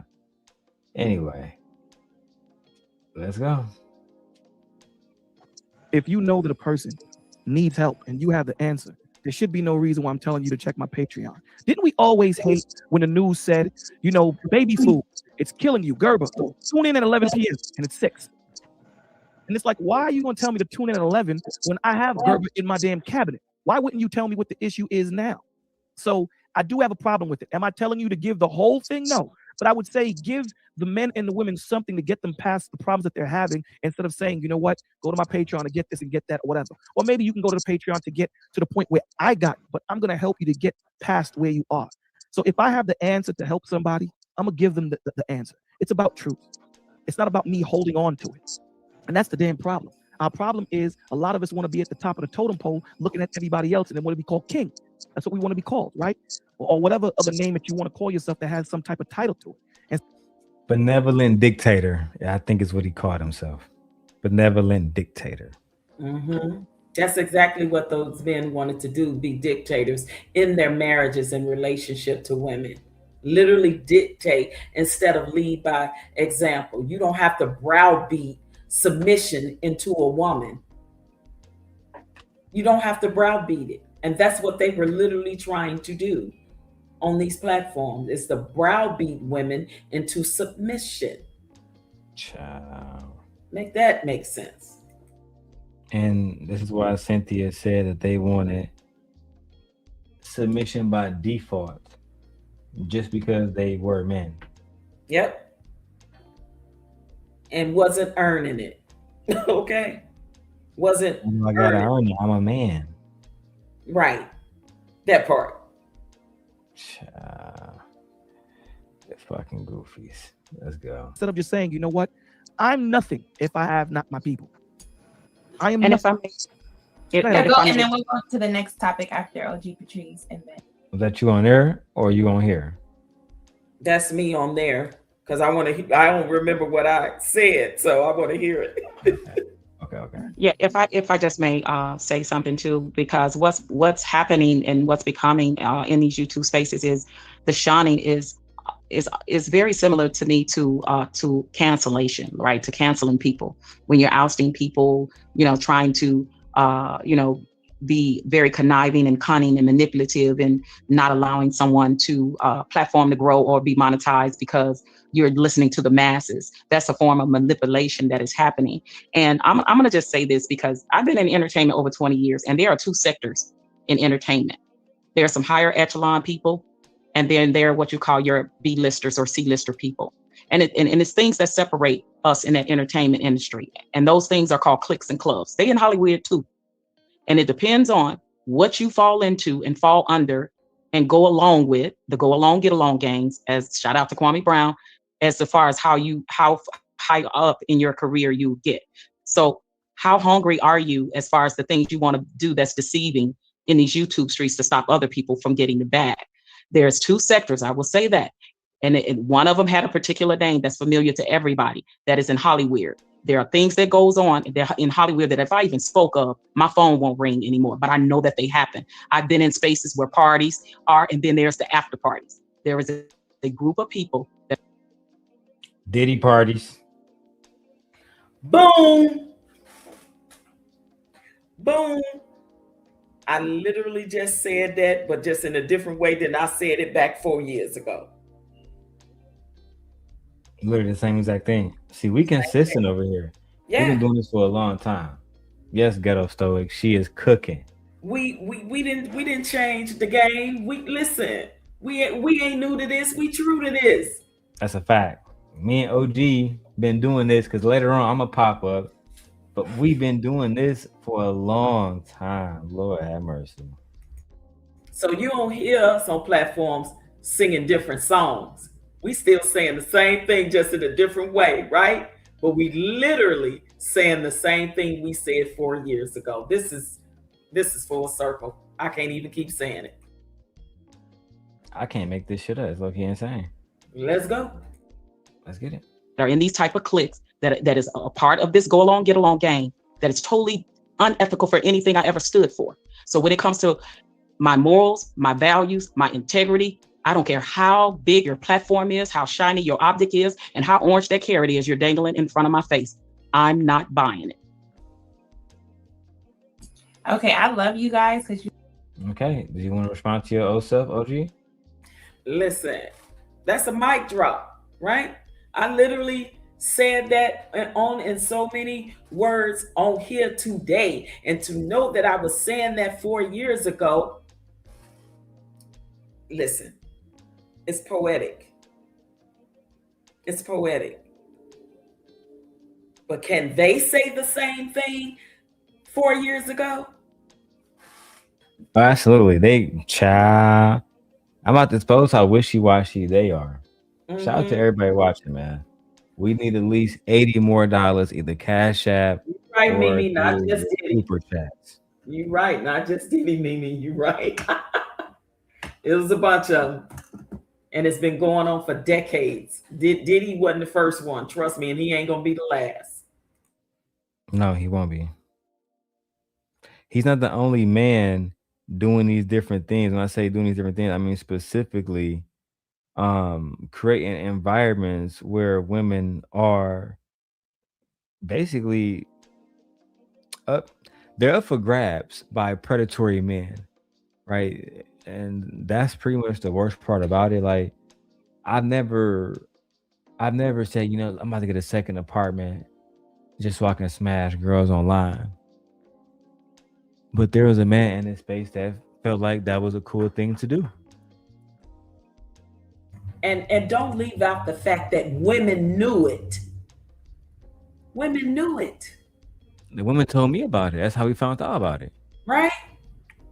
Women knew it. Black women knew that a man was using other black women like that, and they knew and allowed it and didn't Married say man. and didn't say shit because they wanted something to benefit them. Yeah.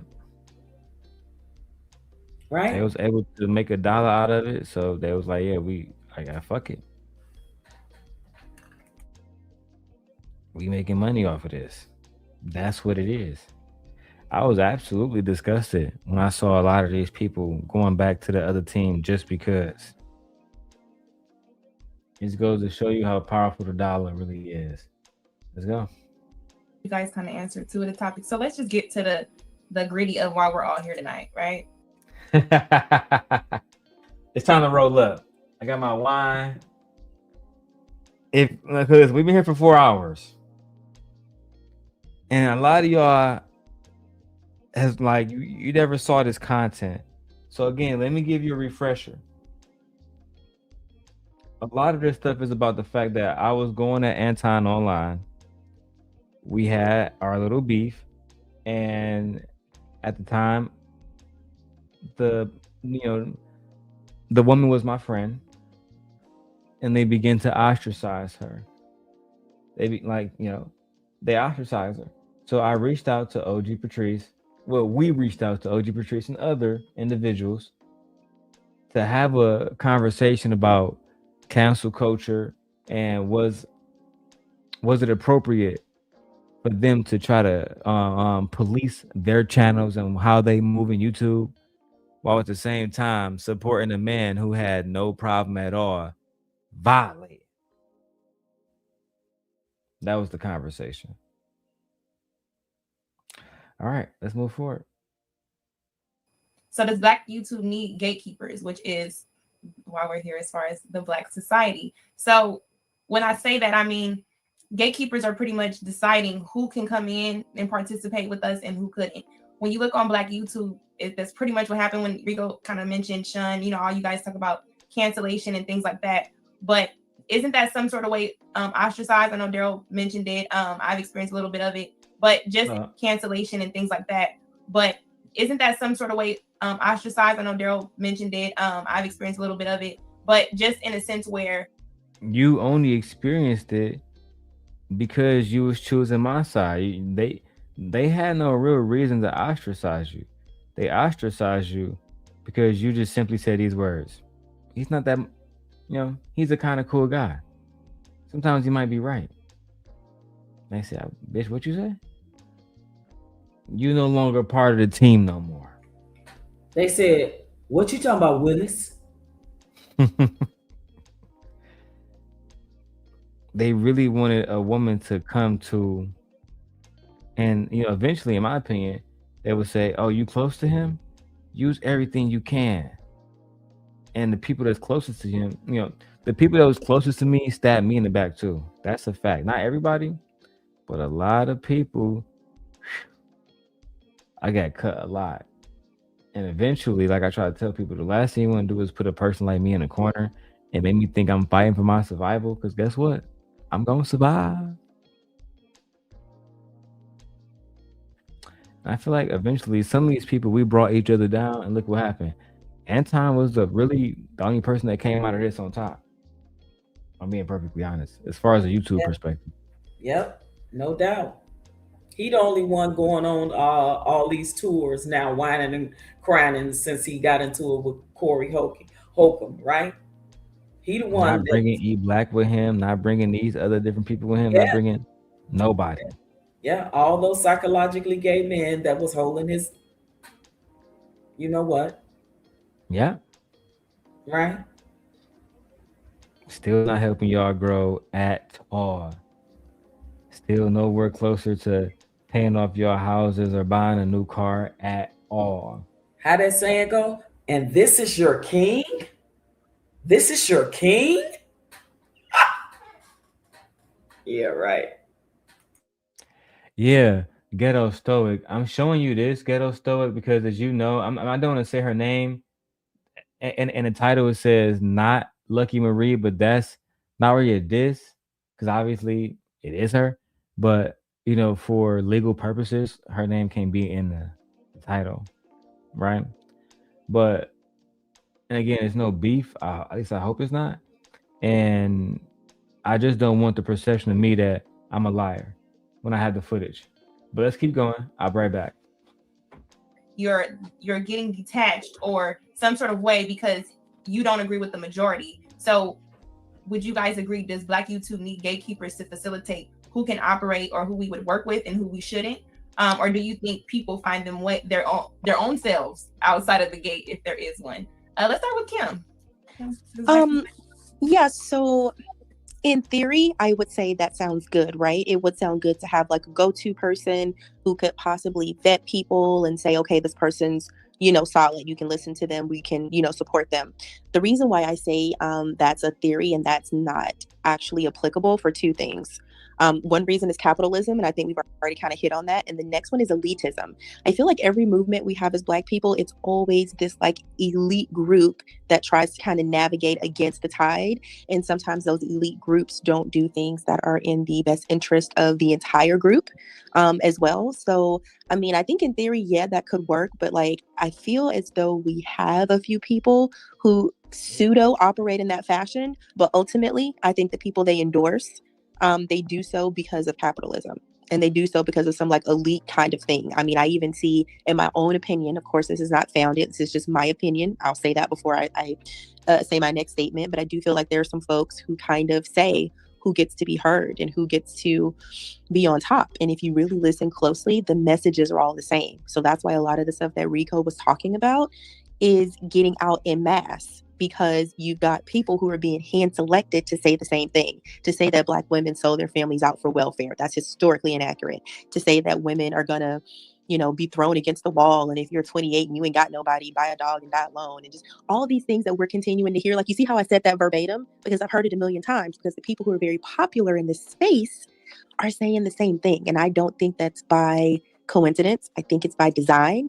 And so I do think we have gatekeepers. I just don't think they're keeping the gate in the best of our interest. They're there. They're just not doing what needs to be done in the best of the collective interest. I think now we're pushing fear. Man, Kim just said a word right there. Kim just said a word right there.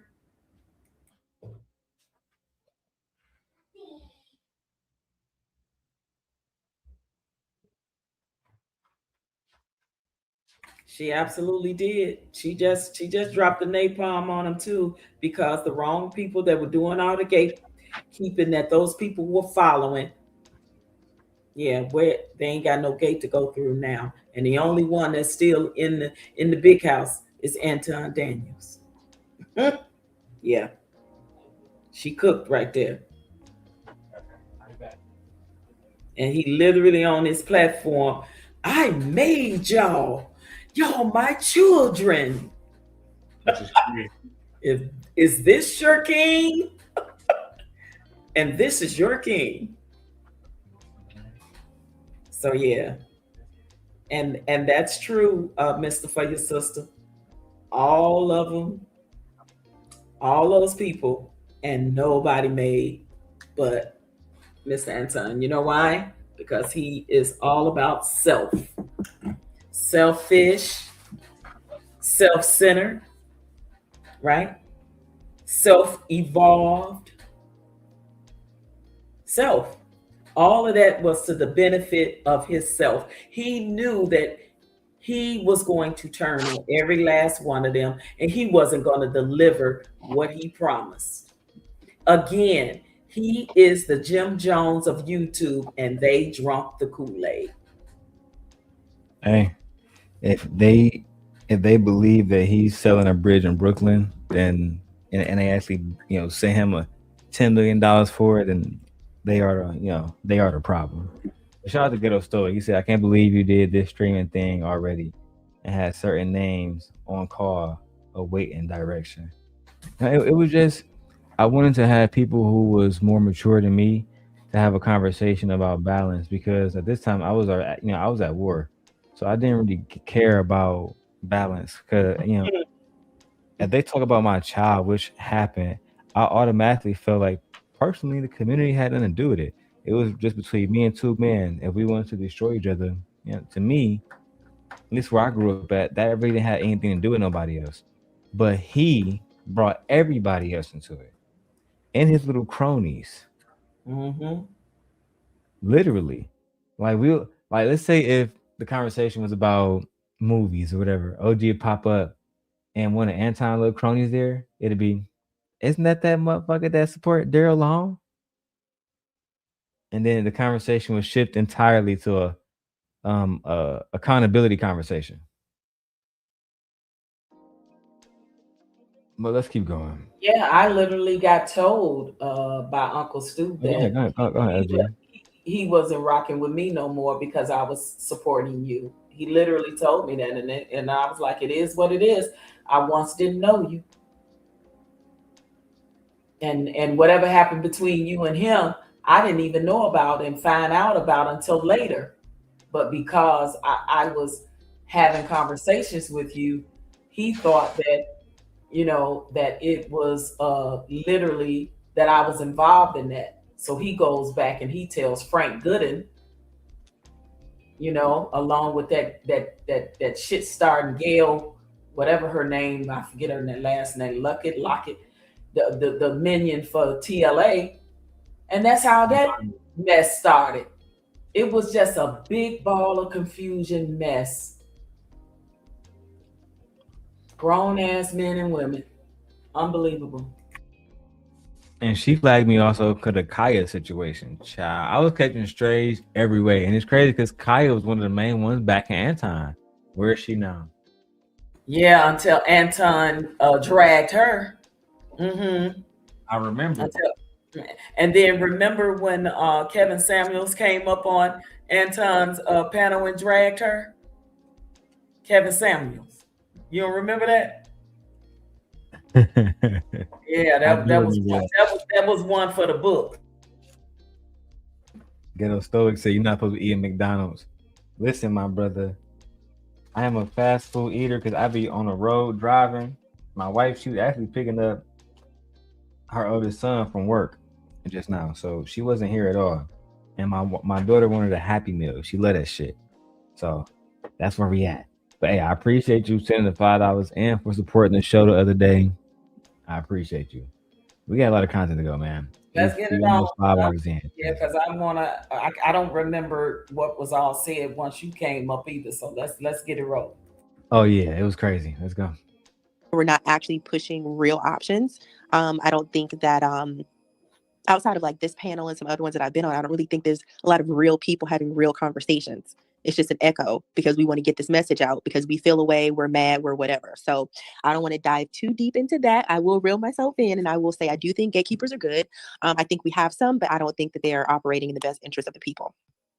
Yeah, I definitely know we have some seen it, and I see it. All right, so let's go to Nikki. Nikki, does Black YouTube need gatekeeper? A gatekeeper. You got it. All right, hold on. Because this video 4 hours, I'm gonna fast forward a little bit because eventually King's gonna come up. I'm not really interested in what King has to say, truth be told, and what the funk, et cetera, and those people's opinions. I just don't value as much as I used to. Sherelle, I do respect her opinion. Mm-hmm. But I'm really not interested as far as this goes. Right. With all due respect to her. Yeah. No shade. I mean, we can't go through everybody that came up there, and this was so long ago. I don't even remember, yo. Like, I'm looking at all these faces. Like, all them people came up and talked about this subject. You know, about the image, the accountability, and the gatekeeping, and the cancellation. And, code of conduct. TJ was on my side originally, man. It disappointed me when she betrayed me too. I see Sherelle, TJ, like you said, what the funk? Like, wow, all those people. That's crazy. I was very disappointed in them. They did everything they could to, like I said, take everything away from me. So it is what it is.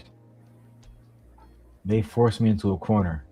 I had no other choices at the time. But now God has worked on me. Let's see what happens here. My business life, particularly in the military as well as federal government. So when I talk to people and people refer to me, there's a certain they have a certain respect for that, and I worked hard for it. So my image and my reputation is important. My conduct is more important to me. I am who I am, flaws and all. The content I try to put out something substantive because, King pointed out his motivations and other people have their motivations. Mine was very simple, and I shared it, is to help people because I was in a place that I needed help for myself. So I figured while I'm helping myself, maybe I could help somebody else too. Unfortunately, I have received feedback from quite a few people that have done so. So like Brother Clarence said, whether I make money, that's cute, that's nice. But my husband just retired me, so I'm doing quite well. So this is a plus, this is extra. Far as respect, I think respect is very important. I think I often give it. Well, not often. I give it all the time, even when I don't agree with you. I never, those days of doing tit for tat. That's child behavior. Improve the situation. We're not. People don't continue to. I'm not at all. Because TJ was a part of that shit that happened when they was calling police on my daughter. So I understand. I'm gonna give her a pass tonight. I ain't trying to hear shit she gotta say. Ghetto Stoic says, "Nah, I'm forever a supporter of you and your vision, fam. I'm just saying, Burger King be on point too. Yeah, Burger King fire too, but they don't get Happy Meals. You know what I'm saying? So I'm a simp. My daughter want Happy Meal with toys. It is what it is. Apple slices, chocolate milk. Yeah, and that's how she get down. Let's get it. Man of the hour. The one everybody is talking about. Not the one everybody is talking about. See, Freezy, that was never you. Dang, I forgot they said that. The one everybody is talking about. Now we finally getting somewhere, right, OG? Again, please don't paint me as a stalker. Because I'm not. What I really am, if everybody was honest, you know what? Let me not get into that. Because that has no bearing on the conversation. Let's go. The man of the hour. The one everybody is talking about. Now, everybody on edge. Hold him accountable, chat, and the council on the panel. If he say anything, we will kick him out. You heard this? You hear this? All right. Come correct, sir. Come correct. Yes, sir. Yes, sir. And yes, ladies. How's everybody doing tonight? All right. Doing all right, brother. Good. We had a good conversation. I think it was a legendary Doing good. Doing good. No, thank you. Thank you, everybody. I enjoyed this conversation. And to me, this looked like justice. Brother Clarence is the first person I want to talk to up here because Brother Clarence was the first person of all people who reached out to me about this entire situation. I said that then, say it now. That was just the facts. You did. I tried to tell y'all, brother Clarence was the first one who reached out. We did the interview. I saw an email. He was like, "Hey man, my name Bro C, and I want to do an interview with you. You seem real smart outside of this B shit." I was like, "All right, cool," but I still want to address that Anton shit. And he was like, "All right, as long as you keep it respectful." I'm like, "All right, cool." Only for Anton to pop up later on Bro C stream, child. But y'all claim that I be watching these niggas and not the other way around. Yeah, they definitely was stalking and watching, yo. They were. Have mercy. Listen, somebody calls somebody and then they'll sit back in the cut and listen a little bit and then they'll come up on the panel. I remember they used to make them back phone calls and texts and da-da-da-da-da. And next thing you know, the person will pop up on the panel. Child, you can't make. I cannot make this up. But let's continue. And Brother Clarence was one of the people that, along with Brother Rico, was one of the people that said, "You know what? As a man, I understand why you reacted the way you reacted." Hold on. Important, real quick. My wife just walked in. Y'all gonna see her big booty butt. All right, I'm gonna show you something real quick. Was one of the people that I want to talk to up here because Brother Clarence was the first person of all people who reached out to me about this entire situation. And Brother Clarence was one of the people that, along with Brother Rico, was one of the people that said, "You know what? As a man." Here we go. Big screen, just to give her a little shout out. Y'all see that face right there on that comment? Now the comments say "bliss me," but she now calls herself the voice of Venus. The voice of Venus, okay. And she was my apprentice until she fell out with me, simply because of the truth. So when I say Venus, that when I first started, before I knew you and made you my apprentice, you would flirt with me and say I was your boo. Talk about how handsome I was. Little do you know, actually, I have in this stream and on the Peace stream where you was talking about how handsome I was. Yeah, but there's no reason to weaponize that against you. Facts. But there's also no reason to deny the truth. Two things can be true at the same time. Because when you deny it, it's like, oh, Darrel's lying. Now I gotta show people the facts. You don't want to do that. If you can just tell the truth in the beginning, I won't have to spank that ass later. I think we can move forward now. And I understand why you reacted the way you reacted. I understand. And brother Clarence, again, he saw me on these older gentlemen page trying to apologize, trying to make amends. Even on Brother Clarence page, Brother Clarence held me accountable. That was last August, where you called me to your panel to have a discourse with the Dirty Pastor, so we can have a so we can finish it there. But think about the timeline. During this video, the original video I showed y'all with me and Bro C and Anton was a year prior to this recording. So I was already dealing with that shit for a whole year. Right, I just heard that. I'm like, dang, that was a year ago prior to this. Child. And this shit was recorded years ago. So we are talking about 5 years then. Because if this video is 4 years old, and then that situation happened a year prior to that, so we are talking 5 years. Yeah. That's crazy. Old times. Lord have mercy. We did it twice. We did it twice. We did it twice, and both times he declined. So he wasn't trying to even come to a point of solution like many people believe that he was. Then it happened again on Conversations with King page about 2 weeks ago. So there's been plenty of opportunity for us to settle this discord. He did not want to settle the discord because of why? Views. Period. Let's keep going further. The conversation about the things that I do always come after nobody talked about the things that was brought onto me, right? No matter if it was because lucky don't want names being said, but one of the horsemen, everybody knows the situation, right? He can release videos about my family and then go next day, Allah, God, Yahweh, and everybody give him a pass, right? And then the very next day I said, you know what, let me respond with the same energy. That guy's right there is the devil. Like I've literally heard people compare me to people who are murderers and evil. And one of the things that I always, they used to call me, I used to be laughing when I see people be like, Darrel's basically Ted Bundy. He's basically Shitler. I'm like, what? I used to get the worst. People used to compare me to the worst absolute people just because I told the truth about these niggas. Like, to be honest, it was a lot to deal with. And originally, I thought about backing down, but it's just not me. Just not me. Yeah, that's crazy work. It is.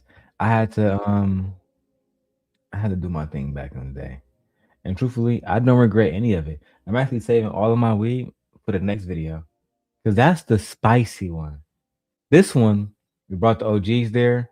We tried to do it her way. The nice way. The second time, we went with my approach. And I dare say, in my opinion, it was more effective. Let's go. One of the things I always told people that try to go against me or try to ostracize people who are close to me is people like Brother Rico, OG Patrice, Clarence, etc. They come to my page and they see the truth. They see me talking about reparations like I did with OG Patrice. They see me talking about the disparities against Black women, which is the conversation I had with the dirty pastor in the first place.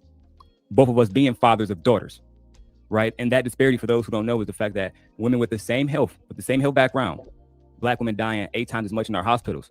We don't want to talk about that.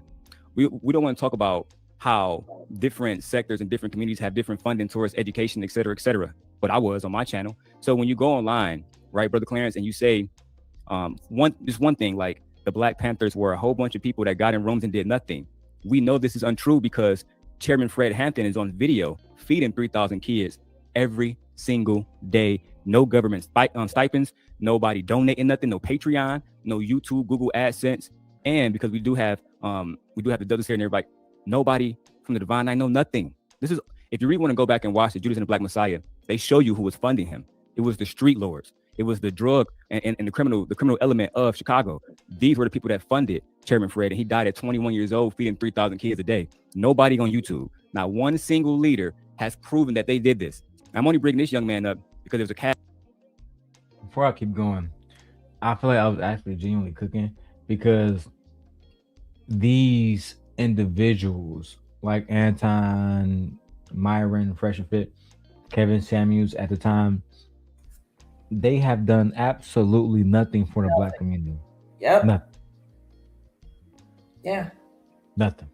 All that stuff that Anton said he does outside of YouTube, a damn person said, show me a receipt.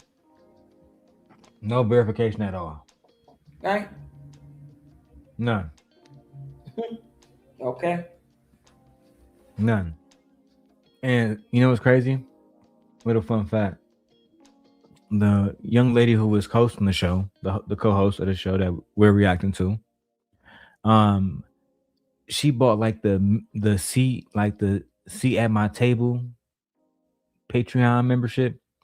This was supposed to include multiple different FaceTimes or meeting calls with Anton. You were supposed to get like a stock list that would help you with your investments, all of that.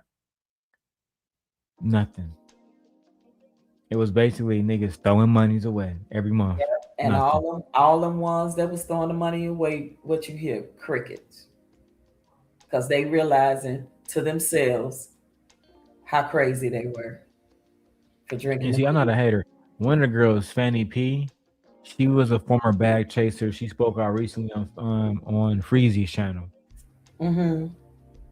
I just don't have the courage to watch all of it because I can't sit and listen to somebody who's going to justify to me that they didn't know what kind of bullshit Anton was up to, and you still chose to support him. If you leave me, I know he was a piece of shit. No, right. Influence me and make me money. I will sit down and listen to you because Mm-hmm. you probably telling the truth. But if you're looking at me and saying, I thought he was a real Christian, and shut the fuck up. Yeah, they knew he was doing some crazy stuff, and yet they sat there on the platform and went with the status quo because again, they was looking for it to benefit them. in whatever way promise he made them. And that's unfortunate. Just like he did Mika. I promise you, I'm gonna get you on Corey Holcomb's show. As soon as we get there, you won't. I got you. As soon as we get there, first of all, he thought he explain had it. he thought he had influence because he's Anton Daniels. And Corey said, nah, you ain't got no influence over here. I don't know you like that. And I damn sure don't know her. Right? So nah, bro, it don't work like that. No, I wear glasses because I'm really blind. I really can't see. I like, believe it or not, these are like bifocals, but I had to get the lenses thinner for the Ray-Bans. And my eyes are like god awful. Let's keep going. Cash App with my name directly. The Dirty Pastor and his little homie Jonathan. I feed. Hold on, Darrel. My bad. You know what? I don't want this let's not bring up names. Defend yourself, or anything about saying someone's calling someone out their name and in this term. Now that in retrospect, let me say this. I couldn't say it then. I hate it when y'all did this. I hate it when we talking about everything else, but when it's time to have a conversation with these niggas, now we gotta protect them by name. You know what they remind me of? They remind me of when something bad happened to like a white woman, and it was a black man who did it, or even a minor black boy like Carmelo Anthony in that Metcalf situation. They gonna post this nigga address, show y'all what his house look like, show his name, picture of him after he got arrested, everything. But then in certain situations, the media wouldn't even show nobody, like the ICE agent for a while. They didn't want to show nothing about him at all. Y'all offer these people the same protection. Don't talk about Anton. That's what we're talking about. YouTube morality. Tell a story and tell it in truth, but also leave out specific parts because I want to, not make them mad, not antagonize them. Right. Yeah, that's what that was. There was still some underlining onus of loyalty that they still wanted to have, just in case they was able to kiss and make up. Yes. Right. Yeah. OG, don't talk about Anton at all. You can't even say his name here because he might come over to Sin Nation. Why the fuck are you here talking about it? You might as well just be somewhere talking where you can speak freely then. But nevertheless, the things we do when we're misled. Let's continue. Into something. So You're right. Just add to the conversation and keep it respectful. Yes, ma'am, I will. I was bringing up that example to show that the hypocrisies, right? I spend tens of thousands. I have tens of thousands of children I mentor, but the Black Panthers didn't, and we're better than them. They were Pookie and Ray Rays. When everybody on this panel know that the only reason why school breakfast is in most Black schools is because of the Black Panther movement, and that's like a known fact. And then what was said about Harriet Tubman. So like, listen, what I do is I come Black. Hold on. Every Venus comment I will highlight because Venus. Stop telling people you supported me for no other reason except the fact that I was intelligent and you like my points. Bliss Me, aka Venus, says, facts, proven disparities, they will dismiss and call victim Olympics. It's so disrespectful and ignorant. She's not lying. Yeah. Yep. That's the first thing will come out of his mouth. You're the victim Olympics. And guess who playing the victim Olympics now? They only attacked her because she a Black girl.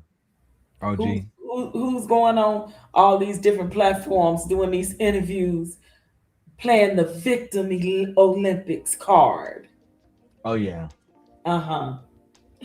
The one who made this victim Olympics word up. Yeah, it's a thing. And now he playing victim Olympics, but like Venus said, openly ignoring disparities that one day might affect people like his daughter. Yeah, because people like him, it benefit them more to shit on Black people than it does to elevate them, because everybody knows you could get paid from all other races for shitting on your own race. Hence Candace Owens. Hence Tommy Sotomayor. Hence and the Anton Daniels and people of the like of the that buck dance, right? Mm-hmm. It benefit them more. They make more money. They turncoats. They make more money shitting on their own people than they ever do to try to uplift them. Don't nobody want to uplift Black people, not even Black people, right? And this is why we just saw Tommy on fucking what's it TMZ. called? TMZ acting a goddamn fool because I just looked into the comments. Child. Crazy word. Crazy word. Yeah, comments absolutely diabolical about it. I mean, just really exposing how they feel about Tommy, which I feel is a valid way to feel about him. Which is a C to blow in. Let's keep going. Schools is because of the Black Panther movement, and that's like a known fact. And then what was said about Harriet Tubman. So like, listen, what I do is I come online and I get these notifications of these people acting crazy, and I say, you know what, let me do a reaction. And then just like Brother Rico said, you responded to a threat on your family by saying a woman was unattractive, and the internet gave me everything. But what they wasn't prepared for was that I'm not weak. I'm gonna take everything and I'm gonna internalize it, and I'm gonna do what everybody here said I have done, right? I'm gonna go at you with brutal honesty, but also with a little bit of spiciness. Not a little bit, a lot of spiciness. So let's go ahead and talk about accountability. I hold myself accountable for the things that I have said and done here on these YouTube streets. And I'm willing to name right now every single thing I have done if anybody wants to hold me accountable. But like Sherelle said, am I apologetic at this point? No. I was apologetic when, like Brother Clarence said, I came on the page and tried to offer you multiple olive branches. I was apologetic then. Since then, a lot of stuff has happened that people do not want me to talk about. You know what I'm saying? Ostracizing people close to me, but saying that you are a protector of Black people, right? Ostracizing voices close to me, saying that King platform is responsible for what I say. Only Darrel Long is responsible for what Darrel Long says. And the one thing that I just always was upset about is that, again, we had a lot of OGs in this space that claim to be high value, claim to be the representation of what young Black boys should be. And there's a lot of women that claim to be pick-me's, or they claim to be the woman that is teaching other young women how to be wives, et cetera, but they're not talking about their actions in their actual lives. And I did talk about those things. And even recently I talked about those things and I deleted it. But nobody since then has said that video Darrel put up was lies. What they want to say is Darrel attacking people. But none of these people has called me a liar yet, because truthfully, like Rico said, I don't come with lies. I'm gonna tell you what you said. You can hold yourself accountable for it, or I'll take the liberty to do it myself. And that's all I gotta say, really. I feel like I'm the same person. Yeah, pretty much. Yeah. I feel like I was a little bit spicier because I was you got a little bit mild mannered now. So I think becoming a husband, and the family life may have slowed you down a little bit, and that's a good thing. Yeah, it is. It's a blessing, because I used to be diabolical out here, and I feel like I didn't attack Anton once in there. Didn't say anything bad about his family. None of that. No, actually, you didn't. You didn't. I deserve more credit, Anton. Far more credit. You said I made a video destroying your wife and kids. Child. The lies. Let's go. All right. Anybody want to hold Darrel accountable like we did with the phone? Yes, we'll do like we always do. Brother Darrel, you know that we rock with you, man. And I was you. So some men of God came into my life, man. They held me accountable and got me on the path of trying to be a better person. And so that's all I'm trying to do to you, brother. Don't want you to be a different person. I maybe want you to handle some things a little different, and you know what that is. I'm never going to put you out there in public. I'm always going to talk to you behind the scenes, but you know what I have a problem with. It's probably the same exact things Rico have a problem with. So you know that my hope for you, brother, is to work on that and try to approach things a little differently, and don't take things a bit too far. That's all I want to say. But hey, man, more power to you. And like I said, I saw what happened on between two YouTubers this morning. And when I saw that, I couldn't believe what I was watching, man, how They tried to play you like you didn't even try to apologize. The man said, "Yeah, are you going? I'm holding you accountable. Are you going to take accountability for what you did?" And you tried to apologize to the man several times on the platform you guys were on, and he wouldn't accept it. He just kept pushing this issue, making it even worse. That individual he's talking about, I don't know where he is now, but he's talking about the kosher clinician. Really? Yep. Yeah. Don't know where he is now, huh? I remember. Are you going to him. take accountability for talking about Anton's wife and being disrespectful? I said, hold on, old nigga. Yeah, he's OG. Yeah. I remember Like, him. you know what I'm saying? I don't answer to nobody. You a man, I'm a man. I can be respectful if you want to come like how Brother Clarence and Rico coming, but if you want to be a OG, Right. kind of like you a young. Yeah. Right. It was That's like so he was good. trying to put you in your place you know what I'm saying? Not like Bro Clarence and Bro Rico came to you, but he trying to like do it in a way let me put this young buck in his place. For Anton, just to curry his favor. Yeah, very Let me see what he's up arrogant. to now. Now he's a MAGA supporter. Ciao. I should expose your ass. Anyway, That's good. Let's go. And then he comes on the other YouTuber's channel trying to make it sound like you never tried to apologize to him. And that to me, I thought that was disingenuous. But, you know, like I said, a lot of times your reputation precedes you, man. So, you know, maybe you might think about handling things a little different. I'll let Rico get at you too, man. Rico, Okay. you wanted to jump in? Yeah. Yeah, let me just say this, and I'm gonna speak from a space that probably nobody on this panel can understand but me and Darrel. Because me and Darrel occupied a very unique space. I know Darrel to be a 31-year-old black man, single custodial father of a 1-year-old daughter. That's it. He's a 31-year-old black man, single custodial father of a 1-year-old daughter. I'm a bad motherfucker. I ain't never done that. And if we can't see in our space the gravity of They don't even like talking about me being a good parent. That's too much. That's far too much. They would never in a million years, even slightly hint at the fact that I took care of my family. And I was surprised because they were so good at dragging black women. I was like, well, why don't they uplift the single fathers that's raising their children? Where's that nigga was talking conversation? about Anton? I can't do that. Where's that conversation? Child. Mm-hmm. Can't. I could have been doing everything them niggas wanted, but the moment them niggas realized I was going to Anton, it was over. It was, oh man, nigga, that's my daddy on this bitch. You go against him, you go against me. I heard so many niggas say that I never had met. Child.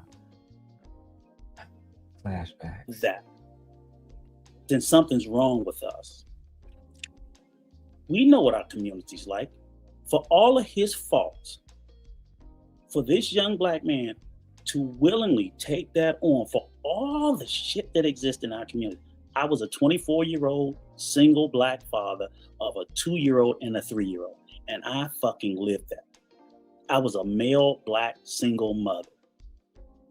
He's the same thing today. And 99.9% of our black men ain't got the fucking shoulders or the backbone to live that. I don't care what he does. I will talk to him about his issues, but ain't nobody coming between me and him on that. We ain't. That's a man who loves his children, who's living it as a lived experience. And it's too damn rare for anybody to think that I'm going to sit by and let y'all tear that representation down. I'm not going to let you do it. Bro, Rico stood 10 toes down on that. He really did. He stood 10 toes down on that.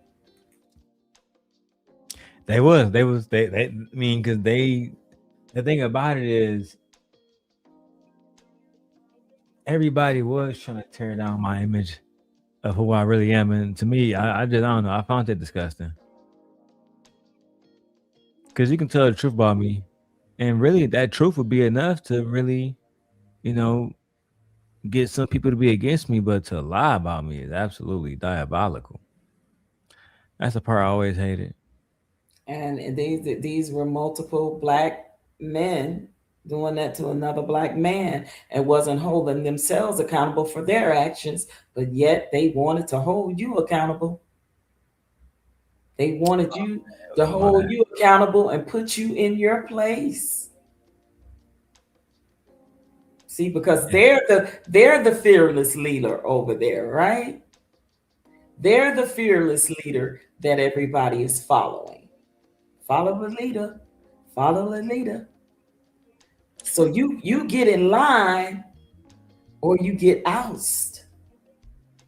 They really believe that they was if I get in this man's inner circle, I'm going to get rich as fuck. Talk about gatekeeping. Child. Talk about code of ethics and code of conduct. Yeah, that's what we doing. Like Kim said, it's all a farce. Because the ones that's being the gatekeepers and holding this certain code of conduct and accountability, yeah, no, they wrong. They the wrong ones. You got the wrong gatekeepers. Who's gatekeeping the gatekeepers? Nobody. And when we try to, we got to move like Robin Hood or some shit. You know what I'm saying? Us versus the Kingsman. It's real difficult to do because at any given time he can get anybody next to you to betray you and stab you in the back. Child. Dead body. I'll deal with him and his issues, but we're not going to tear down that part of him. That's right. Full stop. All right. Anybody want to jump in? Or I can go. You can go, Cheryl. Yeah, I want to say something. Oh, go ahead. Sure. Darrel and I have had a few conversations, and I know as a black woman that has a black son that has children, and as a father that is raising a child in an environment that he's trying to make as healthy as possible, I have to see that as a black woman and say that I will not throw this young black man away just because he is maybe doing something that I might pull his coattail and say, hey, son, young man, nephew, whatever, this is this and that is that. We are too quick to throw our people away a lot of times when we only want to see one thing and we don't see the many good things, the good side, the good part. Because Darrel is a freedom fighter. He's an activist. He is so intelligent in his love for black people and for his people in general. And that's the part that I think is missed in all of this, because people can get out of their feelings because they following certain people that have certain platforms that he's speaking about. Still true to this day. Still love Yes, black sir. people. True words never been said. But you know, I feel sad to admit this, to be honest, OG. I've had so many bad things happen to me. And unfortunately, I would characterize it as mistreatment. And sometimes I just don't give a fuck no more. I just don't. I understand, but you still have your platform and you still speaking up for black women. You still talking about things that's happening in our community and the changes that you want to see happen. And you are actually being a part of that change. And I don't know if you remember, but maybe about I didn't forget, this made me think of this. Maybe about 3 years ago, Darrel, you emailed me and showed me a wonderful picture of how you were working with the younger generation. You said, oh, gee, this is what I'm doing. And you showed me the picture. I said, now that's what I'm talking about. I'm so proud of you because you were actually putting the work in. Where are they receipts? The one that talk about how they do so much in the community and for kids and how they give. Where are those receipts? Yeah, we hosted football games. I did a lot of different stuff. I actually worked briefly at Hamtramck High School. If you know, you know. But I didn't forget that. I was so proud. And I saw the kids in the background. I was like, that's what's up. That is paying it forward. Do you think what the hell is going on Anton, Lapeef, and all of them and the likes? Do you think that that's paying it forward to the ones that's coming behind them? Is that the example we're gonna set, or is it an example of what you know that you were doing in the background, in real life, in real time? What we were doing on YouTube and in the background on Blow Clarence channel, in real time, in real life. that's a fact. And I tried to use my voice at that time. You know, like I told my wife this other day. I said I was watching this interview, you know, when Tupac was alleged of that situation in New York with the woman, and he was, you know, he was very depressed about it. Mm-hmm. He said, if the sisters couldn't defend him, you're not gonna hear another "keep your fucking head up" out of his mouth. Mm-hmm. I felt like that because Mm. I had individuals who, you know, again, I'm not making this video to shit on them, so I don't have to name them in this moment. But I had individuals who I would have literally went to war for them, and I found myself having them protect me from the people that was abusing them. Oh God. Wow, you just said a word right there. Just said a word. Yeah. I was so disappointed. Yeah. Super disappointed. Anyway, let's continue.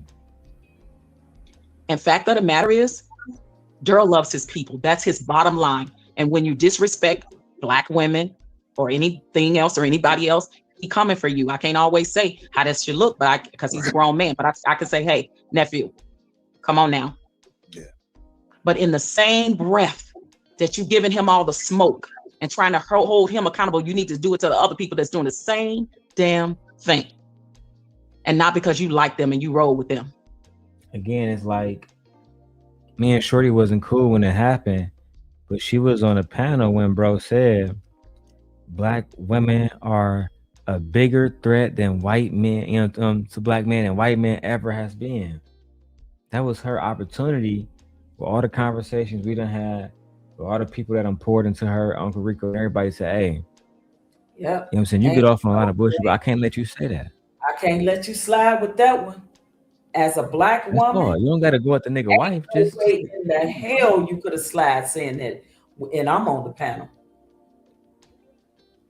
Because I'm about to read you for filth. I'm about to give you some of this righteous indignation as a Black woman.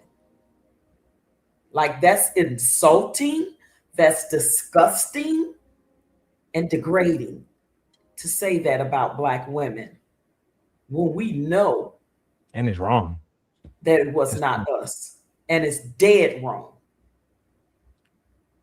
Now, that's nobody but is a self-loathing, selfish, self-centered, egotistic man or male, he ain't even a man, that hate Black women. That's all that is. These men on these platforms act like they hate Black women, and actually, I believe they do. It's a jealousy. I believe they do, actually, yeah. I'm telling you. They are literally saying this, spewing this same venom and vitriol and rhetoric, and everything is the Black woman's fault. How you make that make sense? It only happens because, again, it's so easy to just go with people like Anton. I'm just being honest, because he can help boost your channel, put some money in your pocket, especially, you know what I'm saying? It reminded me of when the righteous couldn't afford to do what was right, and the person that's bad could afford to continue to destroy the community. It's just so easy. The temptation is real. To be honest, Yeah. Make a lot of money dogging your own people out. You can make a lot of money dragging your own people. You can make a lot of money sitting on black platforms. The people is the cause of you to have your come up. But in the same breath, you dragging black women. Majority of black women sitting on that platform, and they listening to that piece of work say that black women have been more disparaging than the white man. that shit nigga should be ashamed of himself. And really, when I was watching people say that they was cool with that, because it's just something he say, the things Nah, that we dismiss, the trauma nah, that we dismiss. Oh my, exactly, bro.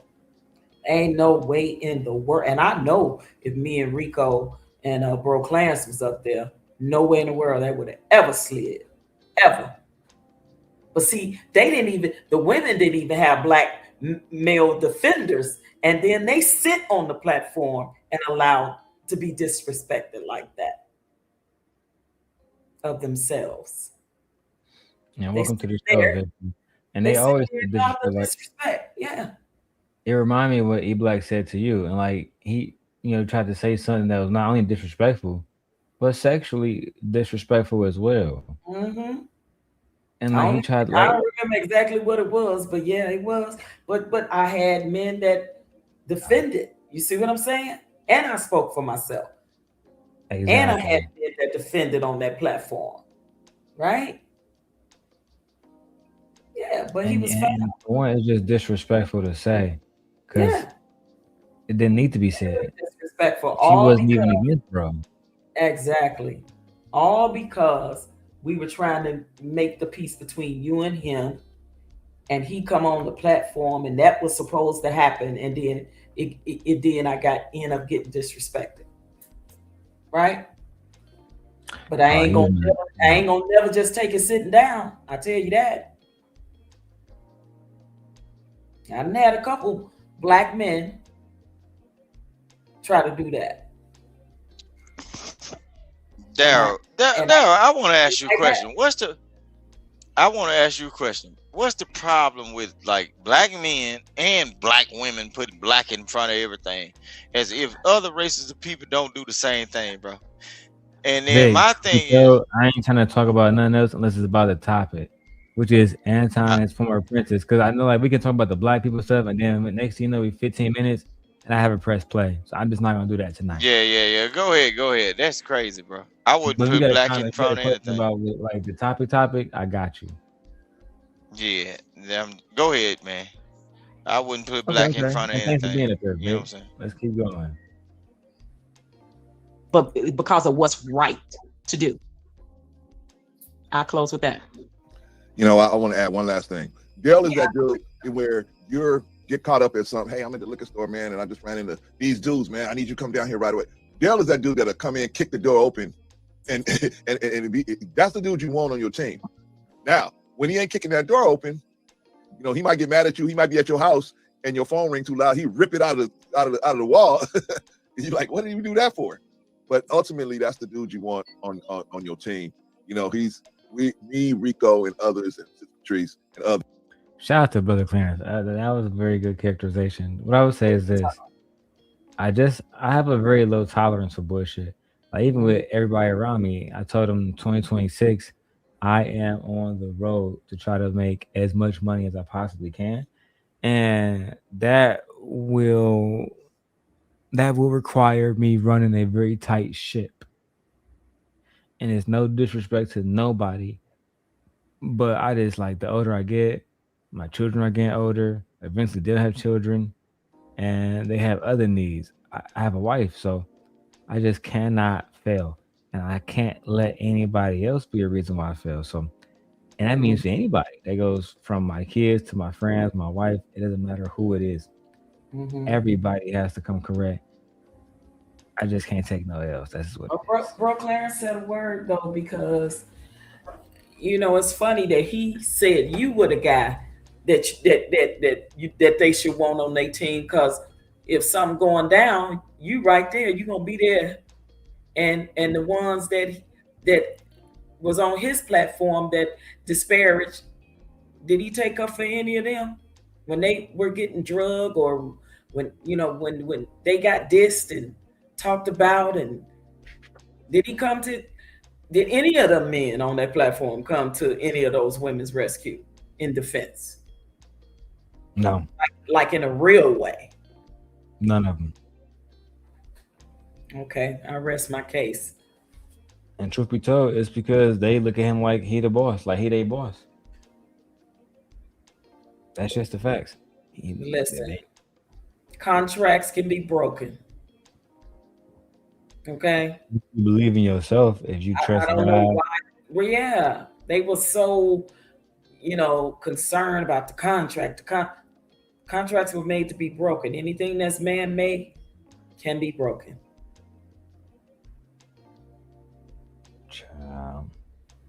Let's go. Appreciate you, Ghetto Stoic, man. And shout out to Victor for being up here too. Let's get it. We're almost done with this one. We trying to mentor this young man. No, we don't. And I'm gonna say it publicly. No, we don't condone some of the things he has done. But we're not gonna throw this young man away. If some men of God hadn't mentored me, I wouldn't be here. If they had gave up on me and my ridiculous, nasty behind, I would never have turned into the man I'm trying to become now. So I'm not, therefore, I gotta pay it forward and push forward and with mentor as many young men as I can, even just because they don't have a Versace robe and they don't wear Versace house. Child, not my brother OG Clearance taking shots. Let me say this real quick. Shout out to Brian. He says, Darrel, remember that time where you and El Guapo were going at it and he was drunk? I think you were on the Four Horsemen at the time. I know you still have that clip. Of course I do. Hell yeah, that's a blast from the past too. Of course I do. Yeah. El Guapo. I want to say something. Beautiful Lies. Yeah. Oh God. Yeah. Who was that guy that just came up and said, "Why we putting black in front of everything?" He's still up there. That's Victor. Because of the content and the subject at hand, and that the people that were getting drugged on that platform were Black women. The white women that was on that platform, they got praised, which was Pearly and what's the other chick name? Amira. Correct. They got praised. They got praised, sir. And guess who he made his money off of? Black people. But he praised the YT women. He uplifted them, put them on pedestals, but the Black women were trash to him, as he said. No, he literally did. That's why Black is being put in front of everything, because his platform is Black. As much as he want to say it ain't, I only seen maybe those two YT women on there, and maybe one Hispanic, maybe. So yeah, that's that in the context of this conversation, that is why Black is being put in front so much, sir. No, Black is being put in front of everything because Black people throughout generations have been trained to coddle their tongue and not say white people or cracker or anything derogatory towards white people. Y'all won't say anything. Y'all are self-trained through DNA, just like the William Lynch letter then taught. If you can break the woman and teach that their offspring to do as needed fit, they will do the work. Y'all people are the ones who doing this. That's why you put Black in everything, because y'all don't see yourselves as significant, and y'all are fighting for Black to be something good again. When in the dictionary, even Martin Luther King said it in one of his greatest speech, Black ain't worth a damn thing. Why would you put Black in front of everything when the dictionary and every thesaurus of the white people that wrote it down to interpret what Black was said everything that was Black is foul, dysfunctional, bad, or downtrodden? What is wrong with you people? You inner city people have gotten away from the ways of which you were supposed to be brought up, to think that brown or melanated colored people are supposed to be thriving and well. So y'all put black in front of everything. You know what black is right now today? They ain't doing nothing but calling you a nigger in your face by saying you black. I was raised in the Jim Crow South. They calling you a nigger in your face. Every time you put black in front of everything, know what they're saying? That's a billboard saying nigger. Nigga. Okay. Because everything. Hold on, Vic. Let's go one at a time. She's trying to respond to you. I literally said in the context of this video, sir, you're trying to say everything, and we don't put black in front of everything. So I think you are getting this situation here misconstrued, because I literally said we're saying it in the context of this video and this conversation only. So where you get the all and the y'all from, it's putting black in front of everything. No, that is not true. It's only in the context, sir, of this particular video.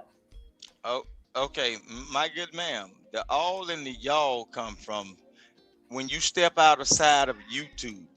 Everybody is also based on y'all, you content creators, you black content creators, so-called black content creators. Y'all are cultivating the minds of people, and know what y'all doing? They're brainwashing these people, because y'all are content creators and also influencers. Once you influence the mindset of a greater population of people, that's when you become dangerous, right? You all are dangerous people. Every time I hear black in front of something, I know you're a dangerous person, because you are perpetuating them. You're perpetuating the mindset of blackness. Blackness is sending people into the darkness, bro. Talk over the ladies, because we gotta make them respect each other. Okay, go ahead. I forgot you. I don't have a YouTube channel. I'm not a YouTuber. I'm not an influencer, right? So again, that does not apply to me. We have to talk about what's in the context of the subject at hand. It's called follow the bouncing ball. Right now, the bouncing ball is this subject we're talking about now on this platform. And it is pertaining to, hold on. And it is pertaining. I'm a free thinker. I'm not a cat chasing yarn. You can't just toss. One mic at a time. Go ahead. Okay, listen. I understand that you saying you're a free thinker. Okay, that's fine. But again, you're generalizing. You're putting all black people or all people of color, or however you want to call it, sir. You're putting it in this scenario, and it does not apply there. This is only in this scenario. We're talking about a particular subject on a particular platform with particular people at a particular time. May I stop you right there? Aren't you all doing that when y'all specifically say the black man or the black woman ain't shit? Look, y'all, when you say black period, y'all are blanketing the covering of darkness over all of people of brown skinned tone. When y'all use black, bro, y'all basically create a nation of niggas. Your question, Vic. What should we call ourselves? There you go, Vic. She's talking to you. I would rather the so-called black people start renaming themselves. Call them copper tones, call them melanated, call them brown skin, light skin, a person of hue. Call them all of the things except black, because the colonizers gave the word black to everything that was foul, deformed, downtrodden, or bad. What they say, when you see a black cat cross your path, turn around, look away. Black magic. Refer to black magic. Black magic ain't the Holy Ghost. When they talk about white magic, they always talk about the Spirit of God. Like it ain't nothing that put folks in the bad situation and had them downtrodden, whether the goddamn preacher can fuck your grandmama and steal money out your pocket by the words of the wisdom of God. Ain't that Vic, white we magic? monetize, so you got to make sure. That's white magic right Vic, there. So Vic. why black magic don't work the same way? Black, bro, I don't want to be black. I ain't. To your defense, I Vic, just get tired of trying to overtalk you. I need you to hear me for a second. We are Mhm. monetized, so you can't just be saying anything. Can't talk about women being, sexually nothing. We just can't use this type of language. Whatever and point you're trying to make, mhm. you have to arrive at it at a better way. That's all. And while you're up here, Vic, I'm going to have to invoke the 60-second timer. It's I love you, Vic. I'm bringing you back right now, but I just want you to know we can't use certain language, and I'm going to have to invoke the 60-second timer. That's just what we got to do. And I want to say to Victor as Go ahead. well, the younger generation has been calling themselves melanated in a sense of, I'm a melanated person. We all have melanin in our skin as people of color or Black people. However, right? So I get your point in what you're saying, but I think that that's a whole nother conversation for another day. We are literally talking about this subject. That's the only reason why I keep trying to steer you back to this conversation. Because over there on that panel, that's all was said. Black women this, Black women ain't this, black. So this is why we're referring this when we're talking in the sense of the culture or the race. The younger generation say, melanin popping, but I don't think we should go around and say brown skin, light skin, dark skin. You know why? Because that's a form of colorism. And we went through that. That still is prevalent and happening right now in our culture. So what I'm saying, that brown skin boy over there, that light skin boy, now that real dark skin, that's a form of colorism. And we should not describe ourselves in that way. But this can be another conversation for another time where we can talk about the word Black and what that means. All right, let's go back to the video. Shout out to both of y'all for coming up. Let's go.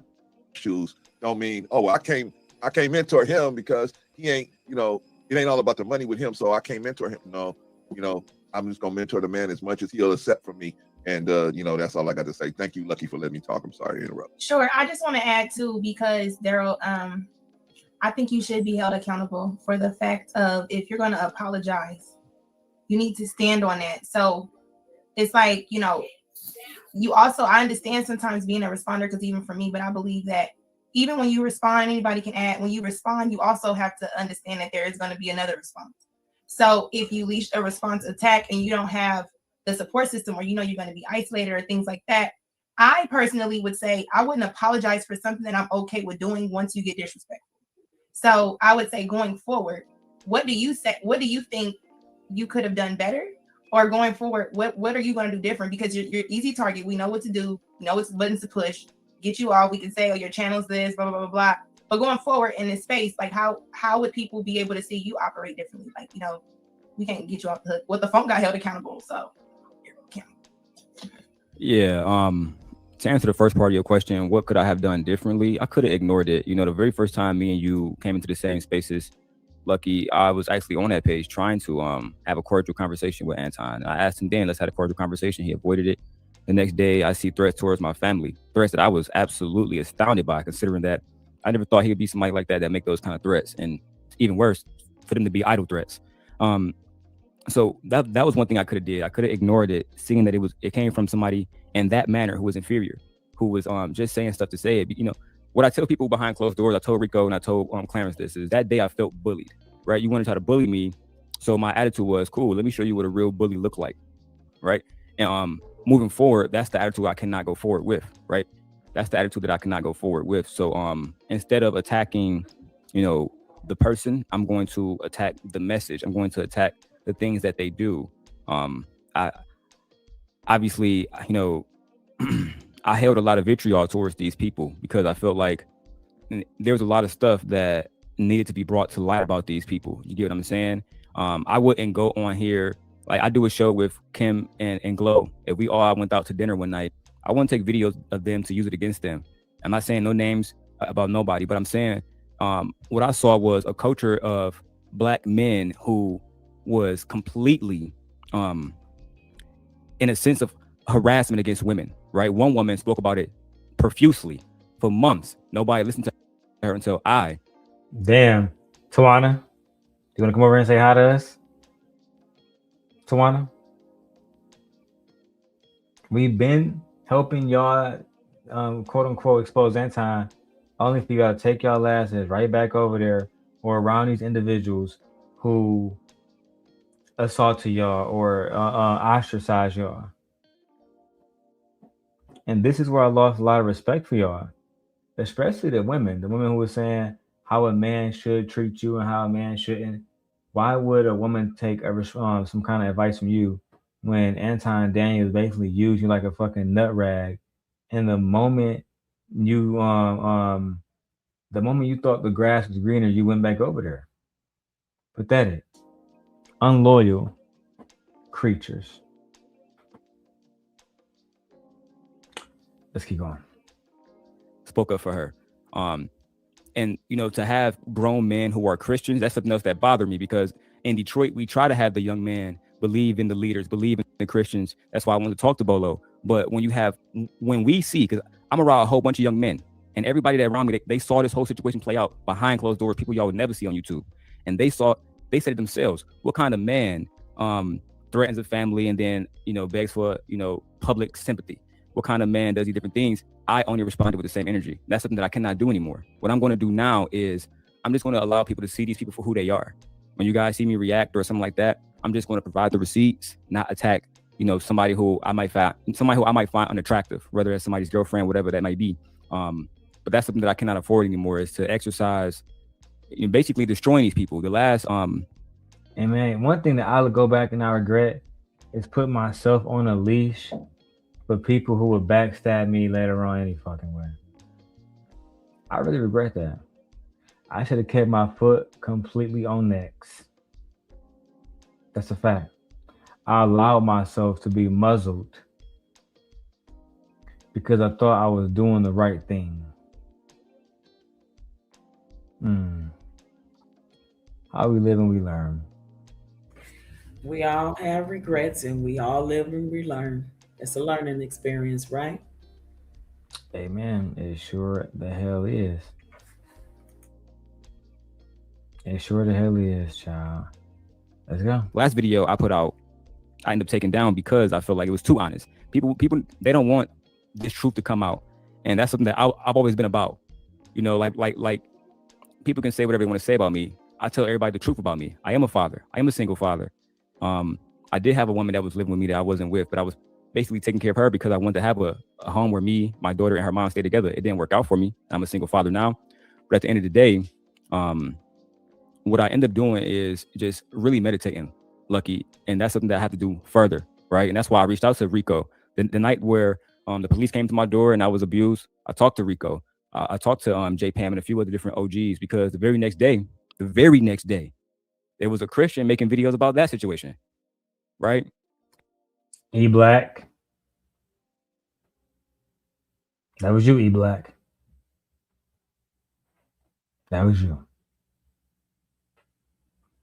Yo, Darrel, baby mama, she going through all kind of shit. But the moment we found E Black wife article and posted it, it became a problem. Yeah, I didn't understand how none of them ever got held accountable for what they were doing to you, but they only wanted to hold you accountable for what you were doing for them. And they had a whole team of people behind them that rocked with that shit. And you had maybe 2 handful of people that was like, nah, we see. And sometimes you got to be the only one standing on the island when you standing 10 toes down on your business.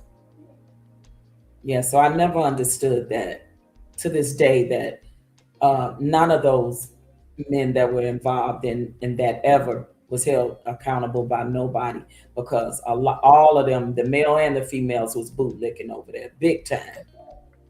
No, yeah, they was all benefiting off of it. They didn't want to hold each other accountable. They used to all work together and come together and do little schemes and shit. You can't make this shit up. And that's something that people just don't realize, that you know, when you're under attack from people who claim to be connected to the higher power, it make the whole shit look bad. And I would have to say, every person that's ever attacked me, none of them was gang members, no blood, no Crips. Christians, married, older Christians. I was flabbergasted. I'll let Bolo chime in, because me and Bolo do have conversations about the convenient Christians. He knows we have the same passion where we do hate that Christians get a bad rap from church folk, I like to call them. People who aren't Christians who try to be thugs, and then they get hit, and it's like, oh, but Jesus said, you know, turn the other cheek. So I can't respond. So Bolo, go ahead. And I want to hear Kim and Nikki too, please, Lucky. And think about that whole argument at all is you can't, like, once you at war, I don't really give a damn about what religion you're a part of. I just can't respect that. I just can't. Right. Now I feel you, because you know, a lot of people in all these different religious sectors are some of the biggest hypocrites. You know, and we saw a lot of them be the biggest hypocrites. I mean, it was plain to see. It was clear in black and white. A lot of them were doing stuff up front, but a lot of them were doing a lot of damage behind the scenes. And they kept doing damage behind the scenes. Mm-hmm. So I agree. No, and not even other Christians or whatever was holding those other Christians accountable, right? Ain't that what they supposed to do? No, they was riding with them niggas. Is that not biblical? You are your brother's keeper. They was riding with these niggas to the because the bitter end, child. Yep, they was riding till the wheels fell off. Literally. Riding till the goddamn wheels fell off, child. Let's keep going. I'm on an Instagram spree. I'm getting so much done tonight. Thank y'all for keeping me company while I get this stuff done. Let's go. Of course. Darrel, what up, baby? How you doing, sir? I'm chilling, man. I'm doing my thing. First off, I tell everybody I'm not a Christian, so I don't know why I keep getting pulled in. Sorry, non-denominational. The first thing I tell y'all, I deal with the scriptures. I don't deal with the religion, but it's okay for the purpose of the conversation to move on. We'll have that conversation. One, I definitely agree with what Lucky said. When you have these men claiming to be a God follower, a Christ follower, and they don't move in the likeness, right? We're talking about Christ. It doesn't mean that I can't defend my family. It doesn't mean that I can't have the hard, contentious conversations. What it means is we deal with it with a certain decorum, right? Before we start burning down the house, we have this conversation. We do our best to have it at length, right? So we work on our patience. We work on our sympathy. We work on all these different things that Christ tells us to work on. The one thing that, it was awesome to hear you say was you can't go on moving the way you move. I think I'm sorry, Bolo, but I was lying for the most part, especially at that point in time, because I was at war. To be perfectly honest, I was saying whatever I had to say to appease the young lady who I liked at the time. I didn't mean hardly any of that shit. Like, I wanted to bite the niggas' heads off. I had no love for them, and truthfully, I kind of feel like this was a weakness. This is like a kink in my armor, a spot where a knife or a blade could get through and harm me. Yeah, I get what you're saying, and I get it. You was in, you had feelings for someone, and you was trying to be the bigger person to appease, whatever it is she was asking you to do. Mm-hmm. So I get that point, and I understand too as a man, because even when, like you said, it started off with two men having a dispute, and it just spiraled out the whole damn space. It just spiraled out of control and was a whole thing. And it should have not have never been a whole thing. It should have been two men working it out or not working it out and moving forward. And it was not that, because words were said, damage was done, and now men are angry. They're on the defense. I'm gonna protect me and mine, and I understand that stance. But again, like I said, I could not understand why the people that was rocking over there with them was never holding him accountable, or none of them accountable. But they damn sure got on platforms to hold you accountable. Rooster, before you go, I want to say this. With all due respect, Darrel. Hold on, Rooster. Before you go, I just want to say this real quick. Respect, Rooster, real quick, before you go, let me just say this. One of the things I was telling that young lady at the time, OG, was that Sharita Daniels would never get online and say, "Hey, don't take it easy on Darrel." No, they was full steam ahead, destroying niggas. Meanwhile, the one on my side, she telling me to take it easy on them niggas. Child. Right. That's all I gotta say, Rooster. You got it. No, okay. So Darrel, with all due respect, and don't think it's no thing to you. So you was basically manipulated, right? In order to not be who you truly are, in order to appease or not hurt the feelings of Rooster, people that was trying to hurt degree, you, though, right? But this is me being a real nigga, right? Because I could say she manipulated me, but when you feel a certain type of way, and I think OG Patrice remember having enough conversations with me back during those days. I was trying to get married then. I was trying. I remember conversations with both of y'all on the phone with me during that time. So you go ahead. Yeah, I mean, yeah. See, I wasn't even gonna get into all of that, but yeah, you definitely would remember conversation with both of us. But the thing is I had been hyperly focused on marriage because of a few things, Rooster. You know what I'm saying? Like my father passed away eventually, but he was already elderly. He had just had open heart surgery, et cetera, et cetera. So it was just certain things I feel like I wanted for myself and for my family. Hold on, Rooster. Just let me get this, Rooster, off so I can get a clip of this without any background noise, if you don't mind. So the part of the reason why I wouldn't say it's manipulation is because I still made my own choices, right? That's one of the things I feel like the men do all the time is, well, she made me whoop her ass, OG Patrice, when she's talked to me that way. Nah, you still made your choice. Like, I didn't have to beat her that night. I didn't have to adhere to the things that she wanted in order to push the relationship forward. I chose to behave a certain type of way and present myself a certain type of way in order to get the prize that I thought I wanted.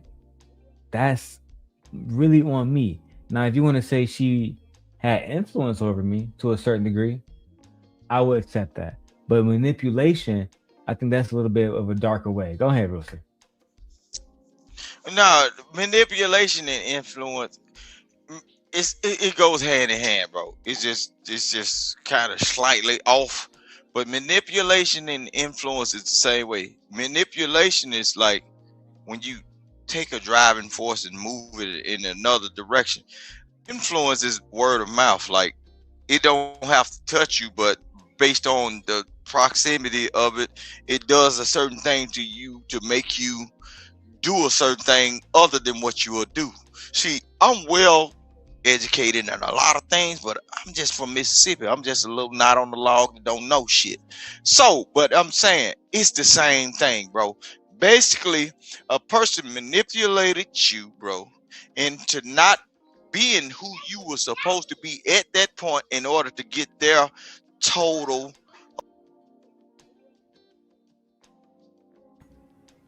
I don't know what happened, but he went out.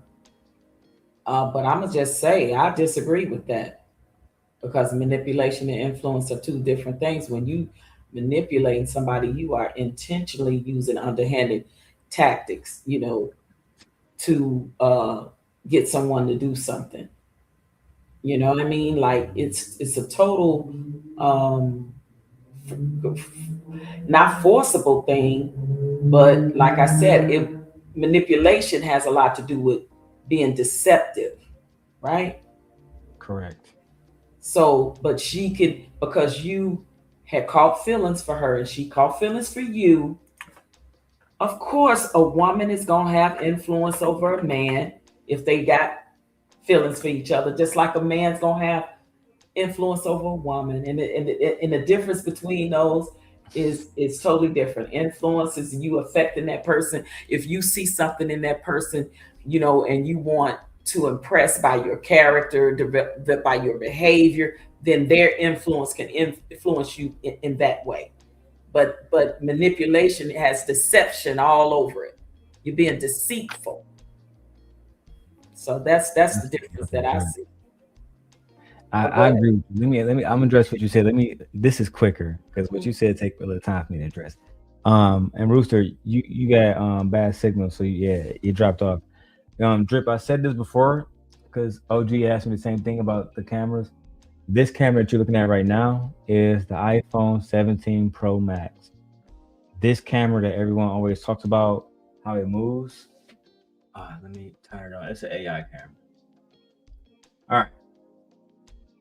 See, you should see it moving, blah, blah, blah. So that camera right there is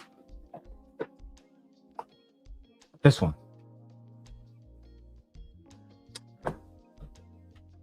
Come back up here. Come back up here, my friend. These AI cameras, they're okay. For $150, you can't really go bad. Okay. Let me switch back to the what's called camera because it's moving, but anyway. Everybody liked the colors on the iPhone more. So anyway, iPhone 17 Pro Max and Link 360. Yeah. All right, Bridget, intentional.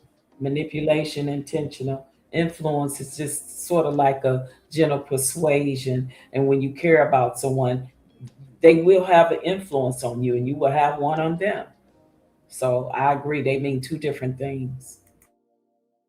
And I agree. So let me say this. So yes, I would say it's more influence than manipulation. At least I prayed that it was manipulation this whole time.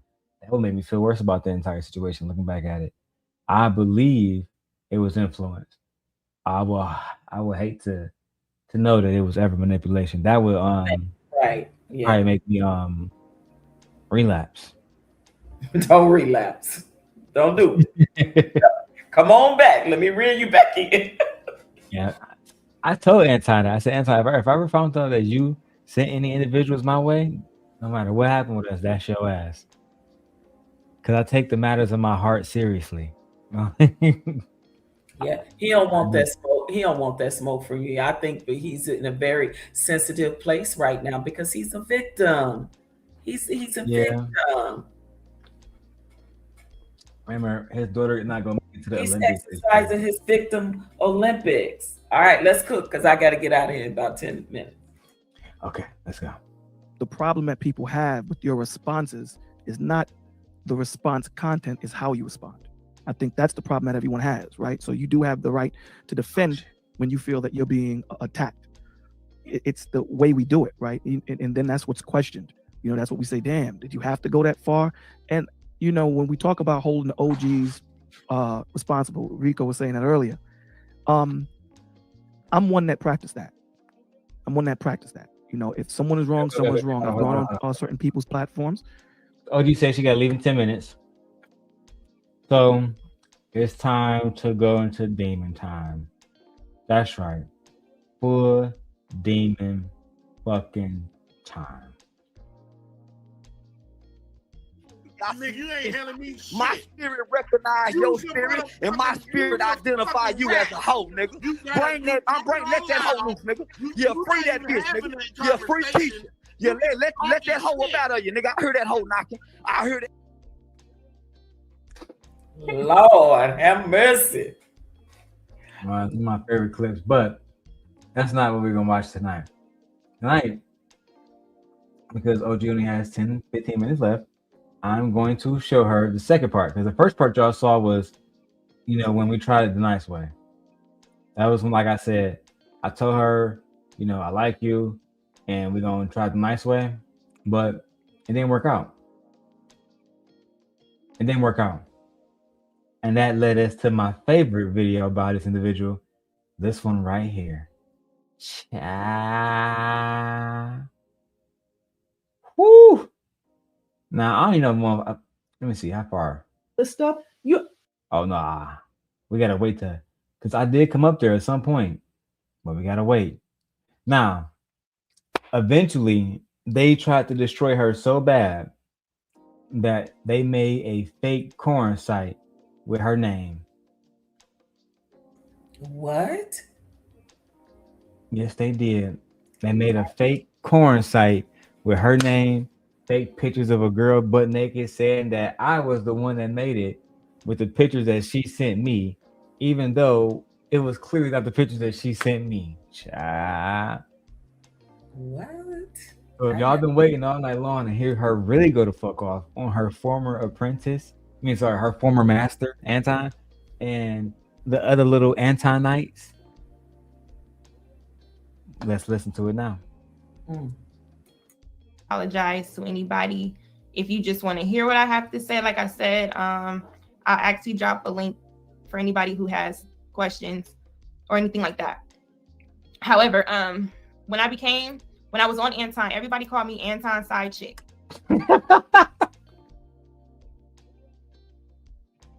Wait a minute. Was every woman under his apprenticeship end up being accused of being the side chick? And oh my goodness. Child. Come on now. This is OG. This is the real video. They hate when I play this video. This video is diabolical. Remember, one of the main reasons why I liked her, outside of how she used to look, is because we were one and the same. And when it came to dealing with situations, at least I thought we were. But she almost had me fooled. Let's keep going. Questions or anything like that. However, when I was on Anton, everybody called me Anton side chick.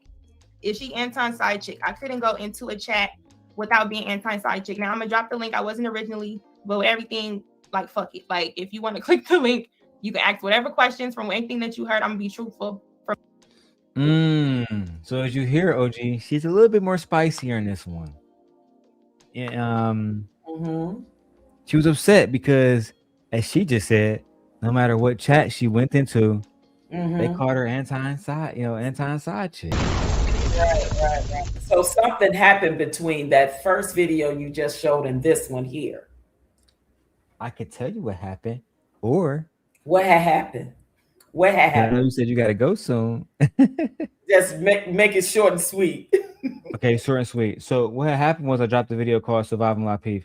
In the Surviving La Peef documentary, I showed text messages between JR and her and Anton and her that she sent to me. Those messages were basically, saying that, she was cute. They wanted to smash in so many words. Can I fly you out? Kind of, BS. Wait. Who was saying who to who? The men were making their advancements towards her. Both of them. Both.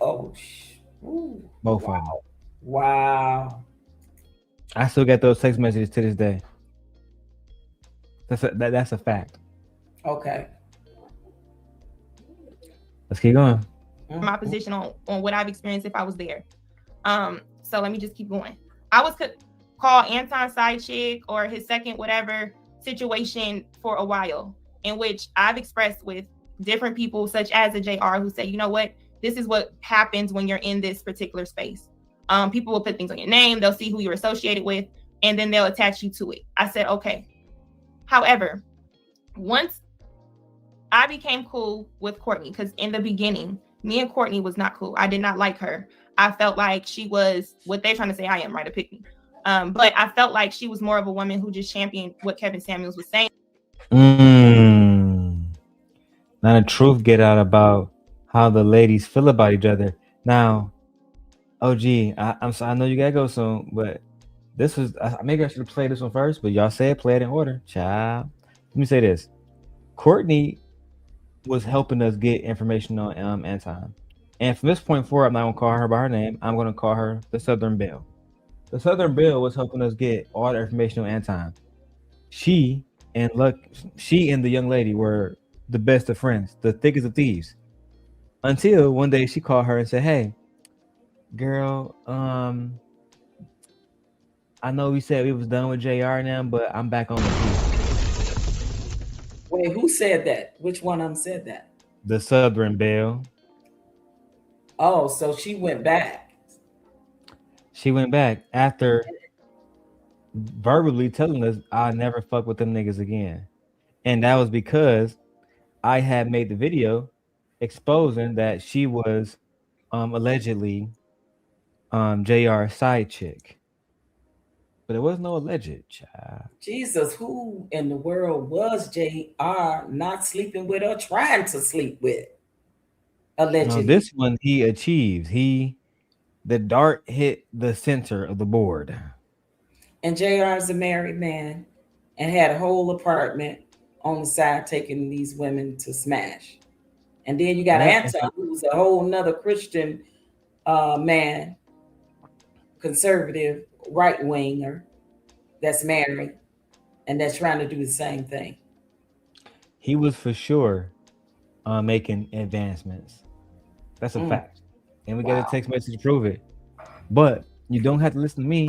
Listen to an angrier Anton's Apprentice. Okay, Hey, but I want to say this, and I hope all the young ladies that's still over there pandering to that platform, these men were trying to do nothing but go through you and drag you like they do these other Black women that come on their platform. They don't value you. They literally were just trying to sleep with you all, run through you, and then as soon as you fall out, have something to talk about and drag you again and smear your name. I really hope the young ladies are listening to this that's continuously going on that platform. Those men over there don't mean none of y'all no good. They don't mean none of you no good. I tried to show one young lady recently, OG Patrice, and I've been trying to show her for some time now. And I do fear that she will not take my advice. Even though she's a great person, beautiful woman too. But nevertheless, I believe that eventually it's going to get deep enough and Anton's going to do something that's going to force her hand. Just like he forced Lucky's. But let's continue. The Apprentice speaks. Up until Amira got there, then all of a sudden it's about Black women. It's about this. It's about that. So initially, I didn't really care for her. We didn't care for each other, whatever. Behind the back end, because we didn't like each other, we've had words a couple times where it was bitch, fuck you type of words. And the thing about it is that after we had these words and me and Courtney go back and forth, even backstage from the show that you've seen me on about the hair and this and that and the other, Courtney does a lot of nice, nasty, passive aggressive things. And if she doesn't directly say anything or just like, did I say your name? Did I mean to do this? Did I mean to do that? And it's like, I'm more of a direct person. If you want to say whatever you could say, but if you're trying to talk at me or to be passive aggressive, I'm going to say something to you directly. So me and Courtney never really got off on a good foot ever. I just felt like she's fake, and even just being cool with her from on the back end, I wish that I never met her or TJ or anybody. Now let's get into. Damn. I wish I never met you niggas. You lying ass niggas. Woo! See, Drip, this the video that Freezy won't go over. Freezy don't want to go over why Anton Apprentice chose the simp god over Anton Daniels. Right? No cat. Let me go ahead and drink my shot, man. I'm gonna turn the fuck up. Let's go. How TJ even get mentioned. TJ Randolph is probably one of my biggest hurtful disappointments. Hey Darrel, you know you're my little dusty boyfriend. Whoa, shit. I thought I was a stalker. Child. You know what? I never seen this. I don't recall none of this. So maybe I had left the sector, but this is crazy. You got background noise, Vic. The kids or somebody in the background. Yeah. This is crazy work. Yeah. Cause the way she tell it, I ain't never called that nigga my boyfriend. Because I got a video later on, she titled Love Bombing. I never heard that phrase until she told me about it. And I was very disappointed in her. Actually, OG Patrice, if I'm being quite honest, I was heartbroken. Oh, wait, Darrel, you in trouble now? Girl, you forgot I was on the end of conversations with you. I remember your feelings. I remember the conversations that we had when the breakup happened. Yes. Yeah, I was deeply sad. I was heartbroken. There's no other way to describe it. Yeah. Darrel, actually, you in trouble now, man. You in trouble. Big, relax. I actually remember being on. I'm not trying to check you, Vic. I'm just trying to make sure I get through this because we got a lot of content. Hey, Darrel, do what you do, man. I ain't got nothing against what you do. You be cool, good, cool. bro. You can say whatever you say. Shit, it don't bother me. I actually remember being on the phone with Chicago Rilla in tears. Yeah, I heard about that. In tears, bawling. You know what, child? Let's keep going. I think y'all both fell in love with each other, though. To be honest, it was just it was a tragedy. Because and no shade, I don't mean no disrespect to your wife now, but of course, I think both of you all were heartbroken over it. It just was like it was a bad breakup. It was just bad. We had some people that don't even want to acknowledge it was a breakup at all. And you know what's worse to me is all the people in the space that's supposed to be Christians about Black love, they did everything they could to make sure I wasn't gonna be happy. Literally. Yeah, I guess it was some people that didn't want to see you all together. Everything that they could. I mean, any and everything. But Darrel, they did the same thing with JP though. JP and Flora probably could have made it if they wouldn't have been on the internet. They did the same thing, bro. JP and who? JP and Flora. Man, bro, they pay. Look, people in the space. If people in the space paid for Flora to get away from JP, right? But all at the same time, the only thing Flora had to do is sit down and understand a different way of life. She's not in her area, so everything that JP sees, he already knows what it is. Just following. It don't matter where you move, a man or a woman. If you are already from that area and he see a certain thing, bro, you need to be listening. Ain't no way I would go out like my wife. She from Houston, right? Ain't no way I would move. I agree that I agree that the internet caused a major disruption in J Prince relationship. But let's keep going because it's gonna get let's go. Nasty. I know OG gotta go soon. Let's keep going. Yeah, we can do a part 2 later. All right. Disappointments. Hey Darrel, you're my little dusty boyfriend. Hey Tech, was good? I'm gonna put someone up here, and like I said, the link is there for anybody who want to come up. We just gonna have a conversation, because I'm not camming up for this bullshit. So I'm gonna bring you in.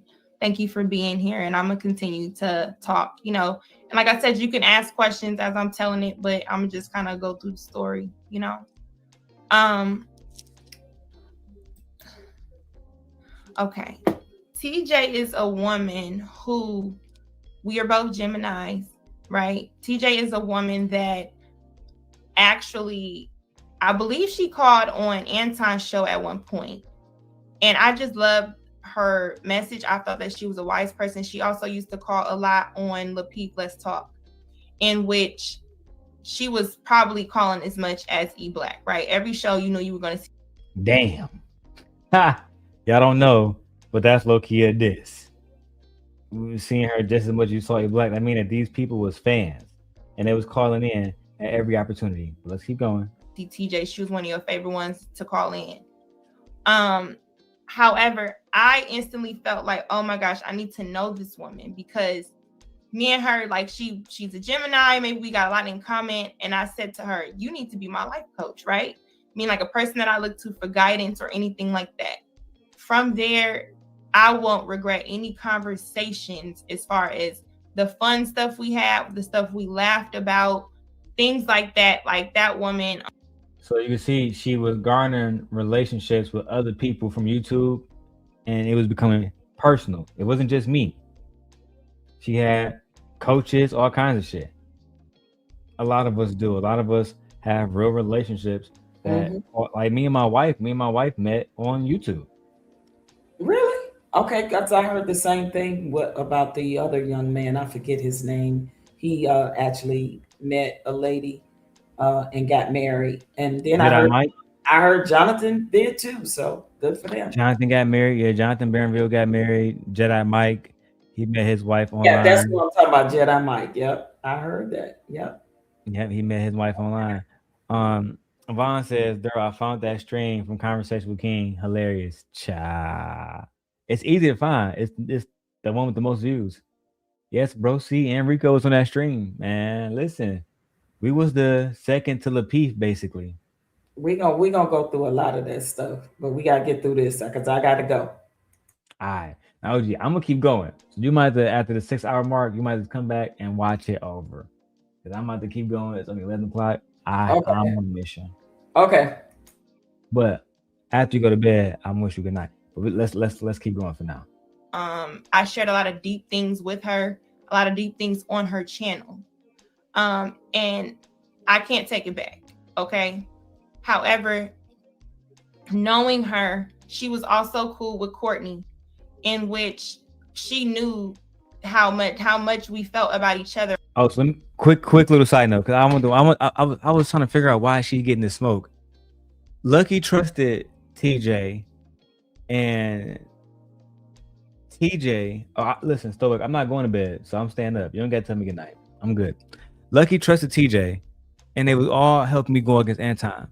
But then because TJ was cool with the Southern Belle as well, the Southern Belle went back and told JR and Anton everything, and then they blocked Lucky officially. That's the facts.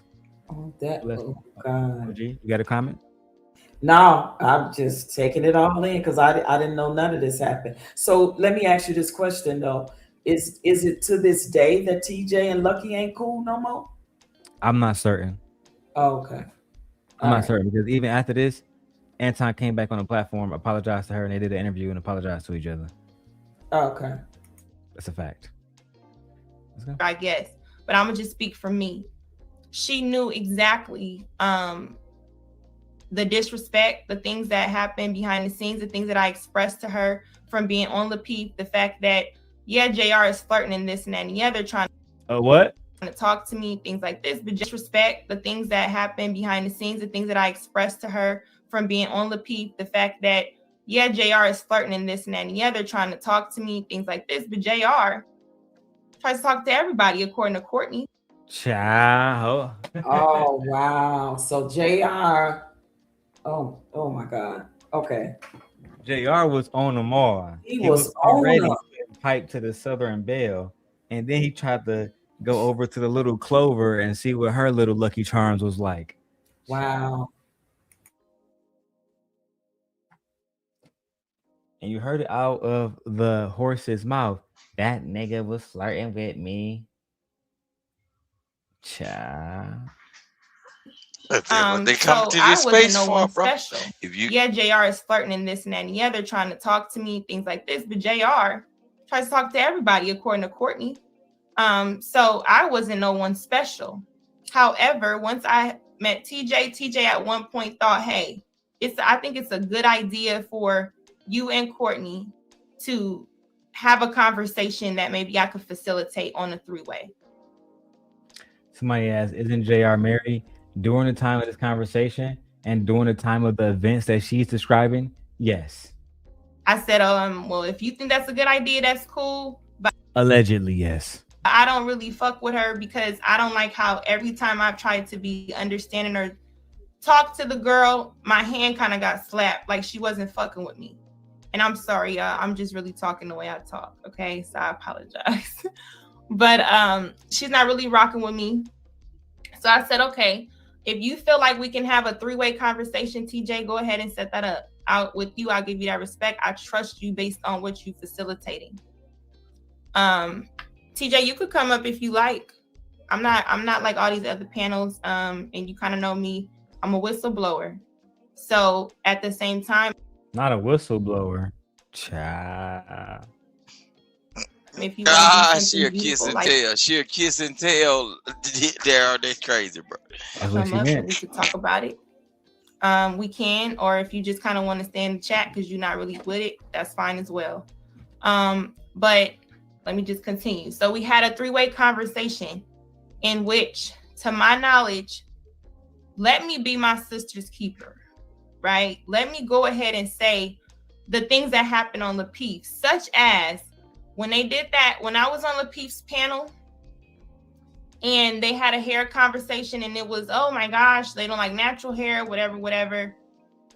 Courtney and Kay did a show the next day that I felt was a sub towards the conversation we had based on a live, Instagram live that hinted at the same words and things that I used during that conversation. So I instantly was in the chat because at the time I was a moderator. So I was in the chat and I was actually like, hey, saying stuff back like, okay, you're not about to do a live and you about to talk about me or sub me and not invite me, right? Or even be a part of the conversation. You're going to paint whatever narrative you want. So at this point, they're sneak dissing her on the show while she's not up there. She get word of it, as you just heard yourself, and she goes up to address it. This is literally, we're only 15 minutes in. The video is 5 hours. Child. E-Black came up, Courtney came up, they all was there. Child. Oh my God. I'm actually excited about this one. All right, I got about 3 more minutes. Let's go. JR calls me, hey, I understand. Actually, he texted me first, then we ended up on the phone.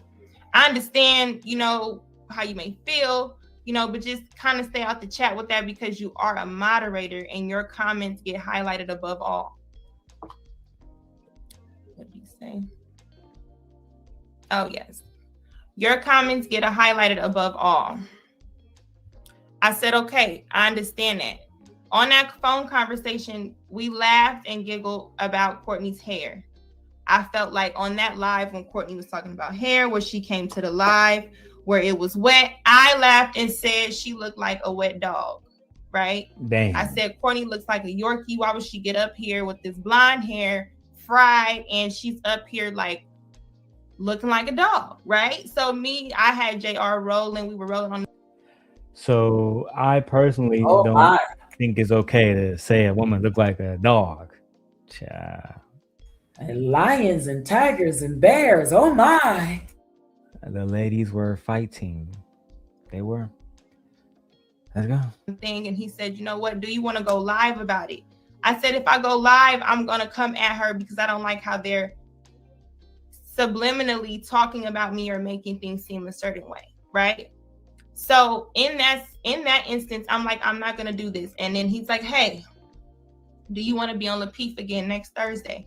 No, I'm okay. Because at this point, every time I've been on a panel with Courtney, She has been very nice. She has been very nasty to me. Not even nice, nasty. She has been very shady. I even on the side private chats try to say, hey, you know, girl, don't take it this way. Even when B9 called and read her rights for feeling some sort of way about instantly him saying something on that particular show that I was on.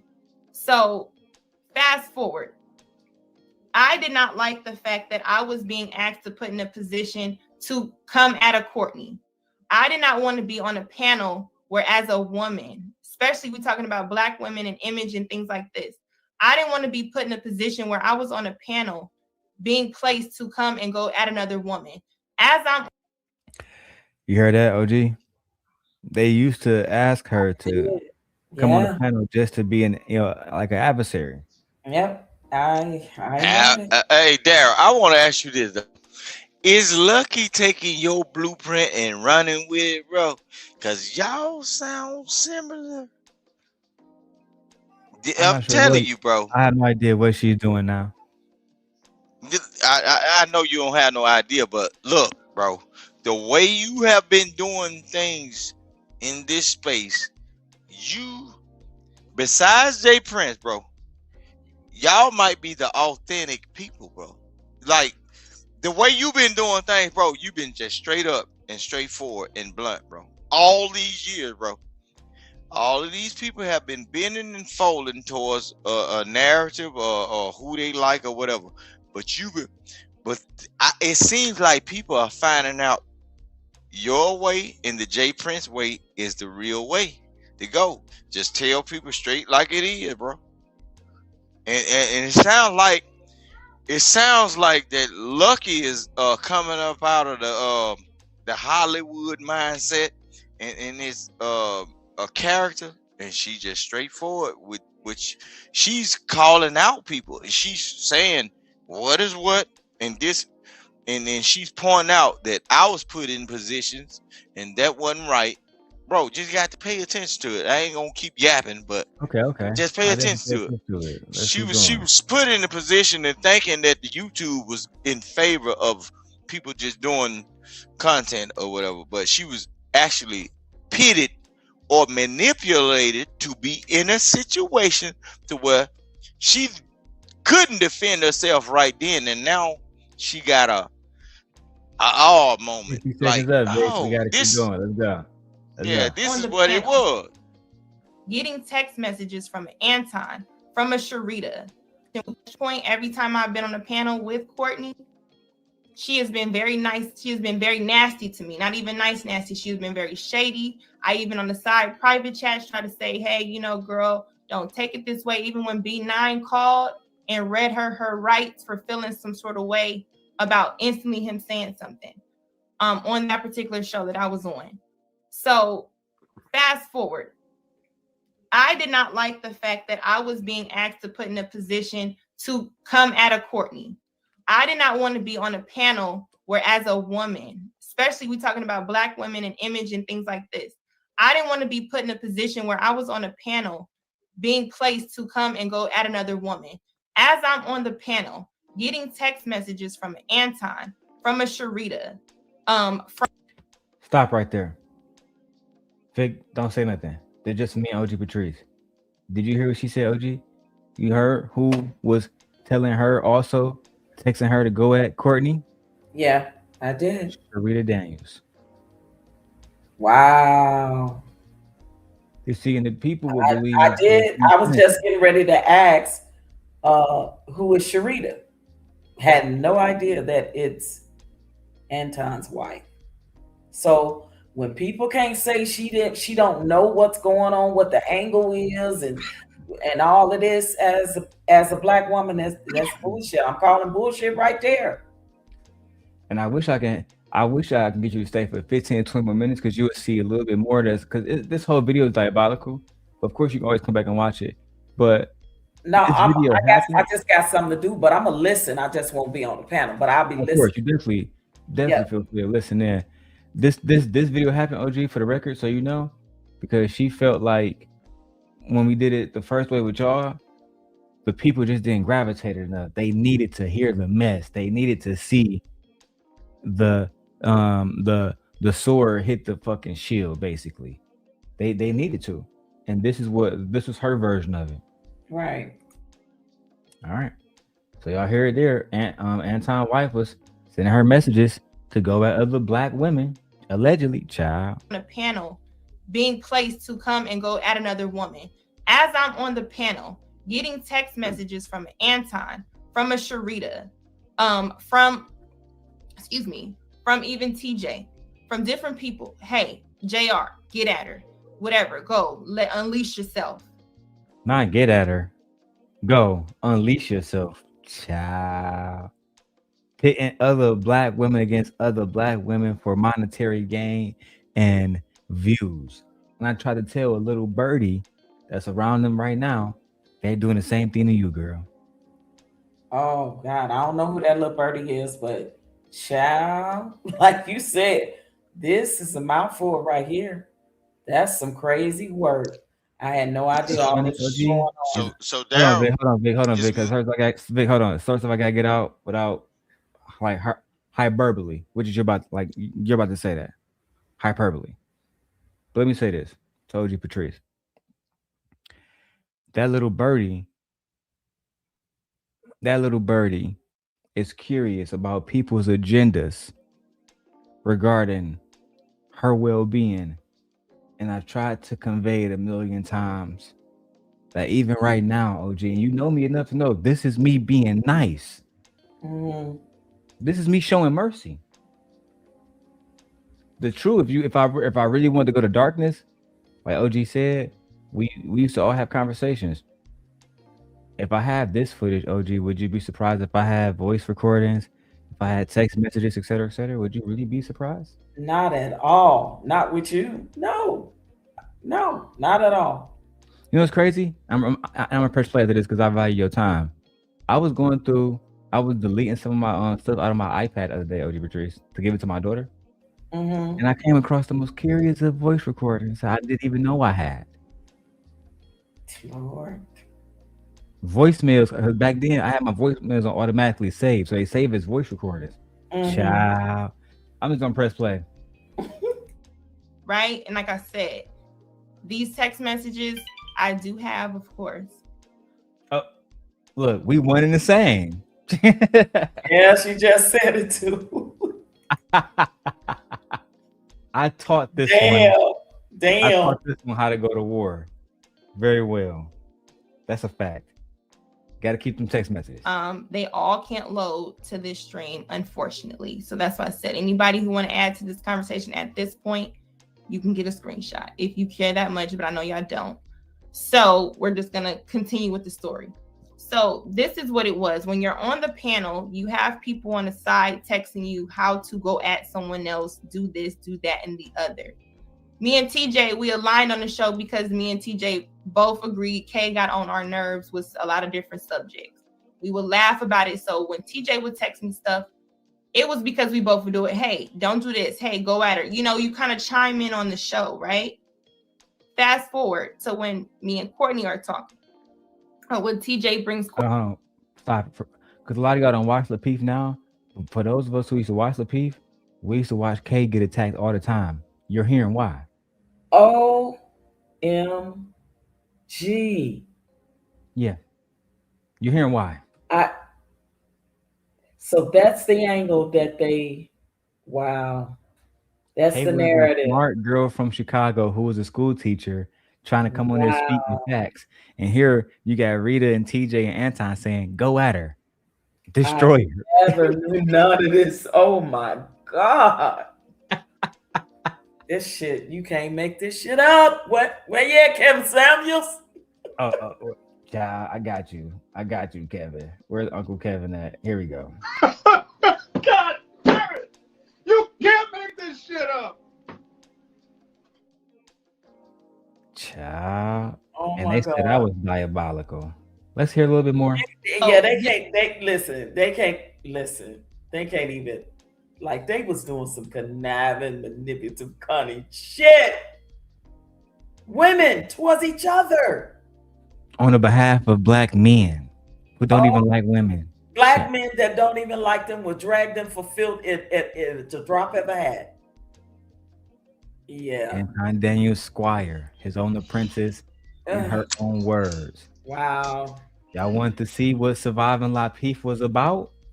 I told y'all that I had complete concrete proof that this man and the women around him created an environment that was hostile towards other Very women. hostile. Also, Oh my God. guess who else this happened to? Who? Tawana G. Yeah, I remember when that happened to Tawana. Okay, so on a side note, at another time, tell me about who the little birdie chick is, because obviously she's over there on that platform right now. I can't give her name up because I respect her, our friendship. Oh, But okay. Okay, no call me on problem. the back end, OG. I mean, you Okay. put my number in the back chat right now. Okay. Yeah, because I was texting you the other Let me day. get I in thought touch you with still you. had the same number.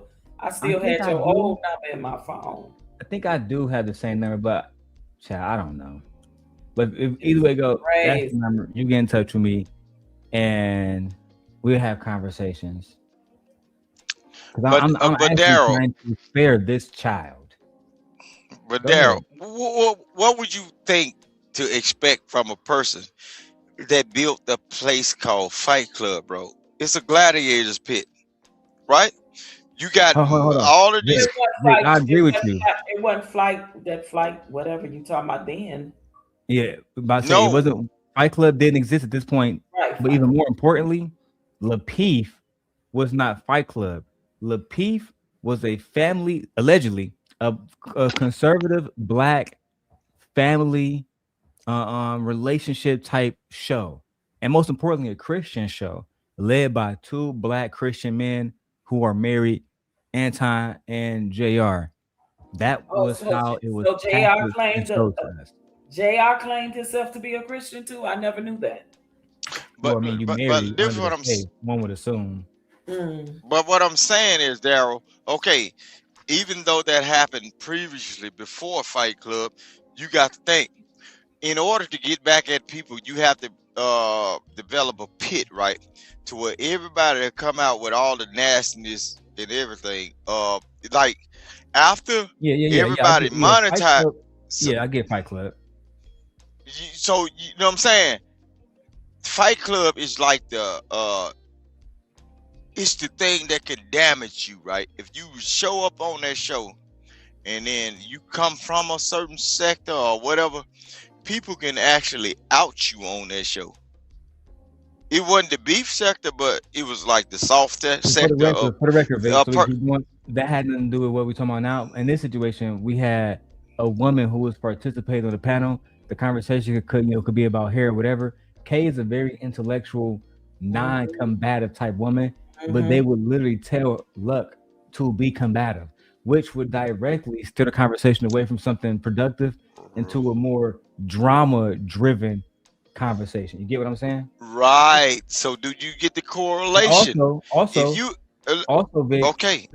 Me and OG Patrice earlier point, that's not influence, that's manipulation. Now that's manipulation. Boom. Right there. Right. But that's what I'm saying.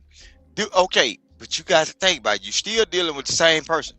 A person that claims to be Christian or whatever, they created a battleground, bro, to where they can manipulate people into doing this right here. On the video. What is the overall point? Man, the overall point is y'all surprised about a person having devious ways and everything, but it was always in them. They basically what Lucky was just explaining, bro. Before, let me tell you this. I got you. We were never surprised. We were just exposing. Right, that's all. Okay, but you were surprised because you know the. I was never surprised. I'm not surprised by anything Anton does. The Corey Holcomb situation never surprised me. Me either. No, that's Vic, I was ahead of this shit 4 or 5 years ago. Yep.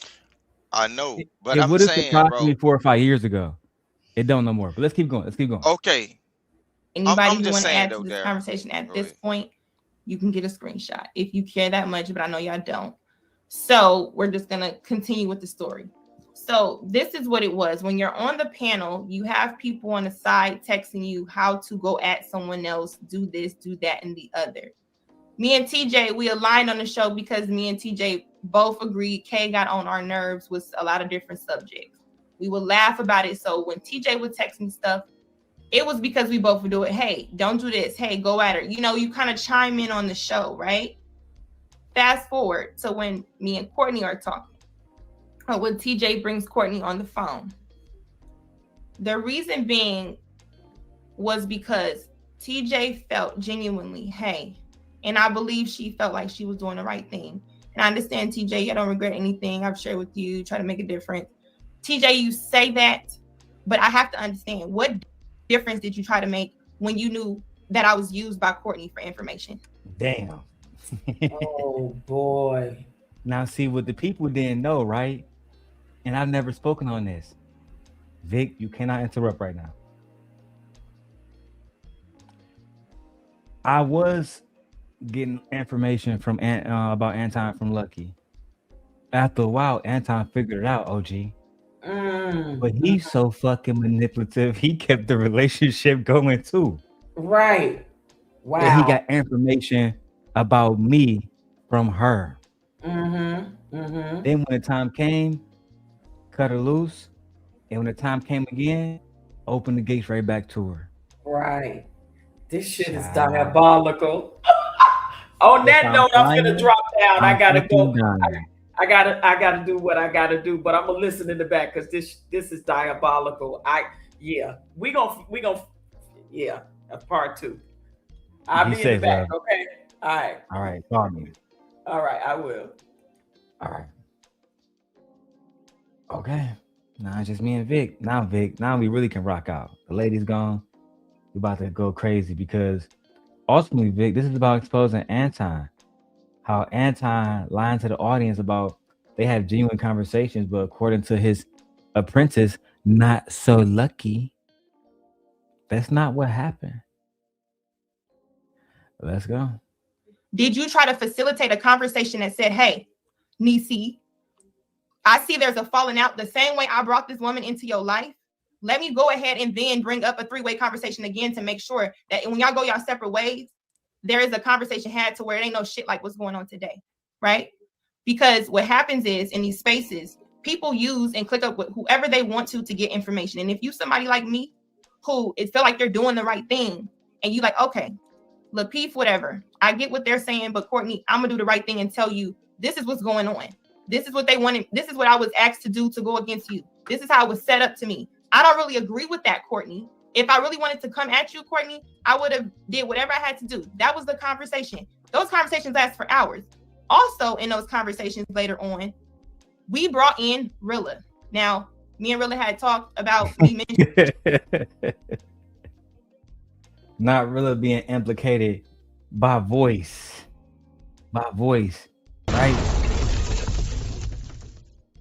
Everybody was in on the Simp Nation going at Anton Daniels.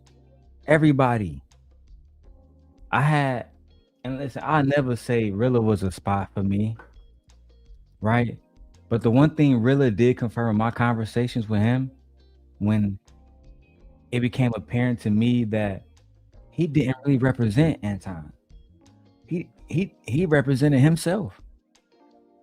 He didn't used to say Anton was a goofy, because I don't want to really ever get a clip of this and be like, oh man, you was lying. I never said Anton was a goofy, because he never said that.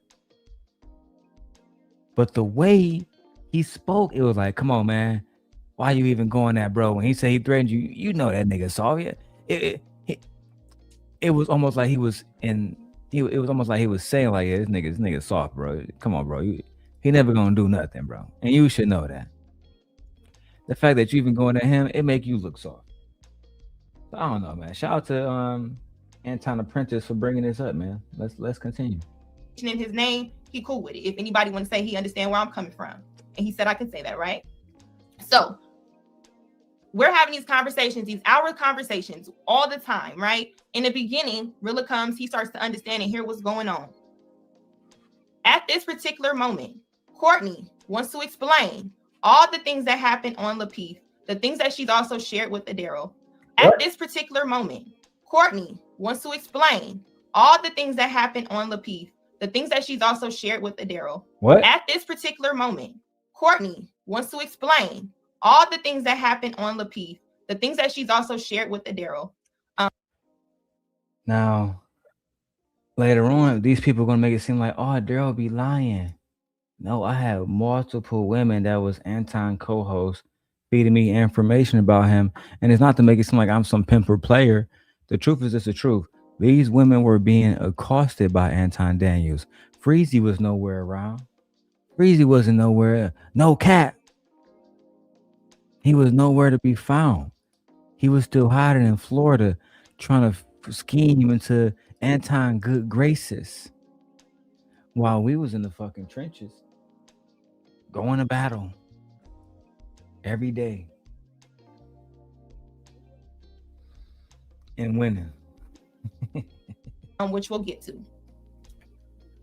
And the things that happen on the Peep, which are, and I'm sorry to anybody's name who get mentioned, but at this point, my name is being mentioned, so I don't really give a shit how nobody feel. You know what I'm saying? So I'm just going to tell my side and why my name is in it. And I hope that anybody respects me for that. If you don't, fuck you, okay? However, the stories that were told was allegedly, JR is a married man. He has multiple children and he has multiple baby mothers, right? This is the story that was. Child. JR, a married man, multiple baby mamas. Child. But I'm the hoe ass nigga. Listen, y'all gotta relax, bro. Y'all, Darrel be lying about these folks. Do I? I know y'all want me to come across as the liar, but is that really the case? Or am I simply the individual who bring these things out to the forefront? Multiple baby mamas, married, secret hoes. The tea is teaing. The gossip is gossiping. Okay, the flabbers are gassed, bitch. Now, Freezy, O'Shea Duke Jackson. Are y'all truth tellers or are y'all just doing this for your own little agenda behind closed doors? Lord knows you don't want me to have to actually sneak and find out. So I just simply ask, gentleman to gentleman, you think I don't have little birdies all around YouTube?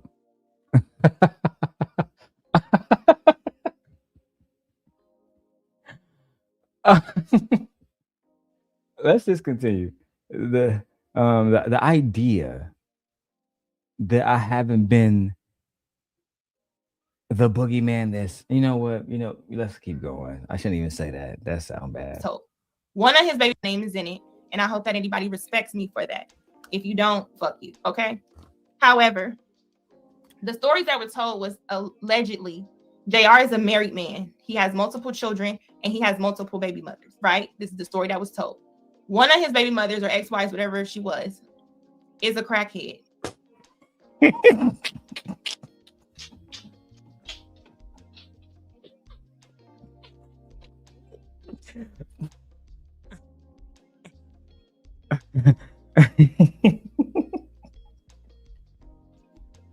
Darrel, she ain't playing no game, bro. She look, boy, she Frank Lucas and these niggas, boy. She said, if you gonna put my name in it, I'm gonna tell everything. Shit, she ain't going to. Good Lucky, good luck, Lucky. Bravo, Lucky. Bravo, Lucky. That's the type This of look. is That's the type. exclusive from Anton Daniels' former apprentice.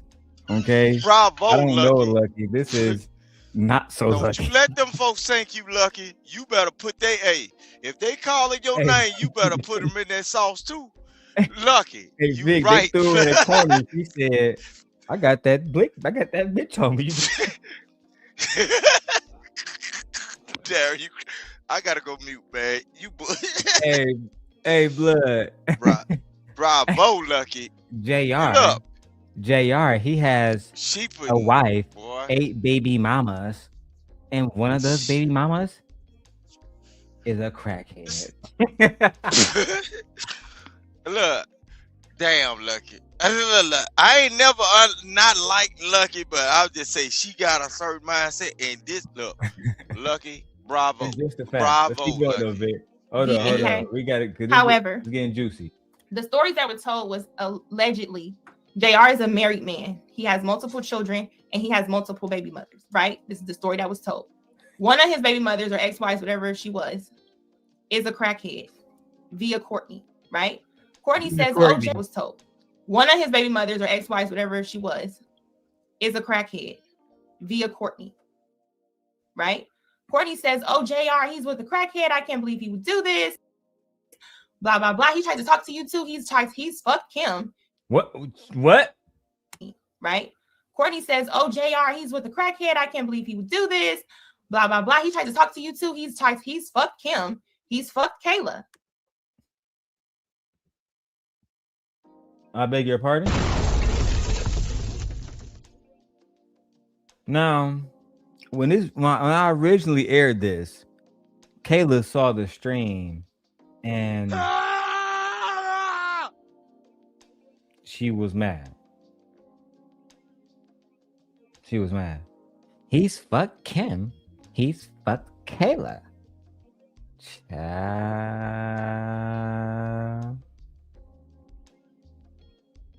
But I'm the one that has no morals. You see, it wasn't me that was running around cheating on my wife. Even when my wife is mad as fuck at me and don't want to come hang out in a room and be in a chat, you know what? I still love her to death. And I would never cheat on her. I would never go and get a secret apartment and go have a secret hoe there and smash different girls on YouTube. That's just okay beneath my character. But don't listen to me.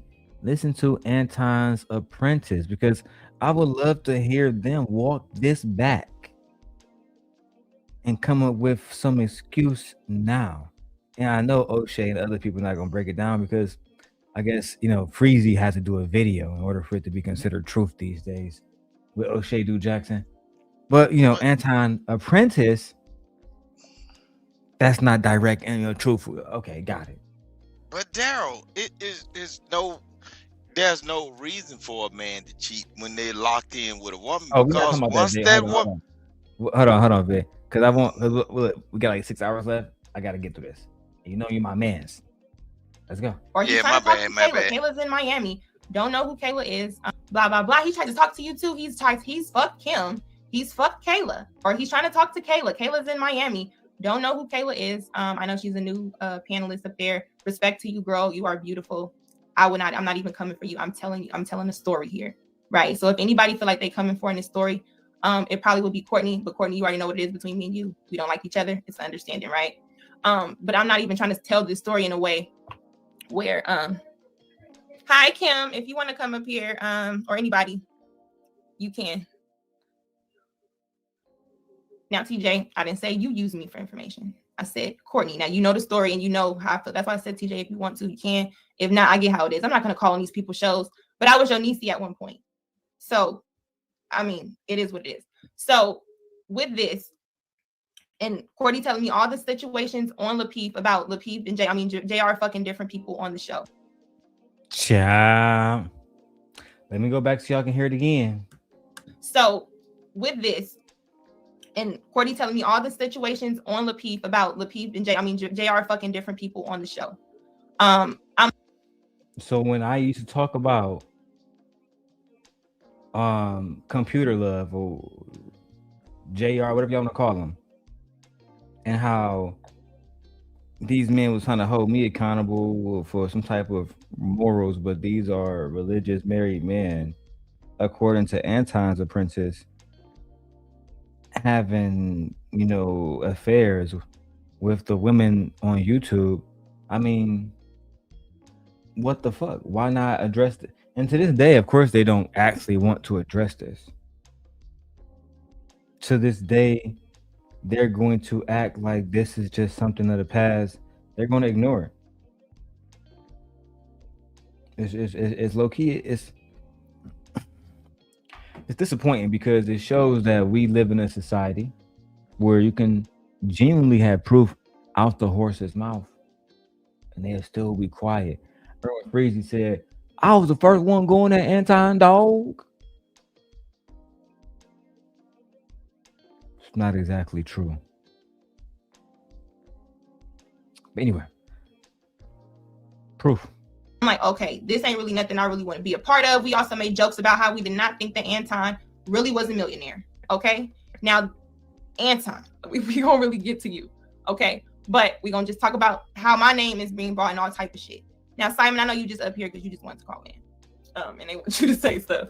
But yeah, so we have this conversation. TJ's like, hey, you know, we all good. We then continue to have these three-way conversations. I've even had conversations with Courtney personally where I thought me and her were cool enough and we shared a lot of deep things together that I would never, and I have never told anybody, including Darrel, in which they think that I tell him everything, right? Chat.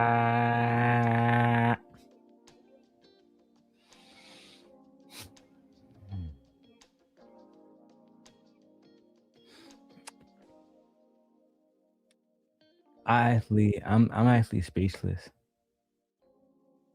The amount of proof I have to disprove all y'all lies about me is staggering. And when I choose peace, when I just want to work with individuals and see them flourish, I can't even do that. I still must be on a muzzle because of stuff that happened years ago.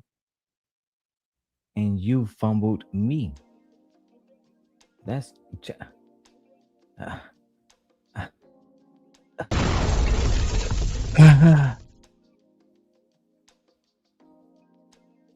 too busy chasing behind these bum ass YouTube niggas.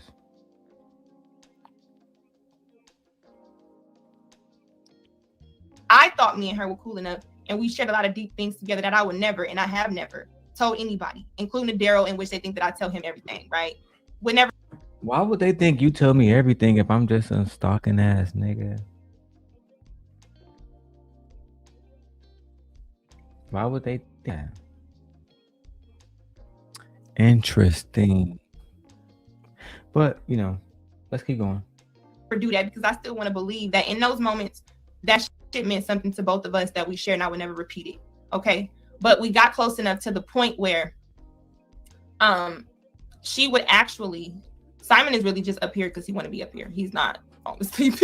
But yeah, so we just really got to the point where I thought we were cool. Fast forward, I tell Courtney my whole thing. Courtney then comes to me and say, hey, Lucky, don't be upset at me, but I told JR everything. Now, this is my Courtney then comes to me and say, hey, Lucky, don't be upset at me, but I told JR everything. I need to catch some of y'all up for y'all who not really paying attention. So, yeah, this camera isn't as clear. I really gotta do something about that. I'm switching back. Shorty really thought she could trust these individuals, but she couldn't. Like I said, I was trying to save motherfuckers from people who was running back, the people that was abusing them, literally. I told you all this stuff in privacy and secret, and I went back and told JR everything. Everything, bitch. Why you tell him that? Because that dick, bitch, that's why. That's why I told him that. I told him that because he laying that pipe down, bitch. And you not, bitch. That's why. If me, I'm lit. So I'm gonna tell you, listen, that's the truth. That nigga must have had a golden tip at the end of that motherfucker. A guaranteed orgasm. Because she said, fuck a friend, fuck a woman pack, fuck a feminist bullshit.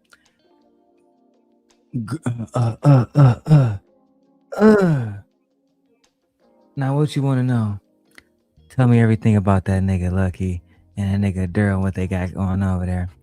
They plotting on you, they plotting on Anton, they know about the apartment, they know about the hoes, surviving La Peef, airing tomorrow. We all in that shit. We gotta do something now. And then she betrayed her and said, well, fuck it. I mean, I guess I can just throw Shorty under the bus. But you gonna keep giving me that dick, right? I mean, of course, baby. I mean, I'm for sure gonna keep giving you that dick as long as you keep giving me information. I mean, I can do that. Okay, then, baby. Okay, now you fly back up here from the south to the cold Arctic of Chicago. You have something else for me, baby. You will get this dick again. Okay. Child. Black women going against other black women. God damn, Darrel, that Detroit coming out you, man. What the fuck? Man, you crazy. I just want the truth to be the truth. If they would tell the truth about me and leave me alone, like when I want to work with people and I want to do certain stuff, it bothers me. And it does hinder me in a sense where, and it hinders the other person even more low key, because I am that motherfucker. If you haven't realized it by now, and if you're hindering them from working with people who can boost their channel up, like they did my brother Drip, when me and him had opportunities to take over the fucking space.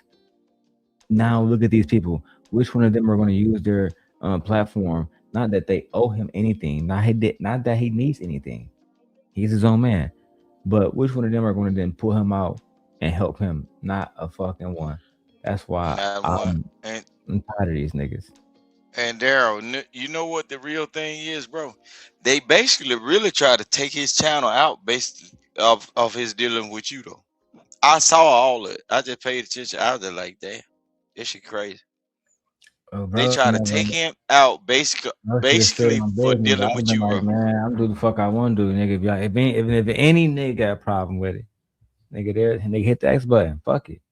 Let's keep going, man. I mean, Drip, my dude, he was supposed to say he was gonna get on. He was supposed to come up here. He was gonna do an exclusive with me. I don't know what the fuck he was talking about though. He usually texts me if there's some shit that's popping, but yeah, I don't know. But basically, I'm telling you, they was waiting on like by y'all having dealings, bro. yeah, with fuck that them Drip niggas, channel. Vic. Let's keep going. Fuck all them niggas. Go ahead. Now, this is my dumbass fault. I probably should have asked, hey, what is the extra details of everything, right? I trusted whatever she said, and at that point, I didn't care because once I stood up for something, I was cool with the decision and whatever backlash it got. After she said that, I said, you know what, Courtney, I still support you. Whatever you want to do, that's fine. You told him everything, that's fine. She stabbed you in the back and you said that's fine. That was the first problem. That was, to me, the first sign of weakness. I don't tolerate weaknesses because it ultimately it's like a cancer, right? And eventually, if you don't take that cancer out, right, Vic, what happened to it? It spreads within you, and eventually it kills you. Yeah. Yeah, I'm following you. I was on mute. Yeah, you're right. That's how it happened. Can't have these cancers. Take care of that, cuz. From that conversation, I'm getting blocked by everyone, right? I blocked by JR first. I'm like, wow, if she told him everything, why am I the only person being blocked? She don't know, right? She's like, maybe it could be from some. Because she didn't tell him everything. She painted you as the bad person. Because if she told him everything, he wouldn't be fucking with her either. That was the ultimate point because she was the one. Lucky didn't know. Well, not so lucky didn't know about the situation with the apartments and the hoes. That all came from the Southern Belle. So when the Southern Belle, when she was, pillow talking with Brody after, he kind of pumped and dumped her or whatever, you know what I'm saying? He would say like, yeah, like, like this is where I bring, you know what I'm saying? Whoa, because that's where she got bust down at, you know what I'm saying? And she told us about it. She told me, you know what I'm saying, bro, shit really wasn't popping. Said bro was kind of like out of shape and shit. Said the apartment was small as hell. You feel me? It was a lot said, bro. But the whole point was if everything had got back to him like how it really happened, then he wouldn't even be fucking with Shorty. But I believe this on some real shit. Shorty was strapped. I like the Southern Belle. She was strapped, like super duper strapped, low key. So if anything, he kept Shorty around. It's gonna sound crazy, but I know men. From the descriptions that I've heard from the people that was around her, I don't know, man. It might be worth it for a while just to take a few L's on just to hit a few times. I don't listen, we gonna take losses regardless. But taking a loss and getting a dub at the same time, it is what it is. Hey, I'm just being a real nigga. I gotta say it. Let's keep going. Someone else. At this time, I have a show that y'all all probably watch me on called Girl Talk with Lauren and Lucky. We had our show in which, of course, I have nothing bad to say about Lauren. But we had our show. We were not getting any support from anybody ever on Lapeef that we ever was supportive to. Damn, not y'all having shows on Anton and Lapeef's channel, but then when y'all have y'all shows, y'all didn't get any support. This sounds very familiar. It's like I've heard this story before. It's like it's like I'm in a twilight, right? Watching the same thing happen over and over and over and over again, only for women to act like that's not what's happening. Very disappointed. Very disappointed. Because what could have happened is y'all could have had support from genuine people who really wanted to support y'all.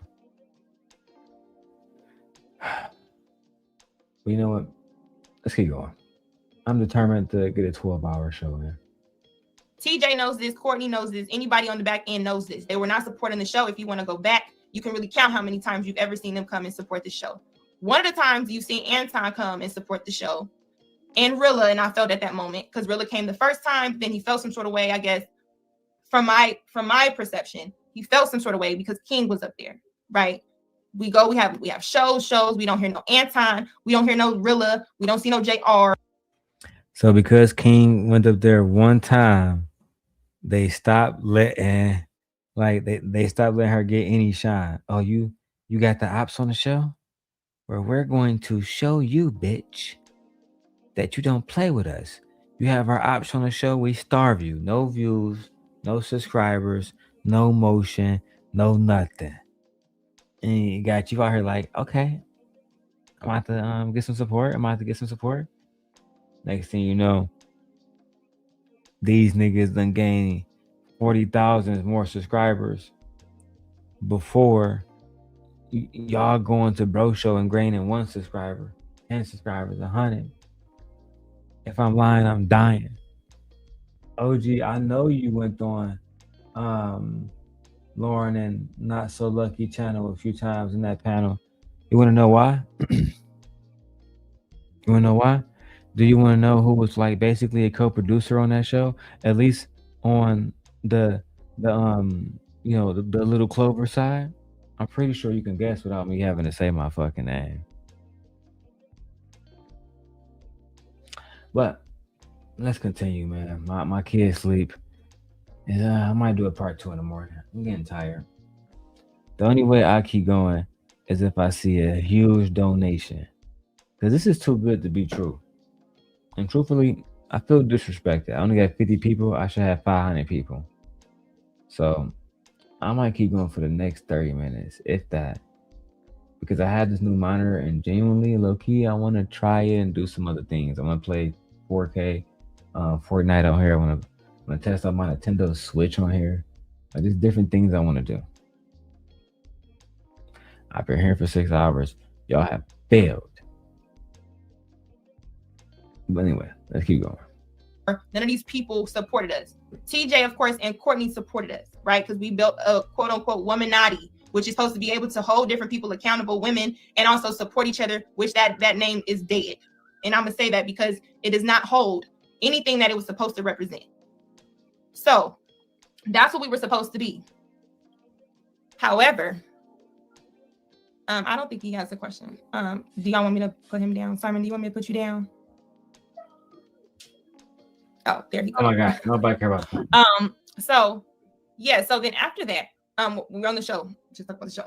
So then we had a show with King, right? In which then you'll see Anton send $100, and then he'll send. Then Rilla was there, right, sending money. Seems like they only came for King. They didn't come to none of the other shows.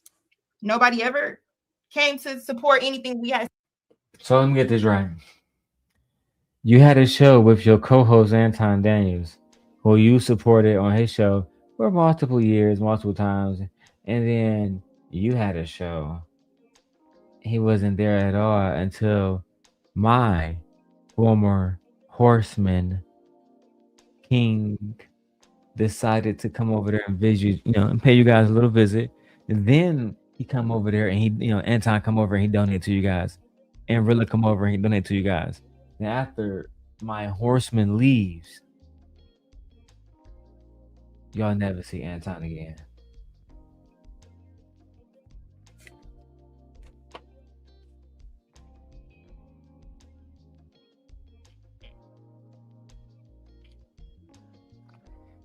It's so hard being told that you're on the wrong side of history when you know you was doing the right thing the whole time. When if they really play back the videos, I would be all but vindicated. And I think at some point it's gonna take for me to be in the ground and to go back and say, damn, he was actually defending women and black women and mortality rates. He was defending housing disparities against black people. These different things that genuinely impact our society. But y'all continuously choose to support the worst individuals of our society, whether it's the women or it's people like Freezy. Bro, Darrel, I witnessed your whole blueprint get stolen, bro. It was crazy. I was there. I saw. Or whatever. They've stolen a lot from me, Victor. Not just the way I do things on YouTube. I witnessed your whole look when they try to exile you out of this so-called little black, let me say black YouTube space, because white people didn't do it. Out of this black YouTube space, what happened? Somebody took your blueprint, even certain things you said in the beginning of it, and turned it into something else. Bro, y'all be dealing with certain people on this internet, bro. They don't have no morals, boundaries, or standards until they get put in their place. And that's why I always like you, Darrel, because you was this type of person that'll put them in their place. You operate on YouTube, but you operate with the mindset of what actually goes on in the streets and in the world. That's why I have never said nothing bad against what you do, because that's the way the world turns. Keep doing what you're doing, brother. You should have been up top a long time ago, but you was dealing with weird black human beings. Keep liking these humans and you'll find out a little bit more. Keep liking them, I guess. Keep dealing with them. You're gonna find out a whole lot about them. They are strange creatures. I rest what I say. I'm going on mute. I think I'm going to take a part 2. We're going to end it here. We're going to do a part 2. OG was right. I think it is tired. It is almost 1 o'clock in the morning where I am at. And low key, I'm ready about to play my Nintendo Switch, clean up, and get things more organized for tomorrow. And from there, if you guys really want to support, then send me a outgoing cash app. All right, $10, $5, $10. It don't matter. Become a member, a super chat, whatever it is. Support the show. And if they say we're begging, y'all know I'm the last person that care what somebody thinks, because they don't want me to be on their ass. All right. Nay, you gotta go back and watch it, child, or give me a call, Nay. Okay, you know how to get in touch with me, of all people, Nay.